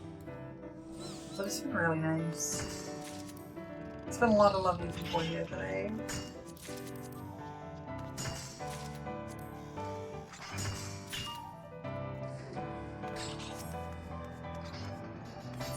Alright, well, ads about to start.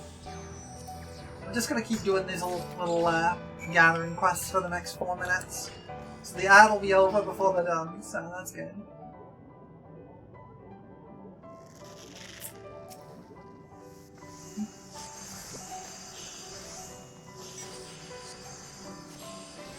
So it seems like these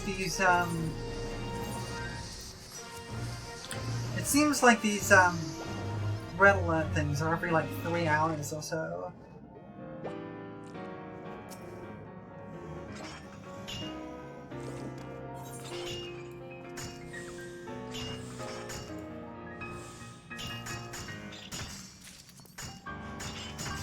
Red alerts are great for credits, only so for data progression because you can't silver gold them. Oh, I see. Well, I only really care about the credits because I want the rewards from the little funny roulette thingy. I'm not really bothered about the relics or anything. I'm just hanging out here. I'm just hanging out and being chill, and this is kind of a chill time.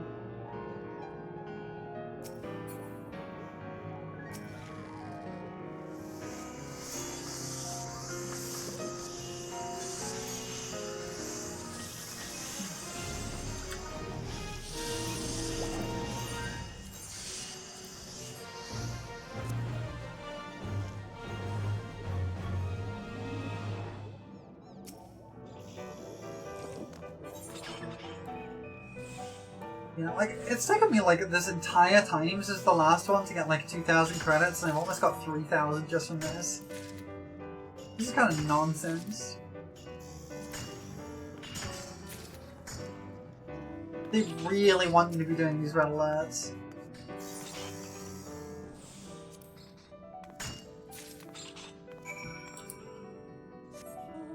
Which is just fine by me. I'm happy to take all of the cool rewards and use them to buy mech tickets.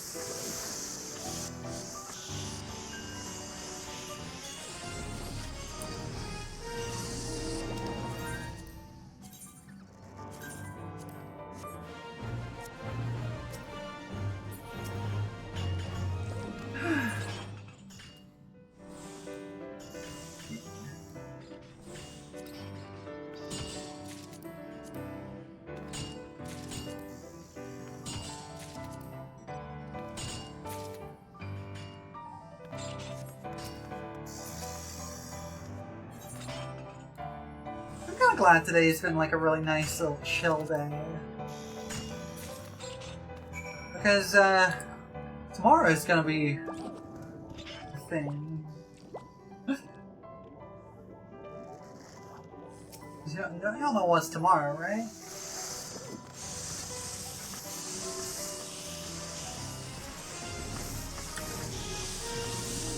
Oh, I can't do another one. Okay then. Silksong, yeah! I'm fully intending to play Silksong on stream tomorrow. Now, there is the caveat with Silksong that because there are no pre-orders, I have not secured a copy yet. And because I have not secured a copy yet, and because no one has secured a copy yet, there is a good chance that Steam is going to crash the moment Silksong releases. And there is a decent chance I won't be able to snag a copy right away. I will be going live at the normal time anyway, whether I can get a copy or not. If I can't, we're probably just going to be hanging out and trying to see if we can what's the mech ops guy? You. Let me take it.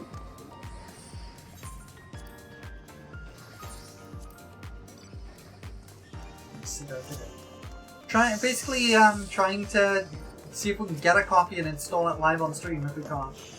If we can, no worries. Hi Cosmic Fortune, I got my Big Bang Fortune, let's go. I forgot I had this. Let's see. Model suit. It's a minion.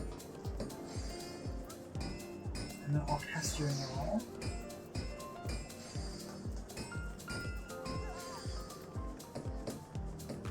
I think I'm gonna go with this one. Let's go with this one. Alright, let's spin the wheel! First time every time.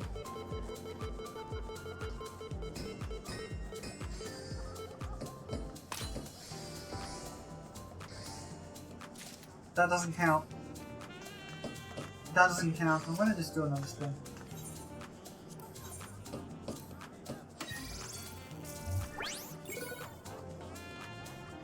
Star pilot attire? Wait, star pilot attire?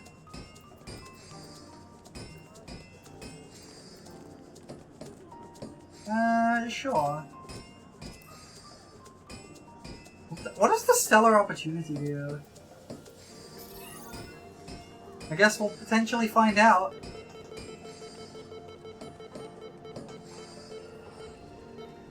We're not gonna find out. Wait. Oh, come on! Come on! Kidding me? Come on with that!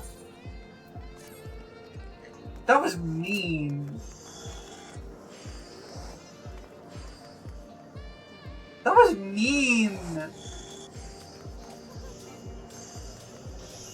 Oh wait, I'm in Gatherer right now.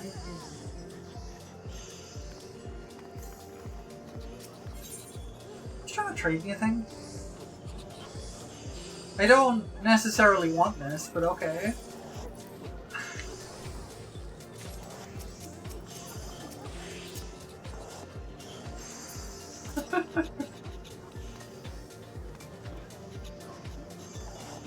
You throw this away? Oh, I'll probably just sell it. Or throw it away. I don't know.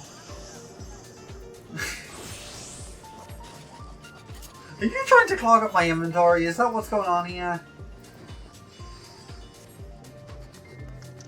Hold on, here. Do you want this? Do you have this mount? Do you have this mount? You already got it. Okay. Well, I guess I'll sell it or something.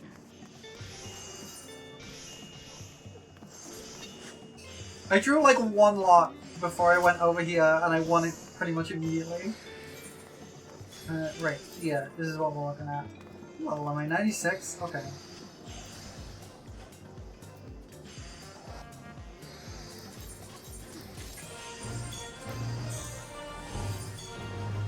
Okay, this is a muscle memory type.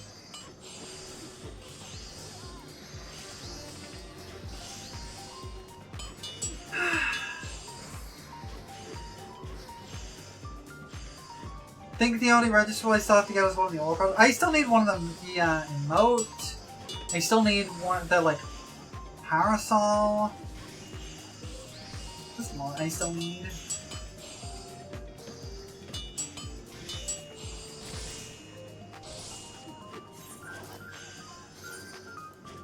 Wait, no, that's the wrong button! I pressed the wrong button!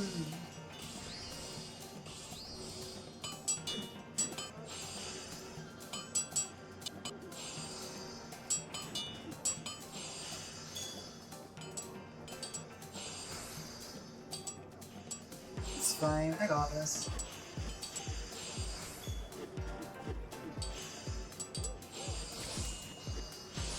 There we go. Now I should be able to move the standard lightning magnet.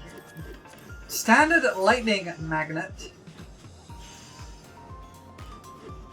I'm doing this.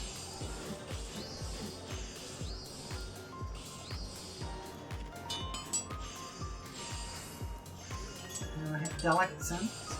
Just the last bits of.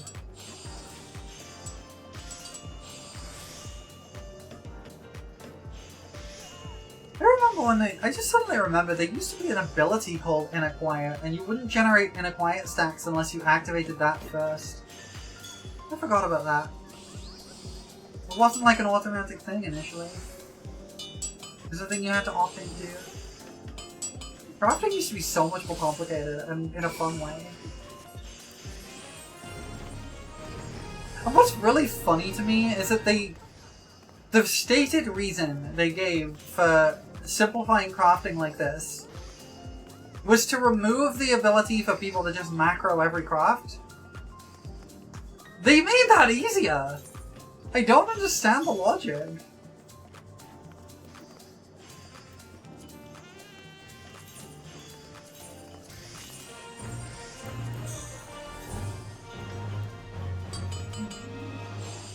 Oh well, it doesn't really matter.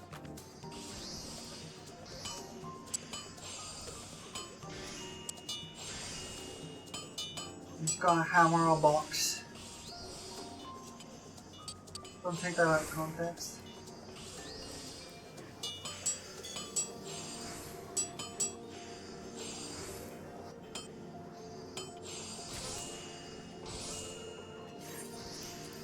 Oh, okay.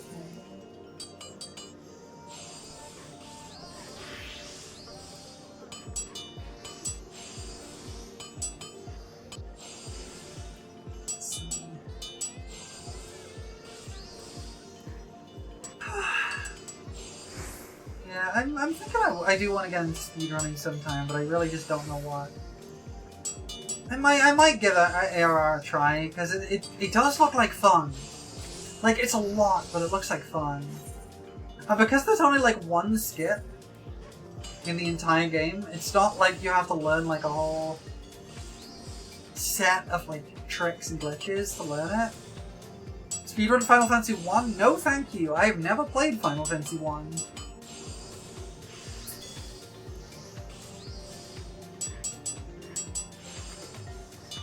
You want to know what the one skip in the ARR speedrun is? Because it's really funny. I guess to be fair, I don't have one macro for doing this, you have like 9. Yeah, that's fair.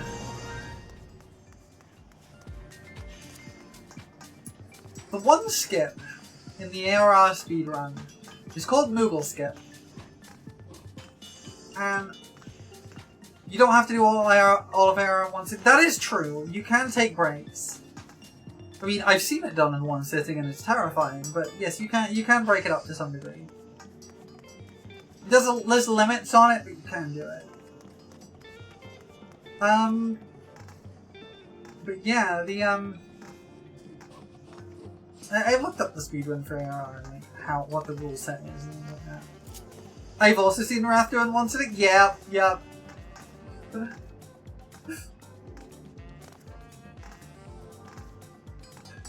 Love that man, but he does kind of overestimate his ability sometimes. He promised to do a speedrun of A Realm Reborn in one day, followed up by Heavensward and Stormblood the day after. He ended up ending after Heavensward because it was just so much.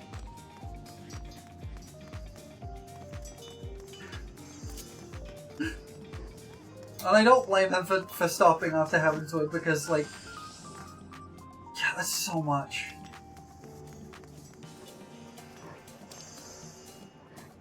Hi, Zoe. Come in. You stopped after breaking his old Heavensward record? Yeah. How are you doing, Zoe?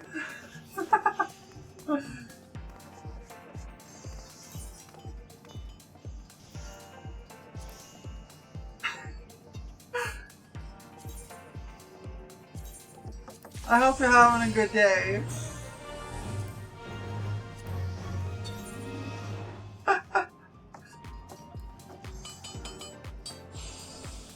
Has been a good day? Heck yeah. In case I'm patting you on the head, I'm patting you, I'm patting you, I'm patting you. Okay, we gotta get this one.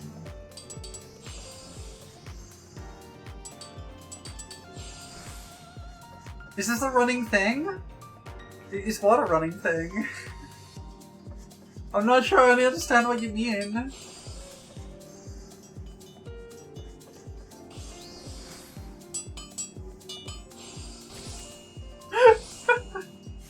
Oh, that's just Zoe's name for me. That's just what Zoe calls me.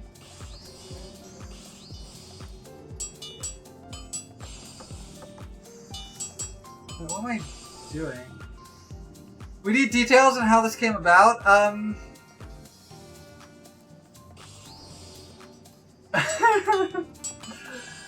I mean, let's put it this way. Zoe's seen my not safe for work blue sky.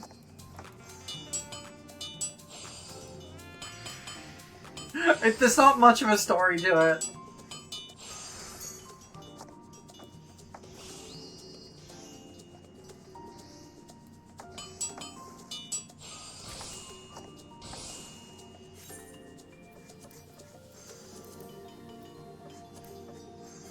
Yours is just not safe for work?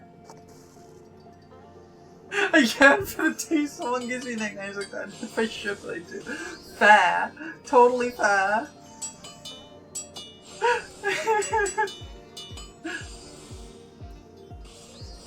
Can't believe Zoe is tarnishing my stained reputation.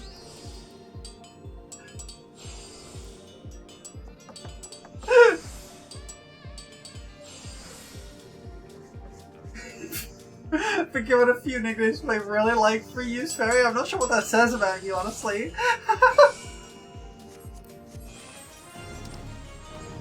Oh, I need to sign up as a pilot for this. Look. You know what? I'm gonna give Zoe a shout out because Zoe is very lovely.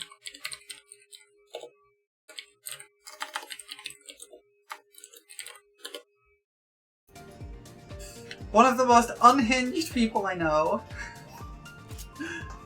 As a compliment. Nicknames will always be given boss of medically designated pillow princess. I love medically designated pillow princess. Aw, no, I didn't get to be a pilot.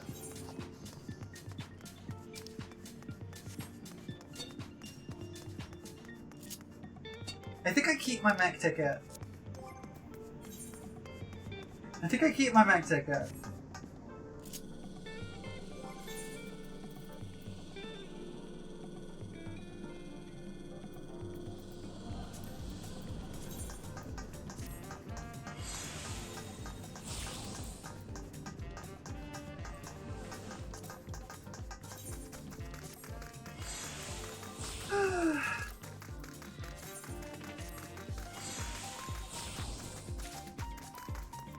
That's what I do. I hide in Zoe's hat a lot. I've also stolen it and used it as a boat a couple of times. It's a good hat. It's a top tier hat. 10 out of 10.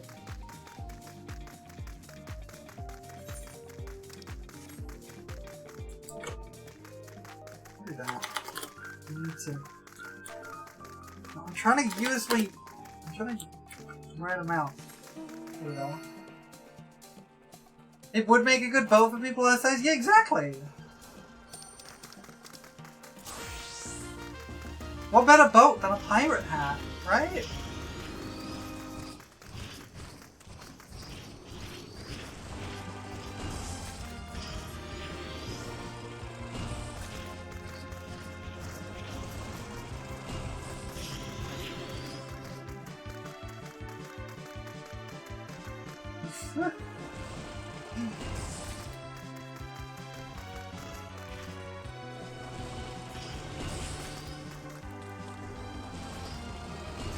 I was talking a little bit earlier about potentially speedrunning one of my favorite games, Eternal Sonata, which we are going to be playing on here at some point. I don't know when exactly.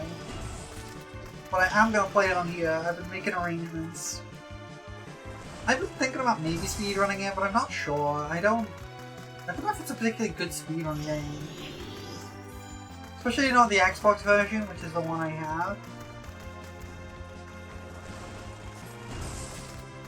You know, because like a lot of the speedruns for games that I really know and love are either like broken so much to the core that they're at like arbitrary code execution level, like Ocarina of Time, or I'm gonna grab the ferry. Oh no! Why am I being grabbed? What have I done? What did I do? What crimes have I committed this time? I was so careful. Why am I being grabbed? You just want your hands on me? Oh, okay, fair enough. I'll accept that.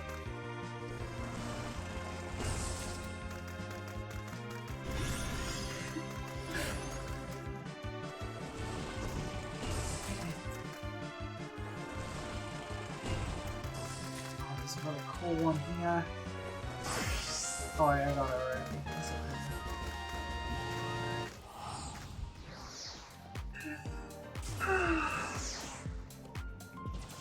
Yeah, I've been thinking about, like, I need to find a good speedrun game. I also want to get into the Shantae games. I've been watching Hasper play the new one, and it looks so much fun. And the writing is just so good.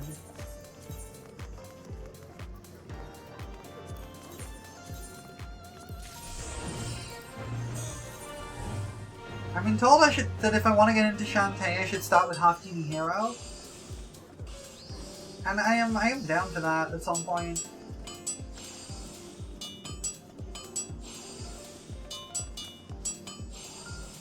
They do look very fun.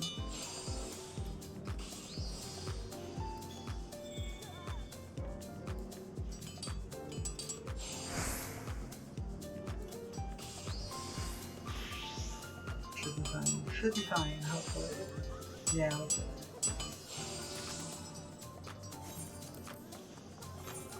But there's just not many games that I'm like comfortable enough with to think about speedrunning, right? It's similar for randomizers. Like, I tend to prefer randomizers for games that I'm like very familiar with, which is why I've done randomizers for like Ocarina of Time and Hollow Knight, because I'm familiar with those games, right? But like Ocarina of Time is the speedrun for Ocarina of Time is The speedruns to that get very, very silly. And Hollow Knight, the tech required to speedrun Hollow Knight is ludicrous. And you gotta get like specific patches and things to do stuff right. It's weird. And it's not like I don't like doing little like tricks and techs, right? Because like I did a lot of stuff when I did my No Logic Ocarina of Time, which was actually the first stream I did on as a VTuber. I did an Ocarina of Time No Logic randomizer. And it was a ton of fun. I enjoyed learning the tricks and things. But I didn't even scratch the surface of some of the nonsense you can do in that game. What's the infrastructure next? Oh, I see.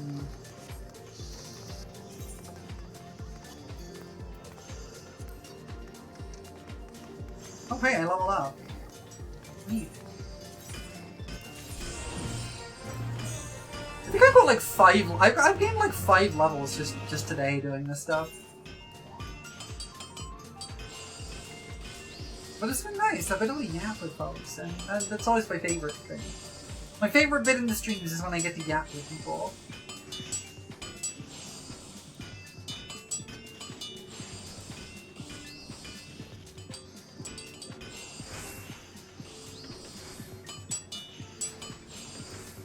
I don't know, just like speedrunning is fascinating to me. I love watching speedruns and like seeing all the nonsense that goes on there. Like, I genuinely do love like glitch speedruns because the way you interact with the world is so different and it's so fascinating, and I want to get in on it. But I also don't want to get into a glitch speedrun that's just like you skip the entire game and you've loaded the credits, right? That just feels boring. I like the ones that let me do silly movement tech, which admittedly is kind of what Hollow Knight is. Like, I know about a couple of Hollow Knight glitches. Yeah, a good medium, exactly. And that's why I don't really want to get into Ocarina of Time speedrunning. But I like the randomizers, because it lets me learn all the cool movement tech tricks. But also it's not like... Mario 64 Infinite Momentum stuff? Yeah. But to talk about that, we first got to talk about parallel universes.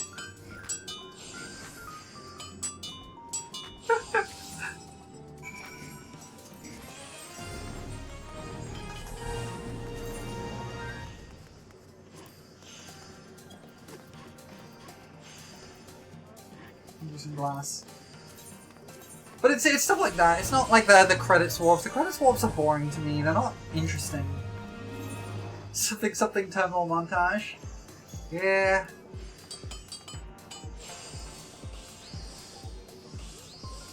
Like, don't get me wrong, like stuff like fancy credit. Oh, heck, that's not the right button. Like, credit swaps are really fascinating to watch.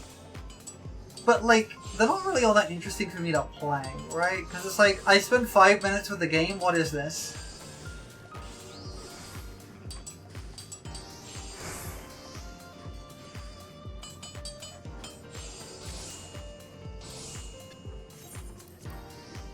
And like, I've learned a couple of the tricks that are required for like Hollow Knight, and there's some really silly ones. Like, for the randomizer, I've learned stuff like, I learned stuff like, shade skips. I did these a couple of times. I tried to use fireball soling, but I'm not very good at it.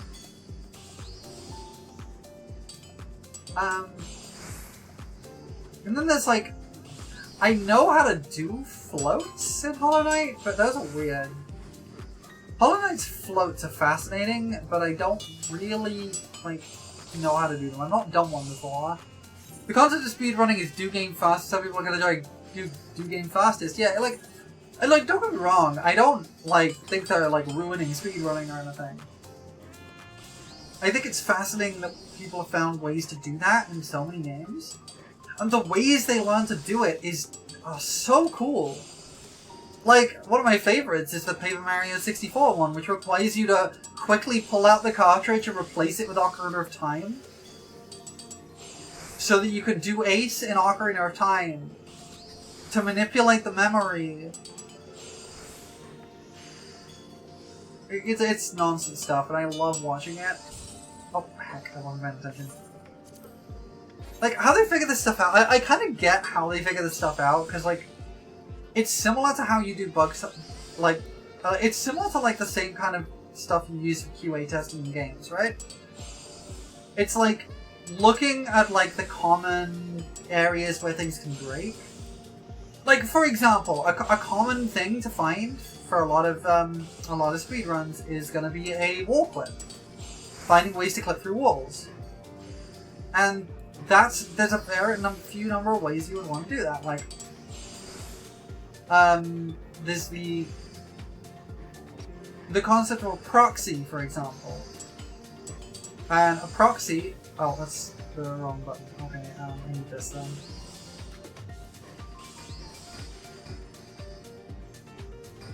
A proxy is like the idea that you have two overlapping collision boxes, and so it tries to push them apart and creates momentum that's otherwise not possible to create, right? So like this is often used for like getting to high ledges by like clipping the character into an enemy model and pushing them upwards, right? That's a proxy, and then you find that in so many games because there are generally common elements to how games are built. And like you often find ways to clip through geometry by pushing yourself at the seams into corners and things. Because that's where geometry is going to be like having its own seams, because like holes in geometry happen. And like, so there's ways to find out this stuff. And you could also, if it comes down to, you can start to decompile the code and like actually look at how the code is running and work stuff out that way. There's ways to do it, and it's fascinating. But for me, I want an experience where I get to mess with the movement tools, right? I want to play around. Like, doing like mega flips in Ocarina of Time is really fun for me. Because that's what I want out of that experience. I want to be like pulling off silly tricks and going places all over the place. I want to actually have a good time and spend time with the game, which kind of seems antithetical to speedrunning, in a way, when you think about it. But it doesn't really matter to me. I kind of want to actually spend a little time with it. I don't want to just like do one trick and then it's done. No. I'll find a game at some point. It might even be Hollow Knight, I'm not sure. But you better believe I'm getting the randomizer for Silksong when that's released.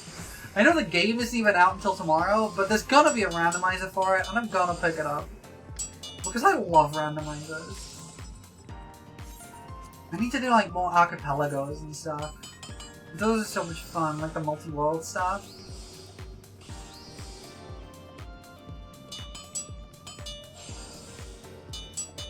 Like, randomizers are so much fun, though. Because, like, the thing about games that you love, right, is that you end up playing them a lot.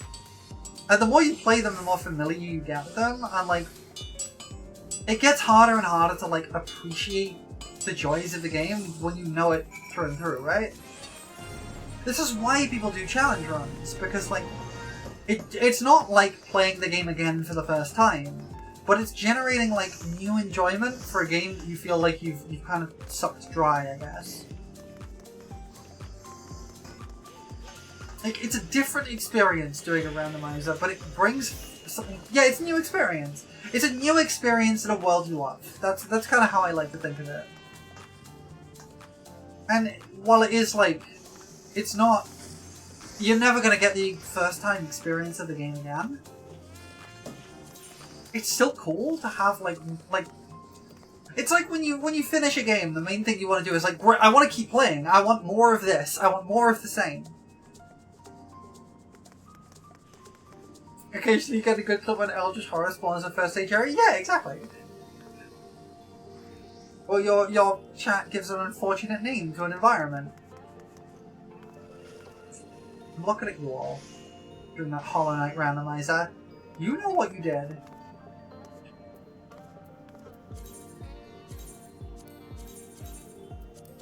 Love the jazz here. It's such a vibe. But yeah, it's like, it lets you appreciate a game on a whole like deeper level, right? But also, I wouldn't want to do it for a game I don't know very well. I was not there. The crimes are not mine to bear. This is true. You were not there, as far as I'm aware. But the crimes were committed nonetheless.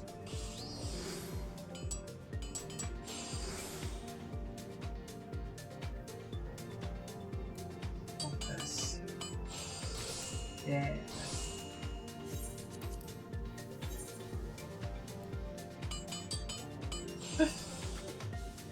It's just a thing. Like, I like the idea of challenge runs, but some of them don't work as well. Like, I've always struggled with like Nuzlockes because I'm just not very good at Pokemon apparently. I think it's not less that I'm not good at Pokemon, and it's more I'm just like, I'm impatient. I don't do very well in an environment where patience is like a big benefit. So like I love randomizers because like especially like ones with either very like sprawling maps or without logic. Because if you get like tired of a specific area or a challenge, you can just move to a different area. And there's something amazing about that. Like Hollow Knight randomized was such a good time. And like I've not played many multi-world things, but the few I have played have been really fun. For those who don't know about multi-world randomizers on Archipelago, the idea is that you get multiple people who are all playing either the same game or a different game, but the item pool for all the games is shuffled together. So, not only are all the items shuffled, but you can find somebody else's items in your game. And so it's like a big cooperative thing, and it's so cool. What a cool idea.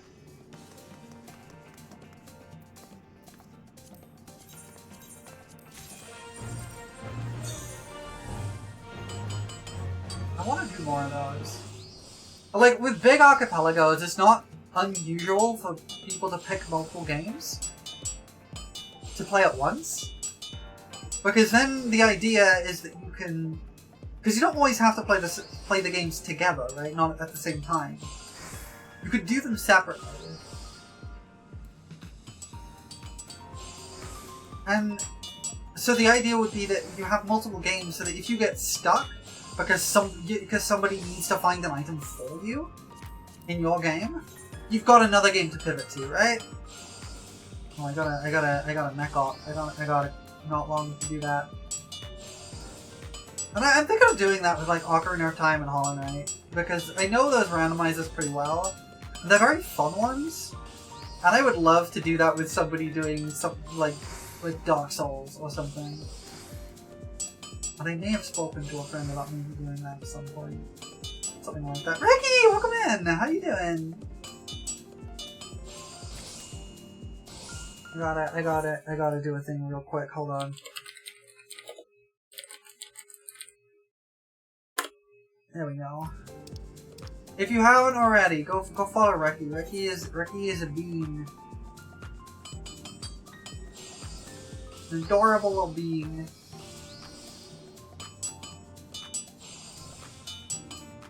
Yeah, Ricky is a good friend though.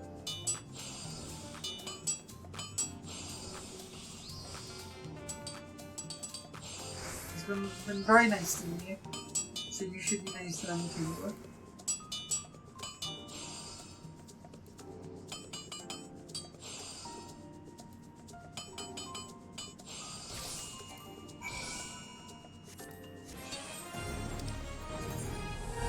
Okay, I'm gonna fly as pilot, and now I gotta wait. I'm not doing another mission because I gotta wait. We're just kind of hanging out in space, Ricky. We're talking about speedrunning and randomizers and stuff. Because I've been thinking for a while about trying to get into speedrunning, but I just don't know what I'd speedrun. Like maybe Final Fantasy XIV, but like the basic speedrun for that is like 17 hours. It's a really long speedrun. And I know me, I'd want to do it in one sitting. Oh, heck yeah! I get to be in a mech! I get to be in a mech!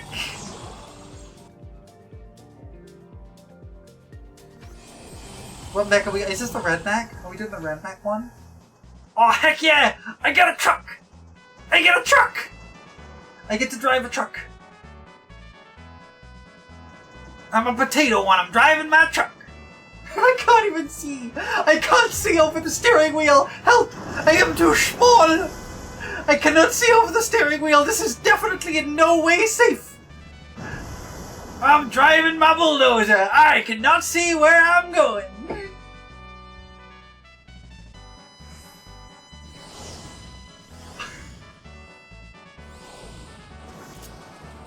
I'm standing on the seat and I'm still not tall enough. My eyes are like, my eye level is like below the end of this. I cannot see where I am going. I am going to crash this thing. I'm going to cause a major accident. It'll be fine. Don't worry about it. It's totally safe. I totally just hit that guy. It's all good. He's probably fine. Oh, heck yeah. Heck yeah! Oh, this is cool. I got a bulldozer! I get a bulldozer. What is this? What is this? What do I do with this? Whoa! I get like a supercharge! Heck yeah! I get to boost! Oh, they're breaking all my shit. If I do this. I only got the one.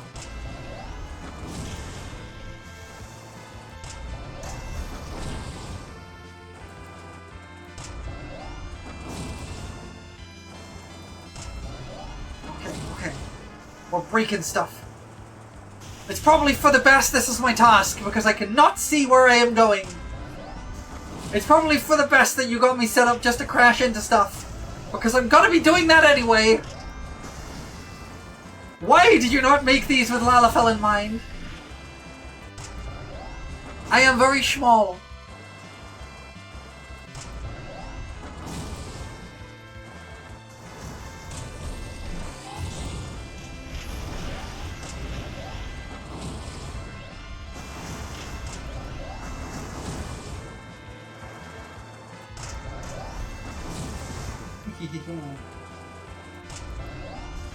My contribution is apparently 410.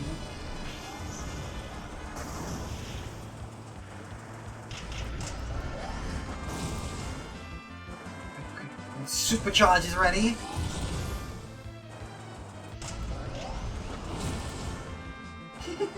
I'm liking this one. I get to blow stuff up. I like blowing stuff up. Blowing stuff up is like a hobby of mine. Heck yeah! I got a big bang ticket.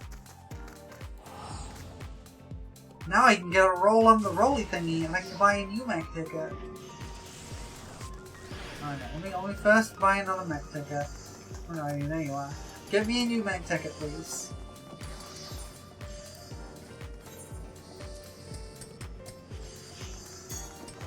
And then I need to go to Orbiting Way. I can use the Big Bang ticket. Alright, give me something good. We got the emote. The emote's there, and we got a decent chance of getting it. Wait, that's the other mount! Oh, there's another mount! Oh no! But it's also got a minion. I think this is the play. I think this is the play. I go with this one. Come on, emote. I want the emote. I want the little sunglasses. Give me the little sunglasses. Wait, what? Yeah! I got the emote! Never punished!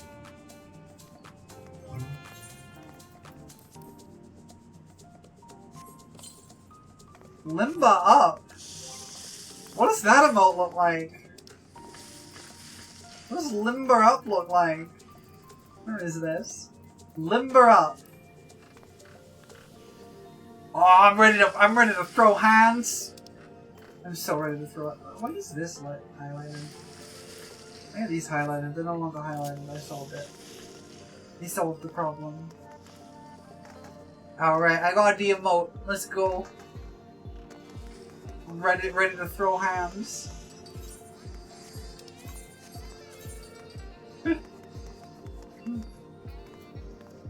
Honestly, this has been pretty good XP too.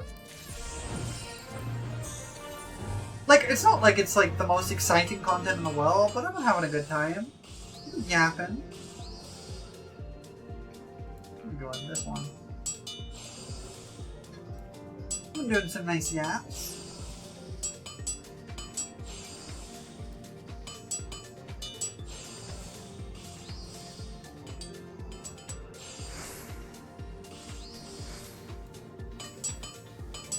I'm kind of a little hungry though. Not super hungry yet. I did eat before streaming. I got leftover curry tonight, and I'm happy about that. I love my spicy foods. I love my very spicy food.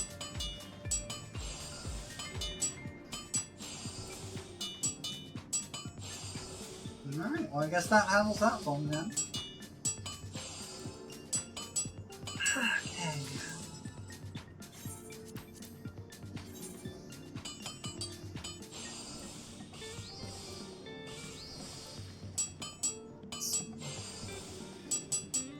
It's a Reki! Yeah, Reki's here! I don't know if Reki's still here, but Reki definitely was here a minute ago. Reki is a lovely bean. I know so many lovely beans.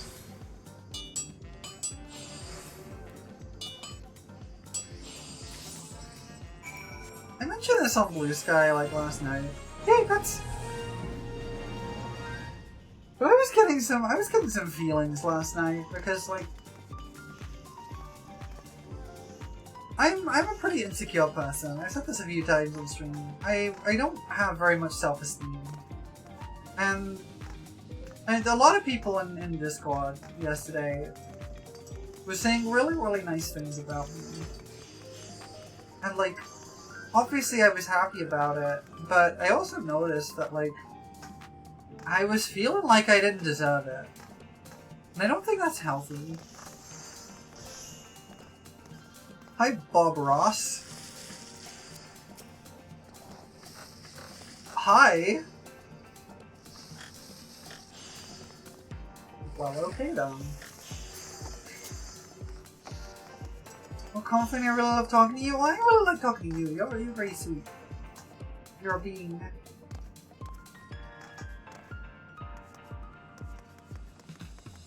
Thank you.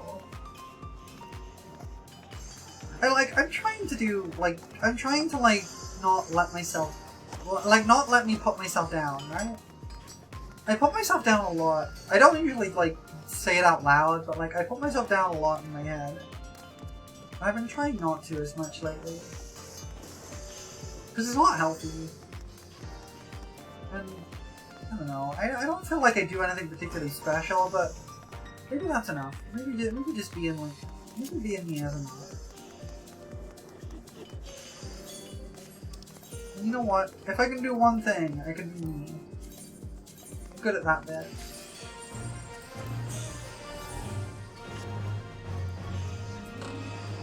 I'm good at being myself. And I just want to be nice to people, and I want everyone to be okay. And so I act accordingly. I'm the kind of person who, I tried to play... When I was younger, I used to really like the Fable games. I used to really like the Fable games when I was younger. And I'm the kind of person who tried to do an evil run for a space of about 5 minutes. And I can't do it. I feel too bad about it. I don't like being mean.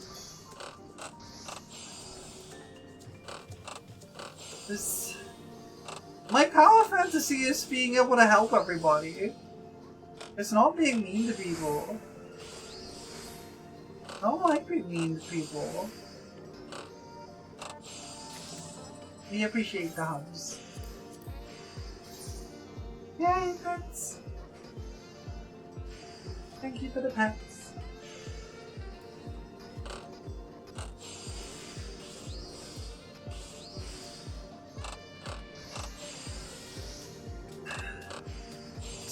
It's just a thing. It was just some late night thoughts, basically. I try my best, and I think that's all I can ask of myself, really.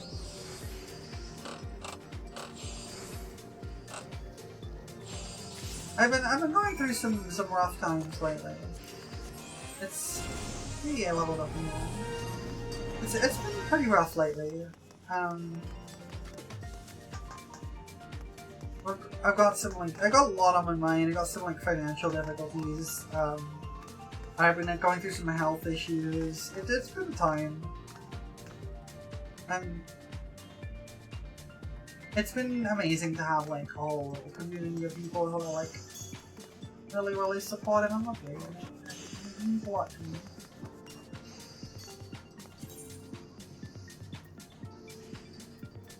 Hope you can help us get through it. Well, I appreciate that a lot.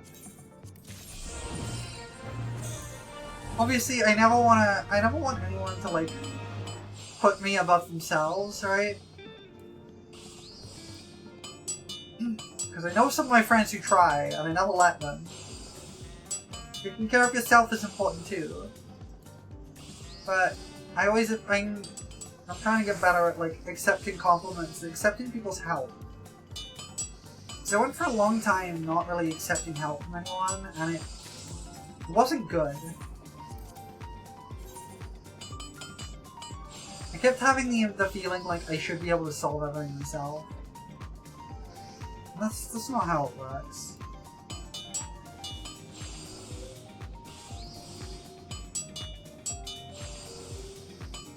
I'll get through it, one way or another. I'll be alright. I always am. I always end up okay at the end, but we'll see.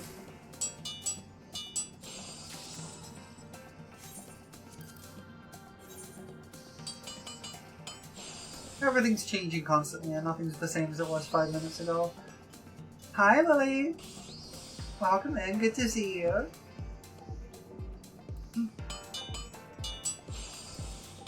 We're just doing some introspective yapping while I craft things. I'm making bathtubs.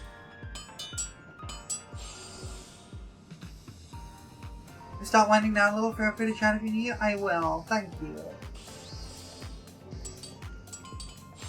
I know you're here to help.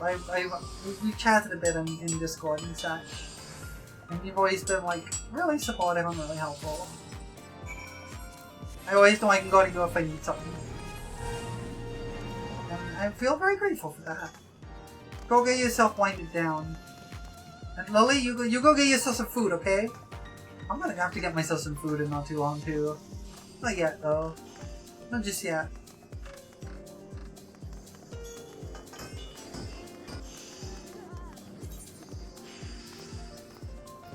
I still got crafts to craft.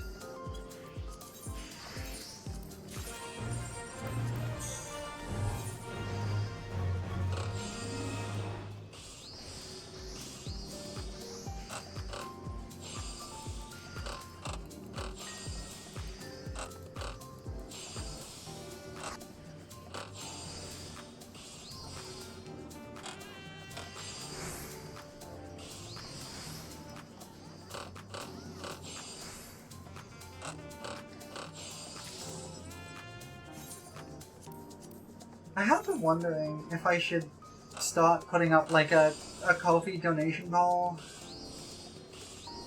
Because I mentioned they have some financial issues, and that is true, but there's no concrete amount of money that would just solve things, right? But at the same time, it does help. So I'm wondering if I should do that. I don't know. I always felt bad asking people for money.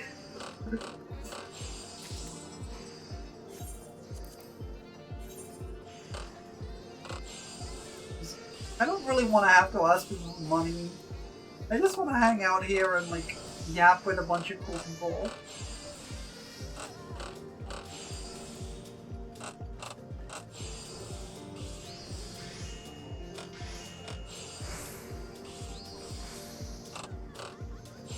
That's how it is, though. It is what it is.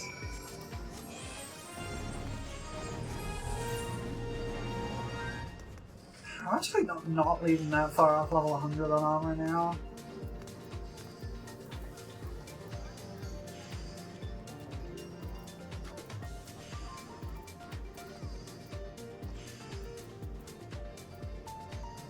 Let's see. Hey, pets! Thank you for the pets.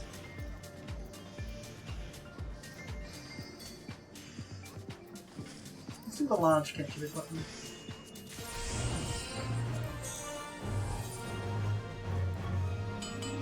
Wait, that's the wrong button. Dang it! I pressed the wrong button.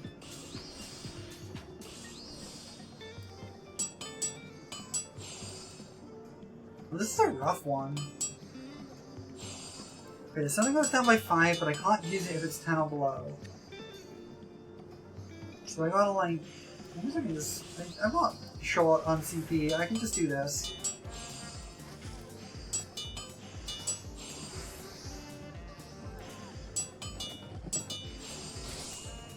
That worked. I want to go with this one, because this one needs more progress. So I go with muscle memory, which gives me a progress boost. Then I can start putting in quality. Do this. Yeah, that's what I thought. Okay, what next? This? Now purple sim.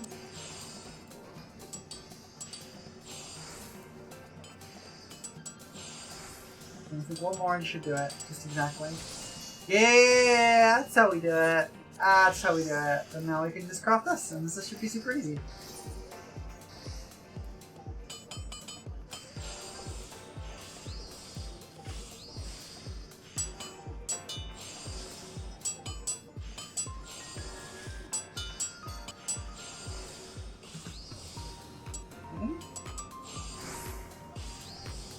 Should be able to get the rest of this groundwork.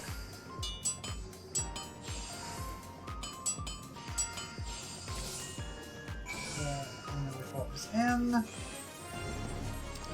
And then we take a look at the mech ops and apply. So we can get one more mission done. This should be doable in 1 minute 40. If not, we'll just abandon it and go to the next mission.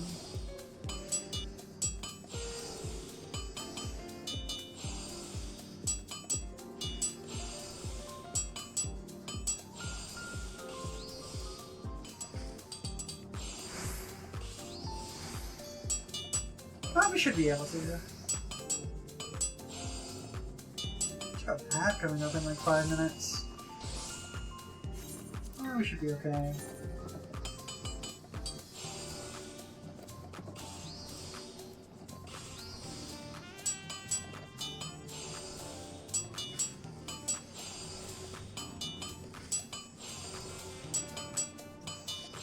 That up to 10, because that should finish. I think these are not too bad. These are definitely getting harder as I'm leveling up. Like, they are scaling on my level. And because I'm not upgrading my gear, they're getting tougher. But, like, they're not hard, right? But they just take a little bit more work.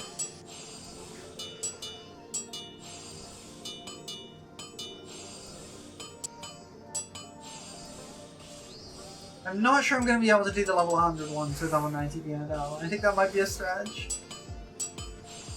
Like, I can't do them until I hit level 100 anyway, but no. Wow, am I going to get this perfectly on time? I am. 1 second left. And then I get to go into the mech mission. Did I get selected? Oh, I didn't.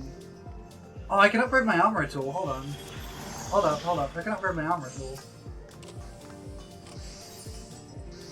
Let me do that.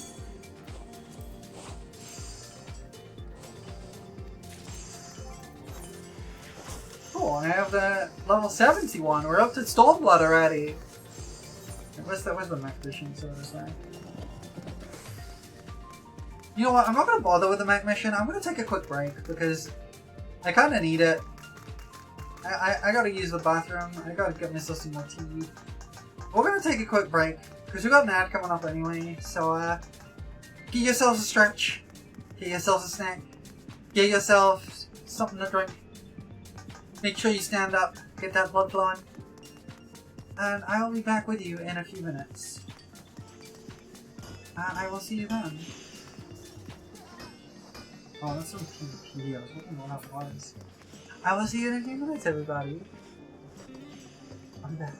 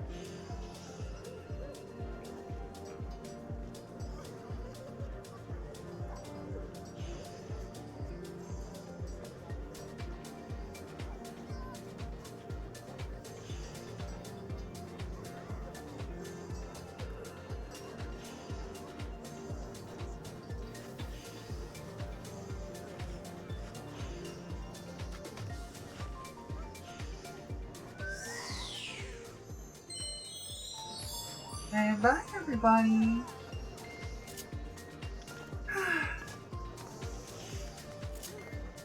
Missed the mic off, but that's okay. I'll be another one shortly. They're not too infrequent, which is quite nice. Thank you!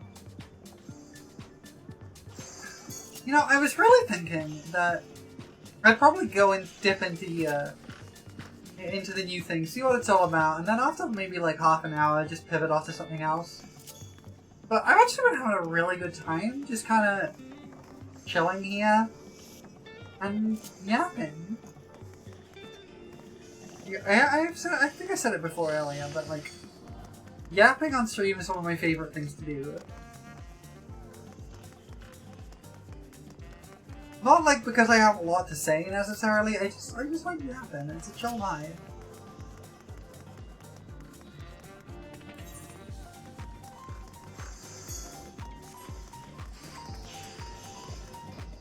Where's a good spot for crafting? There's a good little location.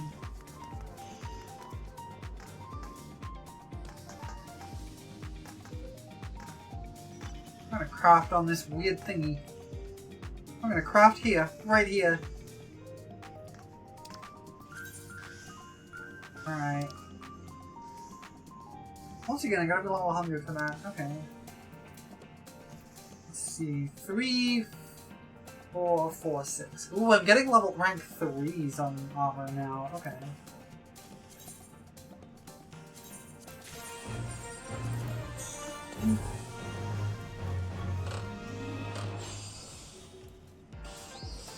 Alright.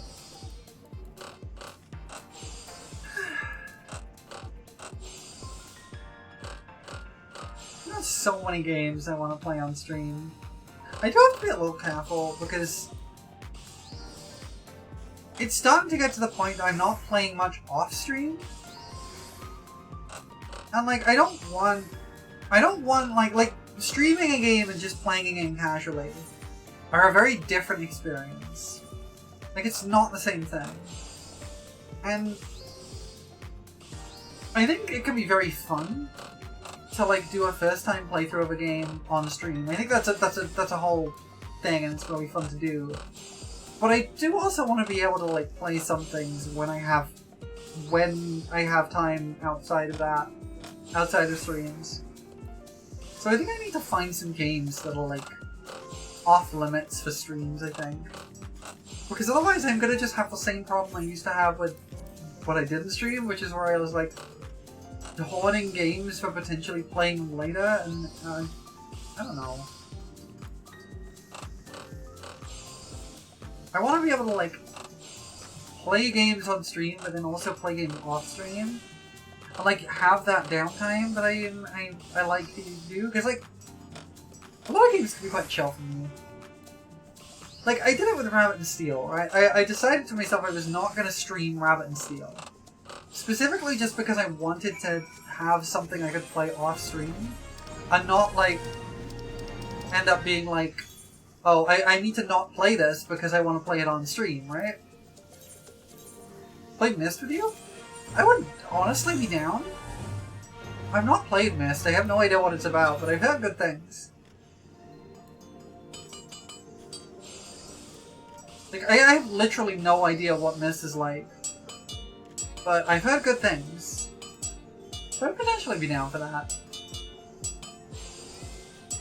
I just don't want, like, my entire gaming experience to be streams. Because, like, as much as I do love streaming, it's a great source of joy for me, let's put it that way. And I love showing you...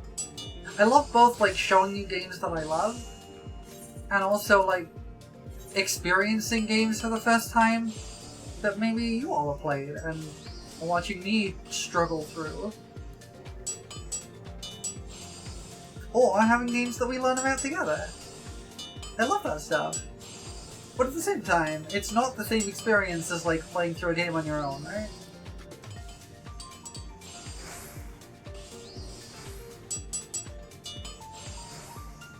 It's not the same experience as, like, playing a game where you don't have an audience. It's not that, like, one is necessarily better than the other, they're just different experiences, and I want both. it's just different.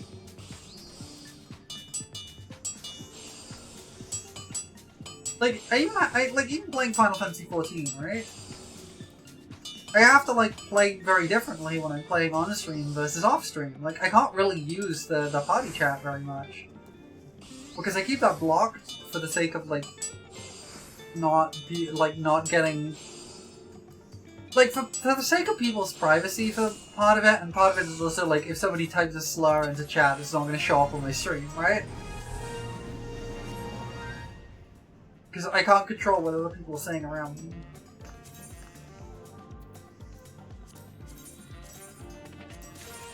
And then there's stuff like that. There's like it's not a big difference here, but I have to be a bit more like aware of the fact that I'm playing for an audience. I like I love playing on stream. I love doing this stuff. If I didn't, I wouldn't be here, I guess. If I didn't absolutely love it, I wouldn't be here. Because like I'd have given up a while ago if this wasn't something I genuinely loved doing.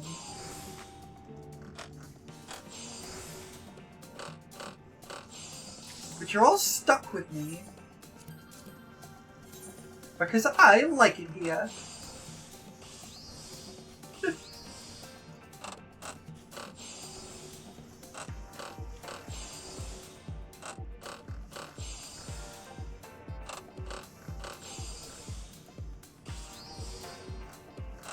What are you doing? This is all I want to do. That's the button I pressed the wrong button. I did the wrong button.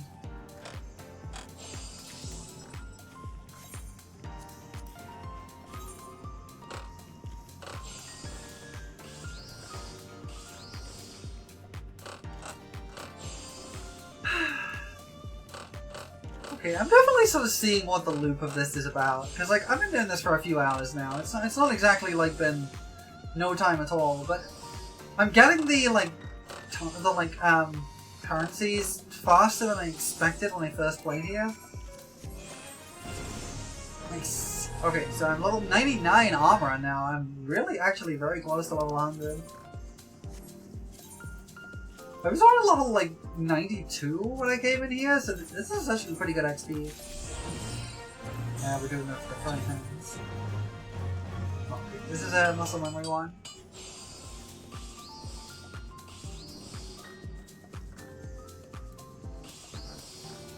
Yes. I'm actually gonna hit this a couple of times so we don't waste the veneration here. One more, I think. Dang it. Okay, well that's fine. It's fine. Okay, the lesson learned. I can't use the entire veneration with groundworks then.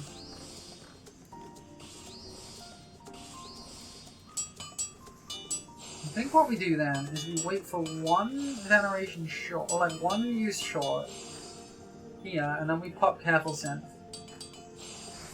Yeah, okay. That's what I'm looking for. And then we go basic touch, standard touch, and then Pyrogots? No, Pyrogots will end the thing at this point. I need some manipulation. We got a waste knot again. Now I Pyrogots. And then I careful synth. Careful synth again? Should have groundwork, not careful synth. Okay. I'm learning. Okay, we're just gonna craft with a normal quality one. We should be having enough stuff to do this. Yeah, we should come. So we just spam preparatory touch. We're good. And I got plenty of CP. Like I'm never really running low. These are not actually all that difficult paths. Because like usually when it comes to like high-end crafting, you usually have to use like you're like down to the wire on your CP. And a lot of the skill comes in managing like which abilities you have to use in order to make sure you keep your CP levels up. That was a mistake. I hacked up. I hacked up! No! I'm gonna just abandon this one because I've already lost. Oh, no I haven't. No I haven't. Hang on. No, I'm good, I'm good. I've still got 2 more of these. Okay, we're actually okay. I've just got to start the entire thing again. We're fine. I'm doing badly. 1 groundwork, 2 groundwork, 3 groundwork, and a capital sim. And then we do... What are we doing here? I think if we do innovation here, and then basic touch, then standard touch,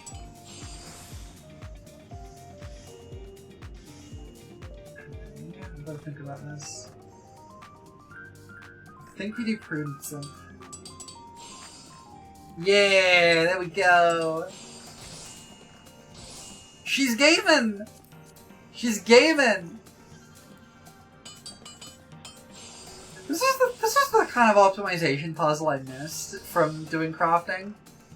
Where you're like... I'm doing it... I don't really need to do it for this, I'm just doing it because I like to. She's gaming? Yeah!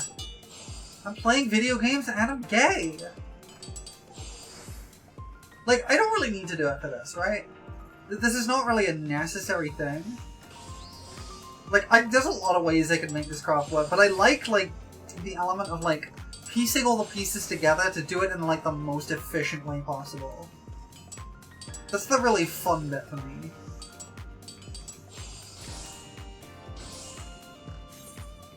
Okay, now we get one more shot at this.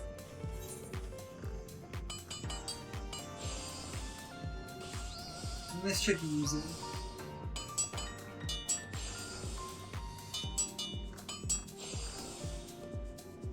One more. That should get us the full quality. No, okay. In which case we're gonna have to use Delicate Sim. One more of those should get us it. Now we have to use Manipulation and Waste Art again. Oh, I don't have enough CP! Oh, this is bad! I might not be able to do this. I ran out of CP.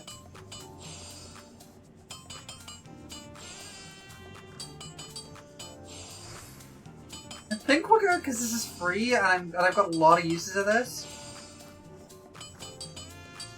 Yeah, I think we're okay.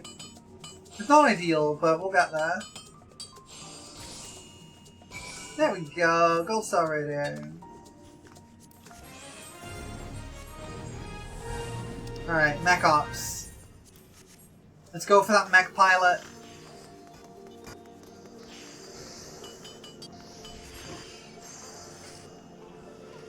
I'm understanding the loop now. Especially with like the red alerts, right? Because I didn't get to do a red alert because I didn't stick around long enough in the other moon to do that. On the moon to do that. And I didn't really appreciate just how important they were to the loop. Because like, if I stick around and hit all the red alerts, I'm gonna constantly have enough stuff to buy the mech op tickets, right? Can I buy another one? Oh, I can only buy one at a time. That's what I thought, I just wasn't sure. So if I'm just sticking around doing this and hanging out here and doing the stuff as they pop up, I will always have enough of the mech tickets. That makes sense. And you always want to go for the mech tickets rather than the Cosmic Fortune spins, because doing the mech missions gets you the tokens to get free spins anyway, even though they cost the same currency. So you always want to go for the mech tickets. I'm gaming. I'm getting the. I'm understanding how this is all pieced together now. Oh heck yeah! We got mechs. Let's go! Am I back in my garbage truck? Am I back in my bulldozer? Oh, I'm back on my bulldozer. Here we go. I'm crashing at everything. Why are there no seatbelts? This has not been thought through. There are no safety features on this bulldozer. Also, how does it fly? I don't know. I can't see where I'm going. I'm just flying off in a random direction and hoping it's good enough. I love how goofy Lalafells look when they're driving vehicles. It's fabulous.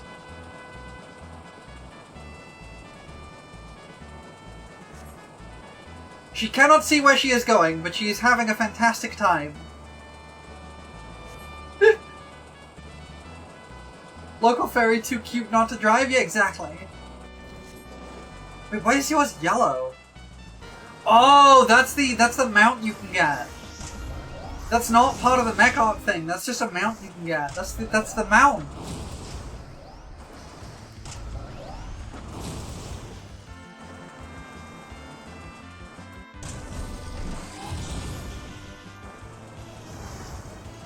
I see.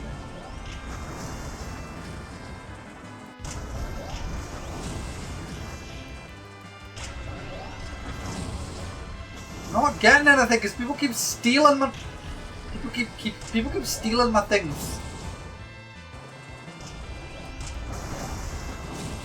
I got one. Stop! People keep stealing my stuff. Stop! I swear to God, it's like half a second before I hit them all.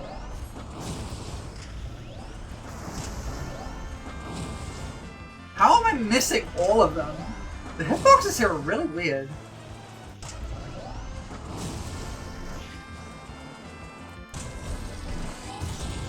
Here we go.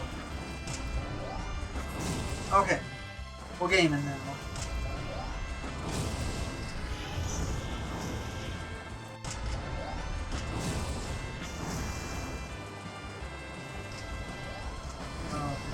Let's grab these ones.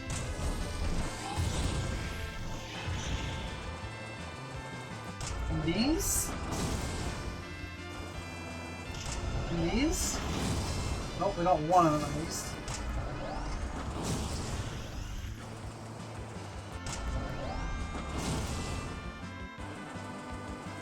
Okay, let's see. Let's get some here. Oh no, they got it! No!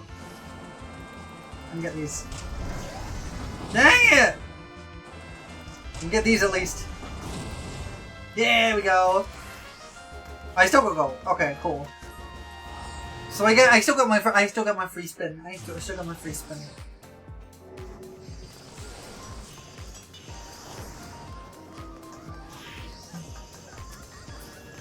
Cosmic research. First of all, I need myself a new mech ticket. Where's the mech ticket guy? You're the mech ticket guy. Give me a new mech ticket. Thank you. Now we go. You orbiting way. Give me a free spin. Let's see what we got.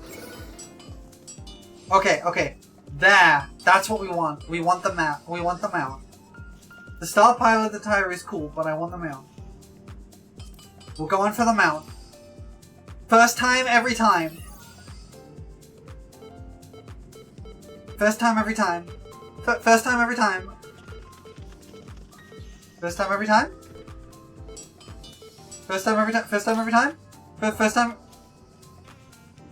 That is not what first time, every time looks like. Orbiting way.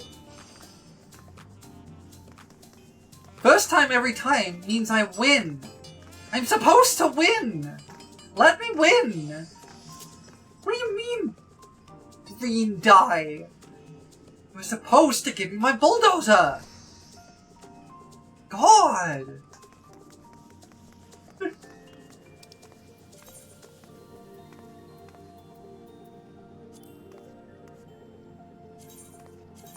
Fairy needs to win! Yeah, exactly! You understand.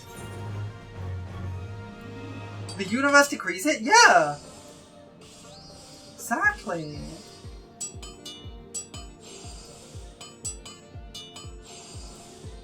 I do love this like moody jazz here. It's so good.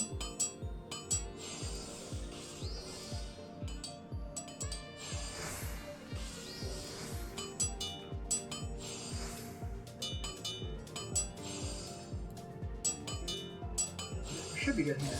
Yeah. No problem. Alright.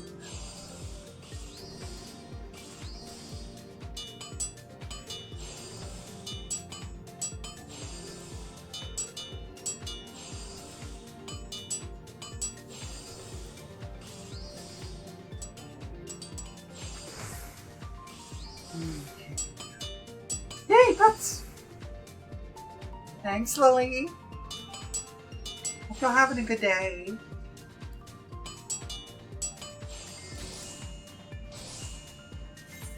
Hugs and pets the fairy tales, yeah. Hey, I'm a good girl. I haven't hardly done any crimes this week.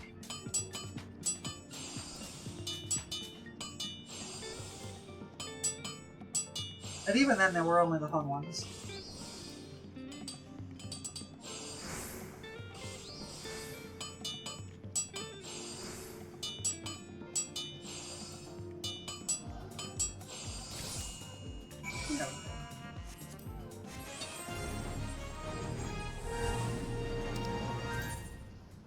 Okay, let's see. This one. How do I keep track of like the... Is it this? Yeah, okay. Okay, so like this is how I keep track of like when my relic like upgrade stage is.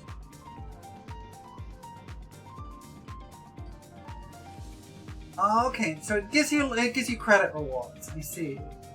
Like credit bonuses for having that equipped. But it's also just not good enough right now.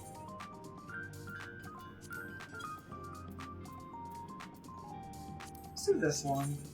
This one gives me the 3 rank ones. Like, I'm not super bothered about the relic, but I might as well do it if I'm doing the stuff for it, right?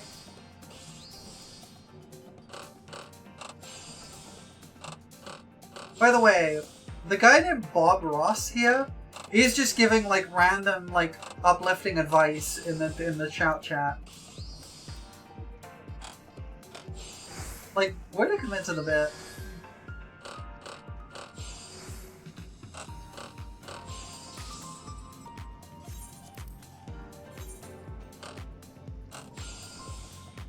Bob Ross is back this week?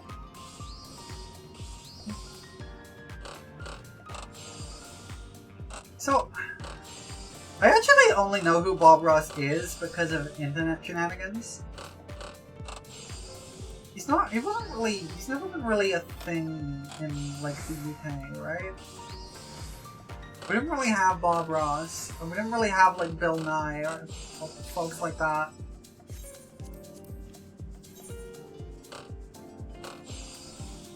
Like, we had other people who were, like, the kind of popular faces of, like... Oh, you meant they were in Say Chat last week? Fair enough.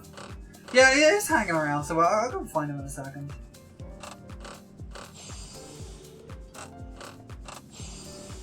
But it isn't, like, we have British equivalents, right? Like, our popular science guy for a long time was, Brian Cox, right? Not Bill Nye. There he is. Just Bob Ross.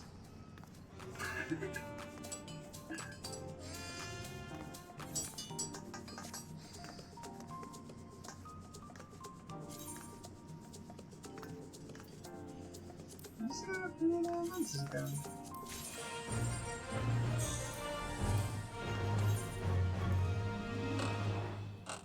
I never really liked Brian Cox. Something if I ever seen Slimy.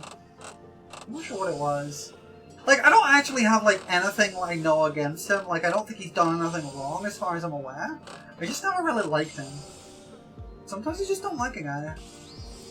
I'm not gonna blame him for that.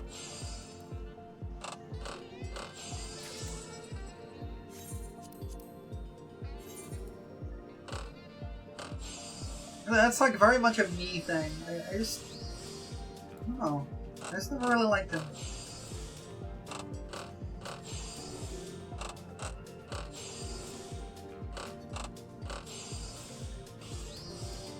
Bill Nye was cool though.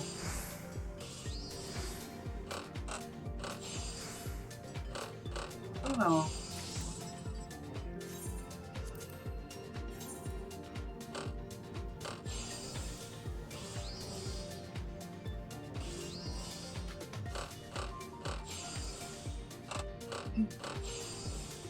I used to watch a lot of stuff on TV when I was younger about like physics and science and stuff. I always liked physics particularly. Science is cool. I really like that. I like physics. I'm not amazing at it. I took a university course in it and I was, oh, I wasn't paying attention. That's what I wasn't doing.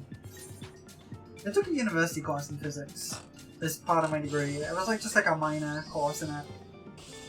It was hard. I wasn't bad at it by any means, but like I wasn't great at it. The stuff gets complicated really fast. Oh, don't even have to use fire dots. That's what I missed last time. Yeah. Honestly, I think I'm only like 2 or 3 away from being able to like, or being at like max level. Too much maths and physics for you to fully enjoy it? That's fair enough. I personally like maths. Oh, that's the wrong button. Whoops. But I get it. Like, a lot of people don't. And I do understand that. It's often taught wrong and like maths is, realistically, maths is often taught very, very badly. And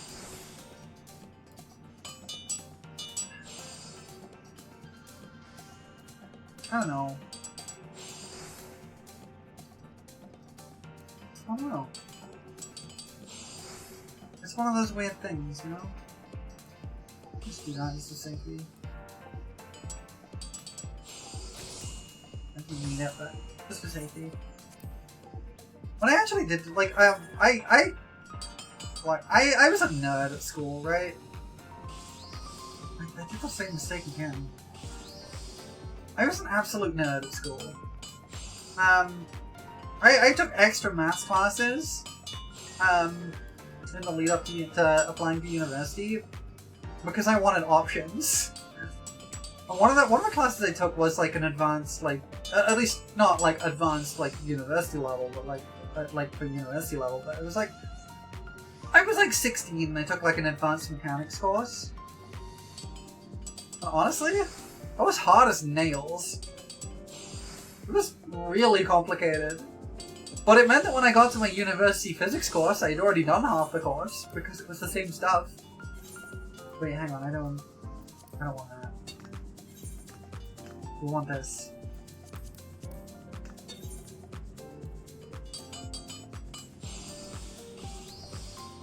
I'm usually the person my friends go to when they need help with math problems. I pressed the wrong button. It's fine. It happened.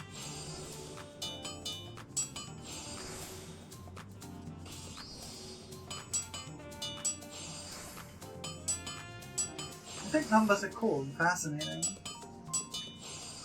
And they let you do cool stuff when you get into like programming and things. I know how to build a 3D renderer and a lot of that is maths. Unpleasant maths. It's not even that bad, honestly.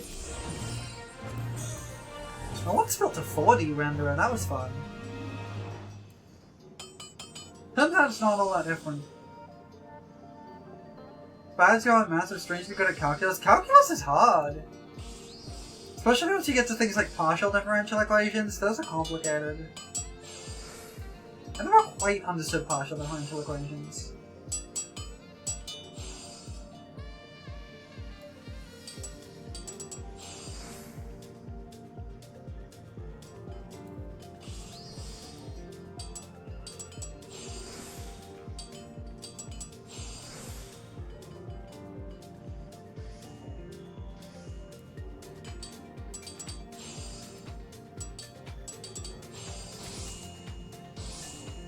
But I've always been good at like, I've been good at like, I'm good at like vector maths, right?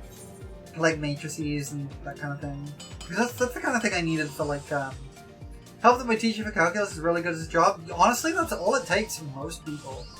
Like, it's not true for everyone because dyscalculia is a thing and stuff like that, but some people are just going to struggle with it, and that's okay. But a lot of people, I think their issues and like distrust and difficulty with maths can be solved by just having someone teach it good.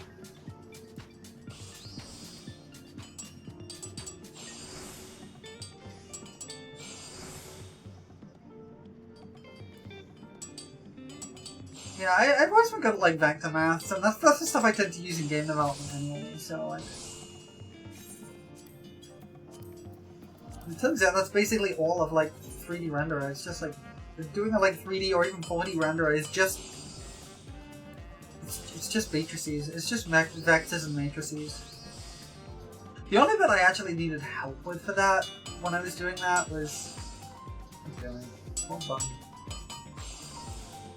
was working out how rotation worked in 4 dimensions, but once I had that explained to me, it was pretty easy.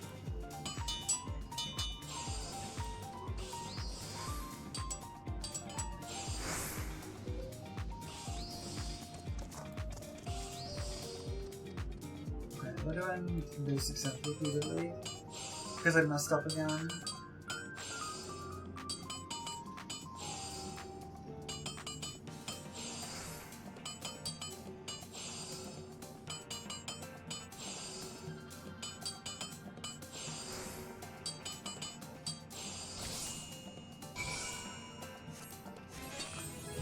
Let's go! I hit level 100! Oh yeah, I never actually got upgraded, yeah, whoops. I wasn't actually expecting to hit level 100 today. I wasn't really expecting to do much in the way of, like, leveling. Alright, let's see. Let's try one of these Class A missions to see how these go. Oh, never mind. Mech Ops. I mean, I can try one now, I guess.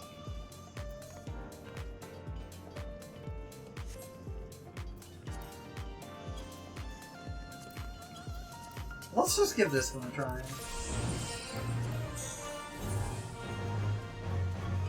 Okay, that's a big ol' number for the progress there! That's a big ol' number! That's a big number! Holy heck!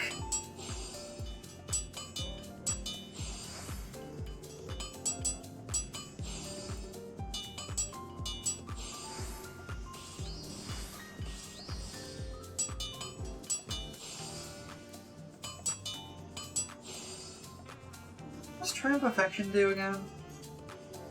Oh, reduces durability. That does say 14,900, yes. That's a big number!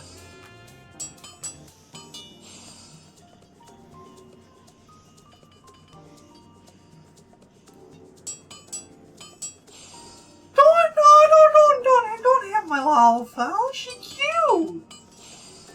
She is a sweet bean.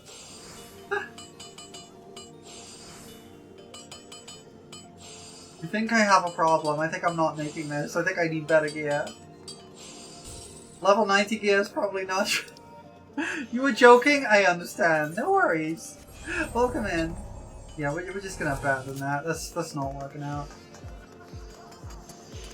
Now, it's all good vibes in here. We're all having a fun time.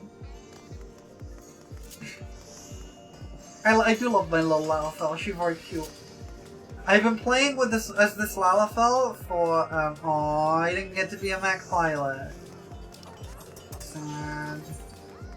I've been playing as this Lalafell for almost 8 years now. I've never used a Fantasia. I have a bunch of them in my inventory and I've never used them. I love my Lalafell. Like, I've occasionally, like, redone her hair, but I always bring it back to normal.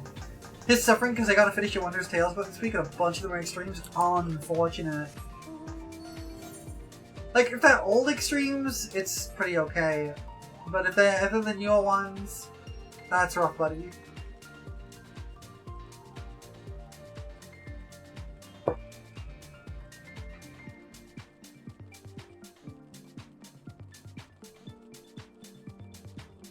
Gotta get to that next spot. Here we are, we're in the next spot now.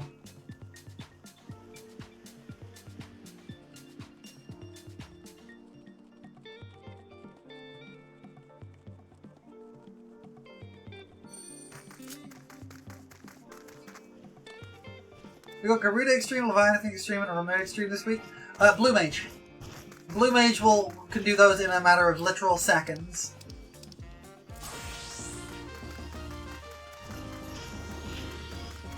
Honestly, Blue Mage is your savior for Wondrous Tales.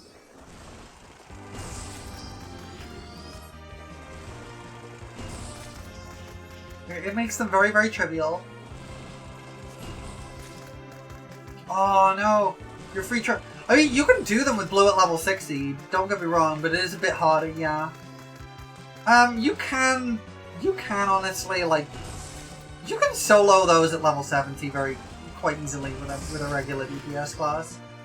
You're not gonna be able to beat them in 17 seconds, or like... Look, I think my record for Garuda is, like, 5 seconds.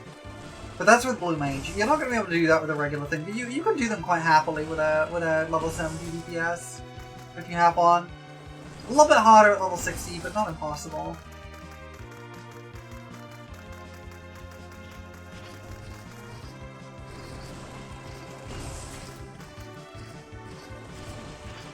Oh wait, I gotta hand these in. I keep forgetting. I gotta hand these in.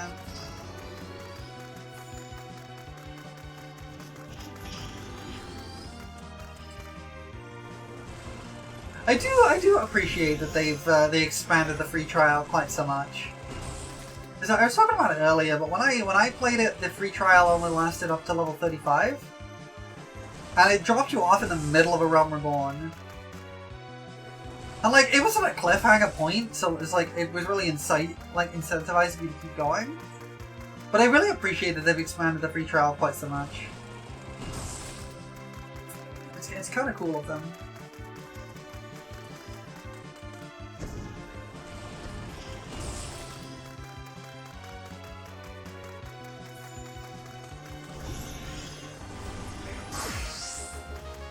Because like you have like all of Heavenswood and Stormblood, and those are some really good stories. I know people hop on Stormblood a lot, but I really love Stormblood. It has its issues, don't get me wrong, but it's a good story in its own right. I think a lot of Stormblood's problem is that it's kind of bookended by two amazing... Moody, are you heckin' kidding me again? Alright, alright. I will finish my thought, and then I will do push-ups. I feel like Stormblood's problem is that it's bookended by two of the better expansions, like Shadowbringers and Heavenswood. So, like, it feels worse than it is in comparison. When I first played Stormblood had just released, and the free trial was, yeah, then I started again last year. Fair enough. That's fair. Alright, Mooney, you get your push-ups. Hold on. Okay. Gotta make sure my headphones don't fall off. Alright. 1, 2, 3, 4, 5.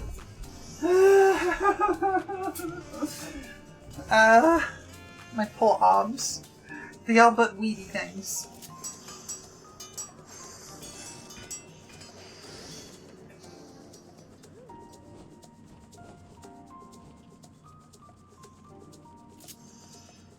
You never got a chance to ever like Papalimo? Yeah, I kind of felt the same. Like... Yeah. I don't want to go too far into story spoilers and stuff, but yeah.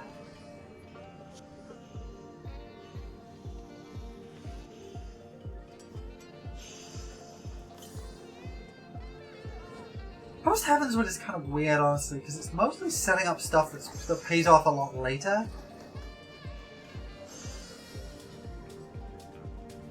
Stormblood itself, like, it is, like, out of the expansions, aside from Dawn Trail, which I personally rank lowest, story-wise, it's the weakest of the Light and Dark arc.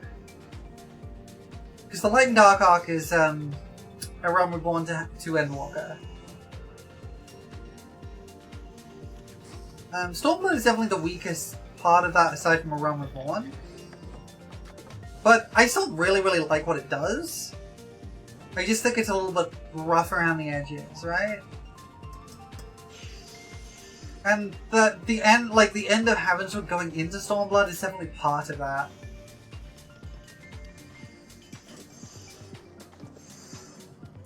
I think there's some really, really good stuff to like in Stormblood though.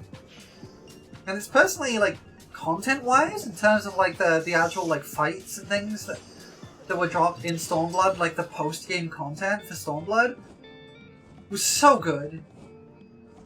Like, there's the whole Eureka thing, which when I first tried, it wasn't when it was new. It was like a few patches later, after it finished. I tried it and really didn't like it, but I was also trying to do it solo, and I eventually went back and did it like a year or two ago. Because, I think it was 2 years ago, because, a lovely Let's Player who I was part of a community on. Yeah, it was definitely like 2 or 3 years ago. It was before I started streaming, like, properly. There's a lovely Let's Player that I'm a part of a community on, and like, he's doing like a big story-focused playthrough of all of Final Fantasy XIV. And so a bunch of his community got like, people together to go through all of Eureka and like just power level through it and actually like as a community go through it. And that was awesome! Like getting a bunch of people together to go through Eureka feels like that's how that was supposed to be done. And considering it's based on like older styles of MMO like Final Fantasy XI, that makes total sense. And it was a lot of fun. And when you actually get into it, a lot of the like actual content in Eureka is brilliant stuff. Like, Baldesion Arsenal is one of the most fun pieces of content in the game. I mean, it's also incredibly punishing. For the record, Baldesion Arsenal is a 24-person raid that you have to, like, fulfill certain requirements to be part of. And beating it properly gets you this mount. Which is neat. It's a neat little mount. The thing is, though, Baldesion Arsenal requires people to leave the instance in the middle of it and go and do stuff in the field outside. And then they get pulled back in for later, and it's so cool.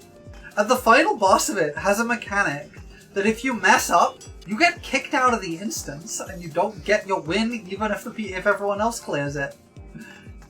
Which means if you're dead, and you're not standing in the right place during that mechanic, you just lose the instance and you have to do it all over again, and you only get a chance every few hours. And I get why that's divisive, but I first heard about that and was like, that sounds awful, I hate that. But then I actually played it, and it rules? Because it makes that final fight so stressful in a really fun way. Like, there's so much interesting pressure for it, because it's like, if I mess up, I know what happens. And I gotta do this whole thing again if I mess up. I didn't mess up, and I got my ball. I got my orb. I just tried to say ball and orb at the same time. It went like borb. Borb. Anyway. Borb!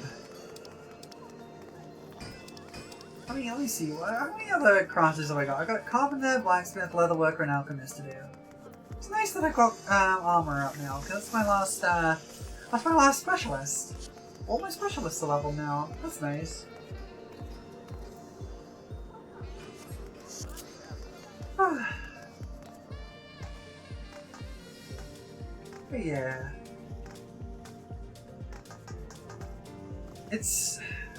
I have a lot of history with this game, as my 7,000 hours can attest to. But I don't know, it's just... The game has definitely changed a lot over the years. And some of those have been really good changes, and some of them have actually just... kinda... It's not that they're bad. I don't want to say they're bad changes. But they've moved the game away from what I fell in love with. And I think it didn't really hit me until I played through Dawn Trail. So I mentioned before that I'm quite an insecure person, and I get anxious very quickly. And one of the things that's always made me anxious is I tend to avoid a lot of the time the patch hype cycle for Final Fantasy XIV. And the reason for that is this is my comfort game, right? I come here to chill and take a load off and just kind of be in this world and be a little potato person and just kind of hang out here. This is a comfort game. I like being in this world. It's nice for me. It's relaxing. And whenever the patch hype cycle comes around, like, there is always the threat that something I enjoy about this game is going to get massively reworked. And whether that's the case or not, the hype cycle comes with that worry. And so I tend to avoid the hype cycle to avoid the anxiety of, like, what if they completely rework Bard, the class I fell in love with when I first started playing this and have been loving ever since. Because it wouldn't be the first time. Summoners got shafted. People who main Summoner were like basically got their class completely gutted and changed into something completely different. And it could happen to another class too. And I don't want it to happen to Bard because I love Bard. How it is now. And how it has been for the past, ever since Stormblood, really. And even then, it wasn't really major changes. So, I tend to avoid that. And what usually happens is whenever the new expansions drop, I get extremely anxious about, big changes coming to the game I love. Right? And usually what happens is I go through the expansion story, and I get pulled in and fall in love with it all over again, right? And so the changes then don't matter too much, because I'm already in love with where the story is now, right? When Shadowbringers dropped, I was pretty anxious over it, because I loved Stormblood, and I was absolutely in love with it, and they announced, big sweeping changes to things. Thank you for the hydrator rate. And the changes hit, and then Shadowbringers was Shadowbringers, and it was phenomenal. Shadowbringers is phenomenal. In so many ways. Heck, they even added, a whole raid series for lesbians.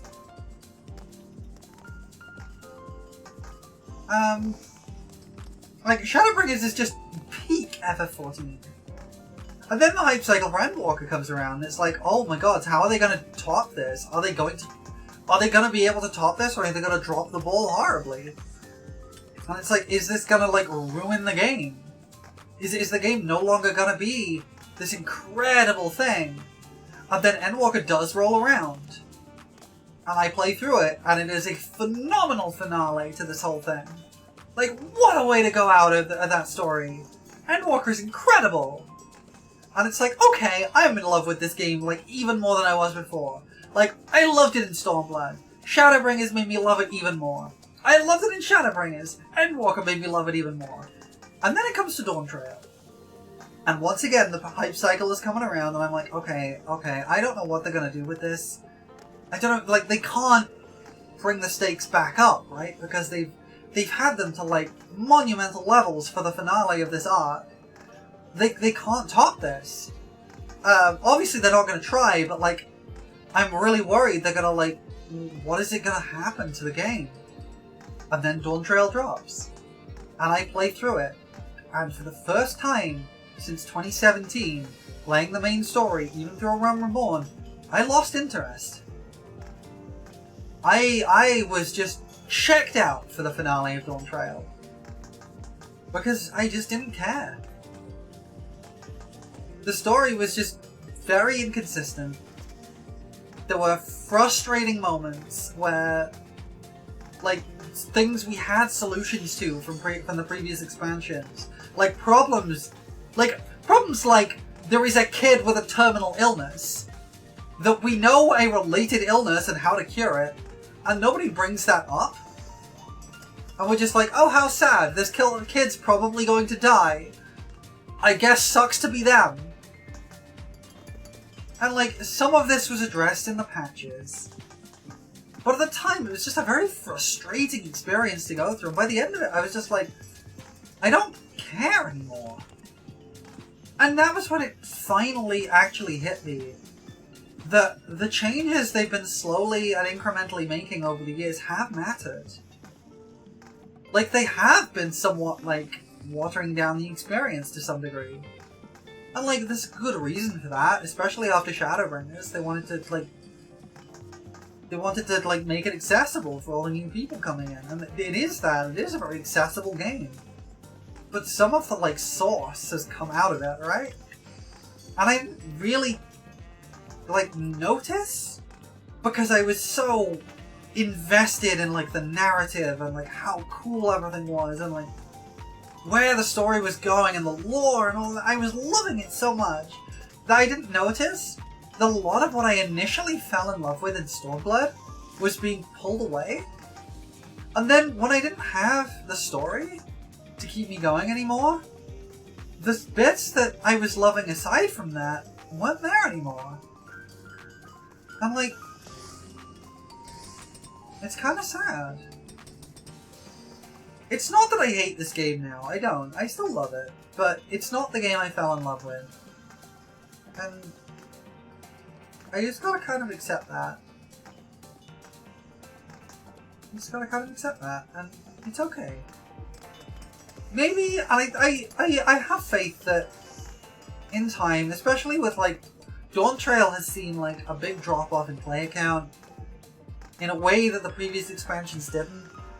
And I think, especially with stuff that Yoshi P has said recently, I think they are possibly going to look at, like, changing tactic a little bit to try and, like, keep things going a bit further. I'm not gonna sign up for the Nekop, actually. I think they are gonna... They might. I'm hopeful for that. Because I'd like to see this game regain some of what I initially fell in love with. And, you know, maybe it will. And maybe it won't. And if it didn't, you know, it's still an important part of my life. I've made so many friends in this game. And some of them very, very important to me. Most of them very important to me, honestly. I met my partner in this game. Like, there's no way this game is ever going to be, like, meaningless to me, right? But I don't know. I'm just getting a bit introspective here. What I'm also getting is extremely hungry. So, let me snooze that ad, and then let's move over this way. I think I'm gonna wrap things up here. We'll go on for like 6 hours. I think that's a nice place to stop. I got my armor up to level 100 and I wasn't expecting to, and I've had a wonderful, wonderful day today. This has been so lovely. And I love yapping with you all. It's been a really chill day, and I've kind of needed that. I will find someone to raid in a second, but thank you very much for joining me today, everybody. It's been great. It's been a really chill yap day. And it's nice, especially because tomorrow is gonna be very exciting. I can't believe it's actually Silksong. It's here tomorrow, and I'm gonna play it tomorrow. We're gonna be playing Silksong. Ah, I'm so excited. I'm playing Silksong and I can't wait. Let me get a raid going, then we can yap a little bit more while the raid goes on. Let me see, who's on? Who's on right now?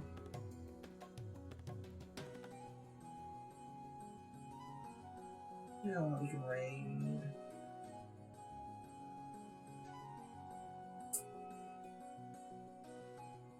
Maybe someone, like, there's a few folks on. There's a few folks on I can read into.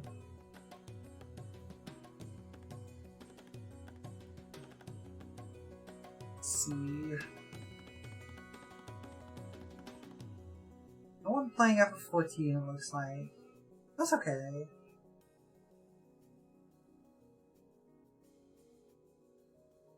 You know, let's go say hi to a lovely dragon. Let's go say hi to Key.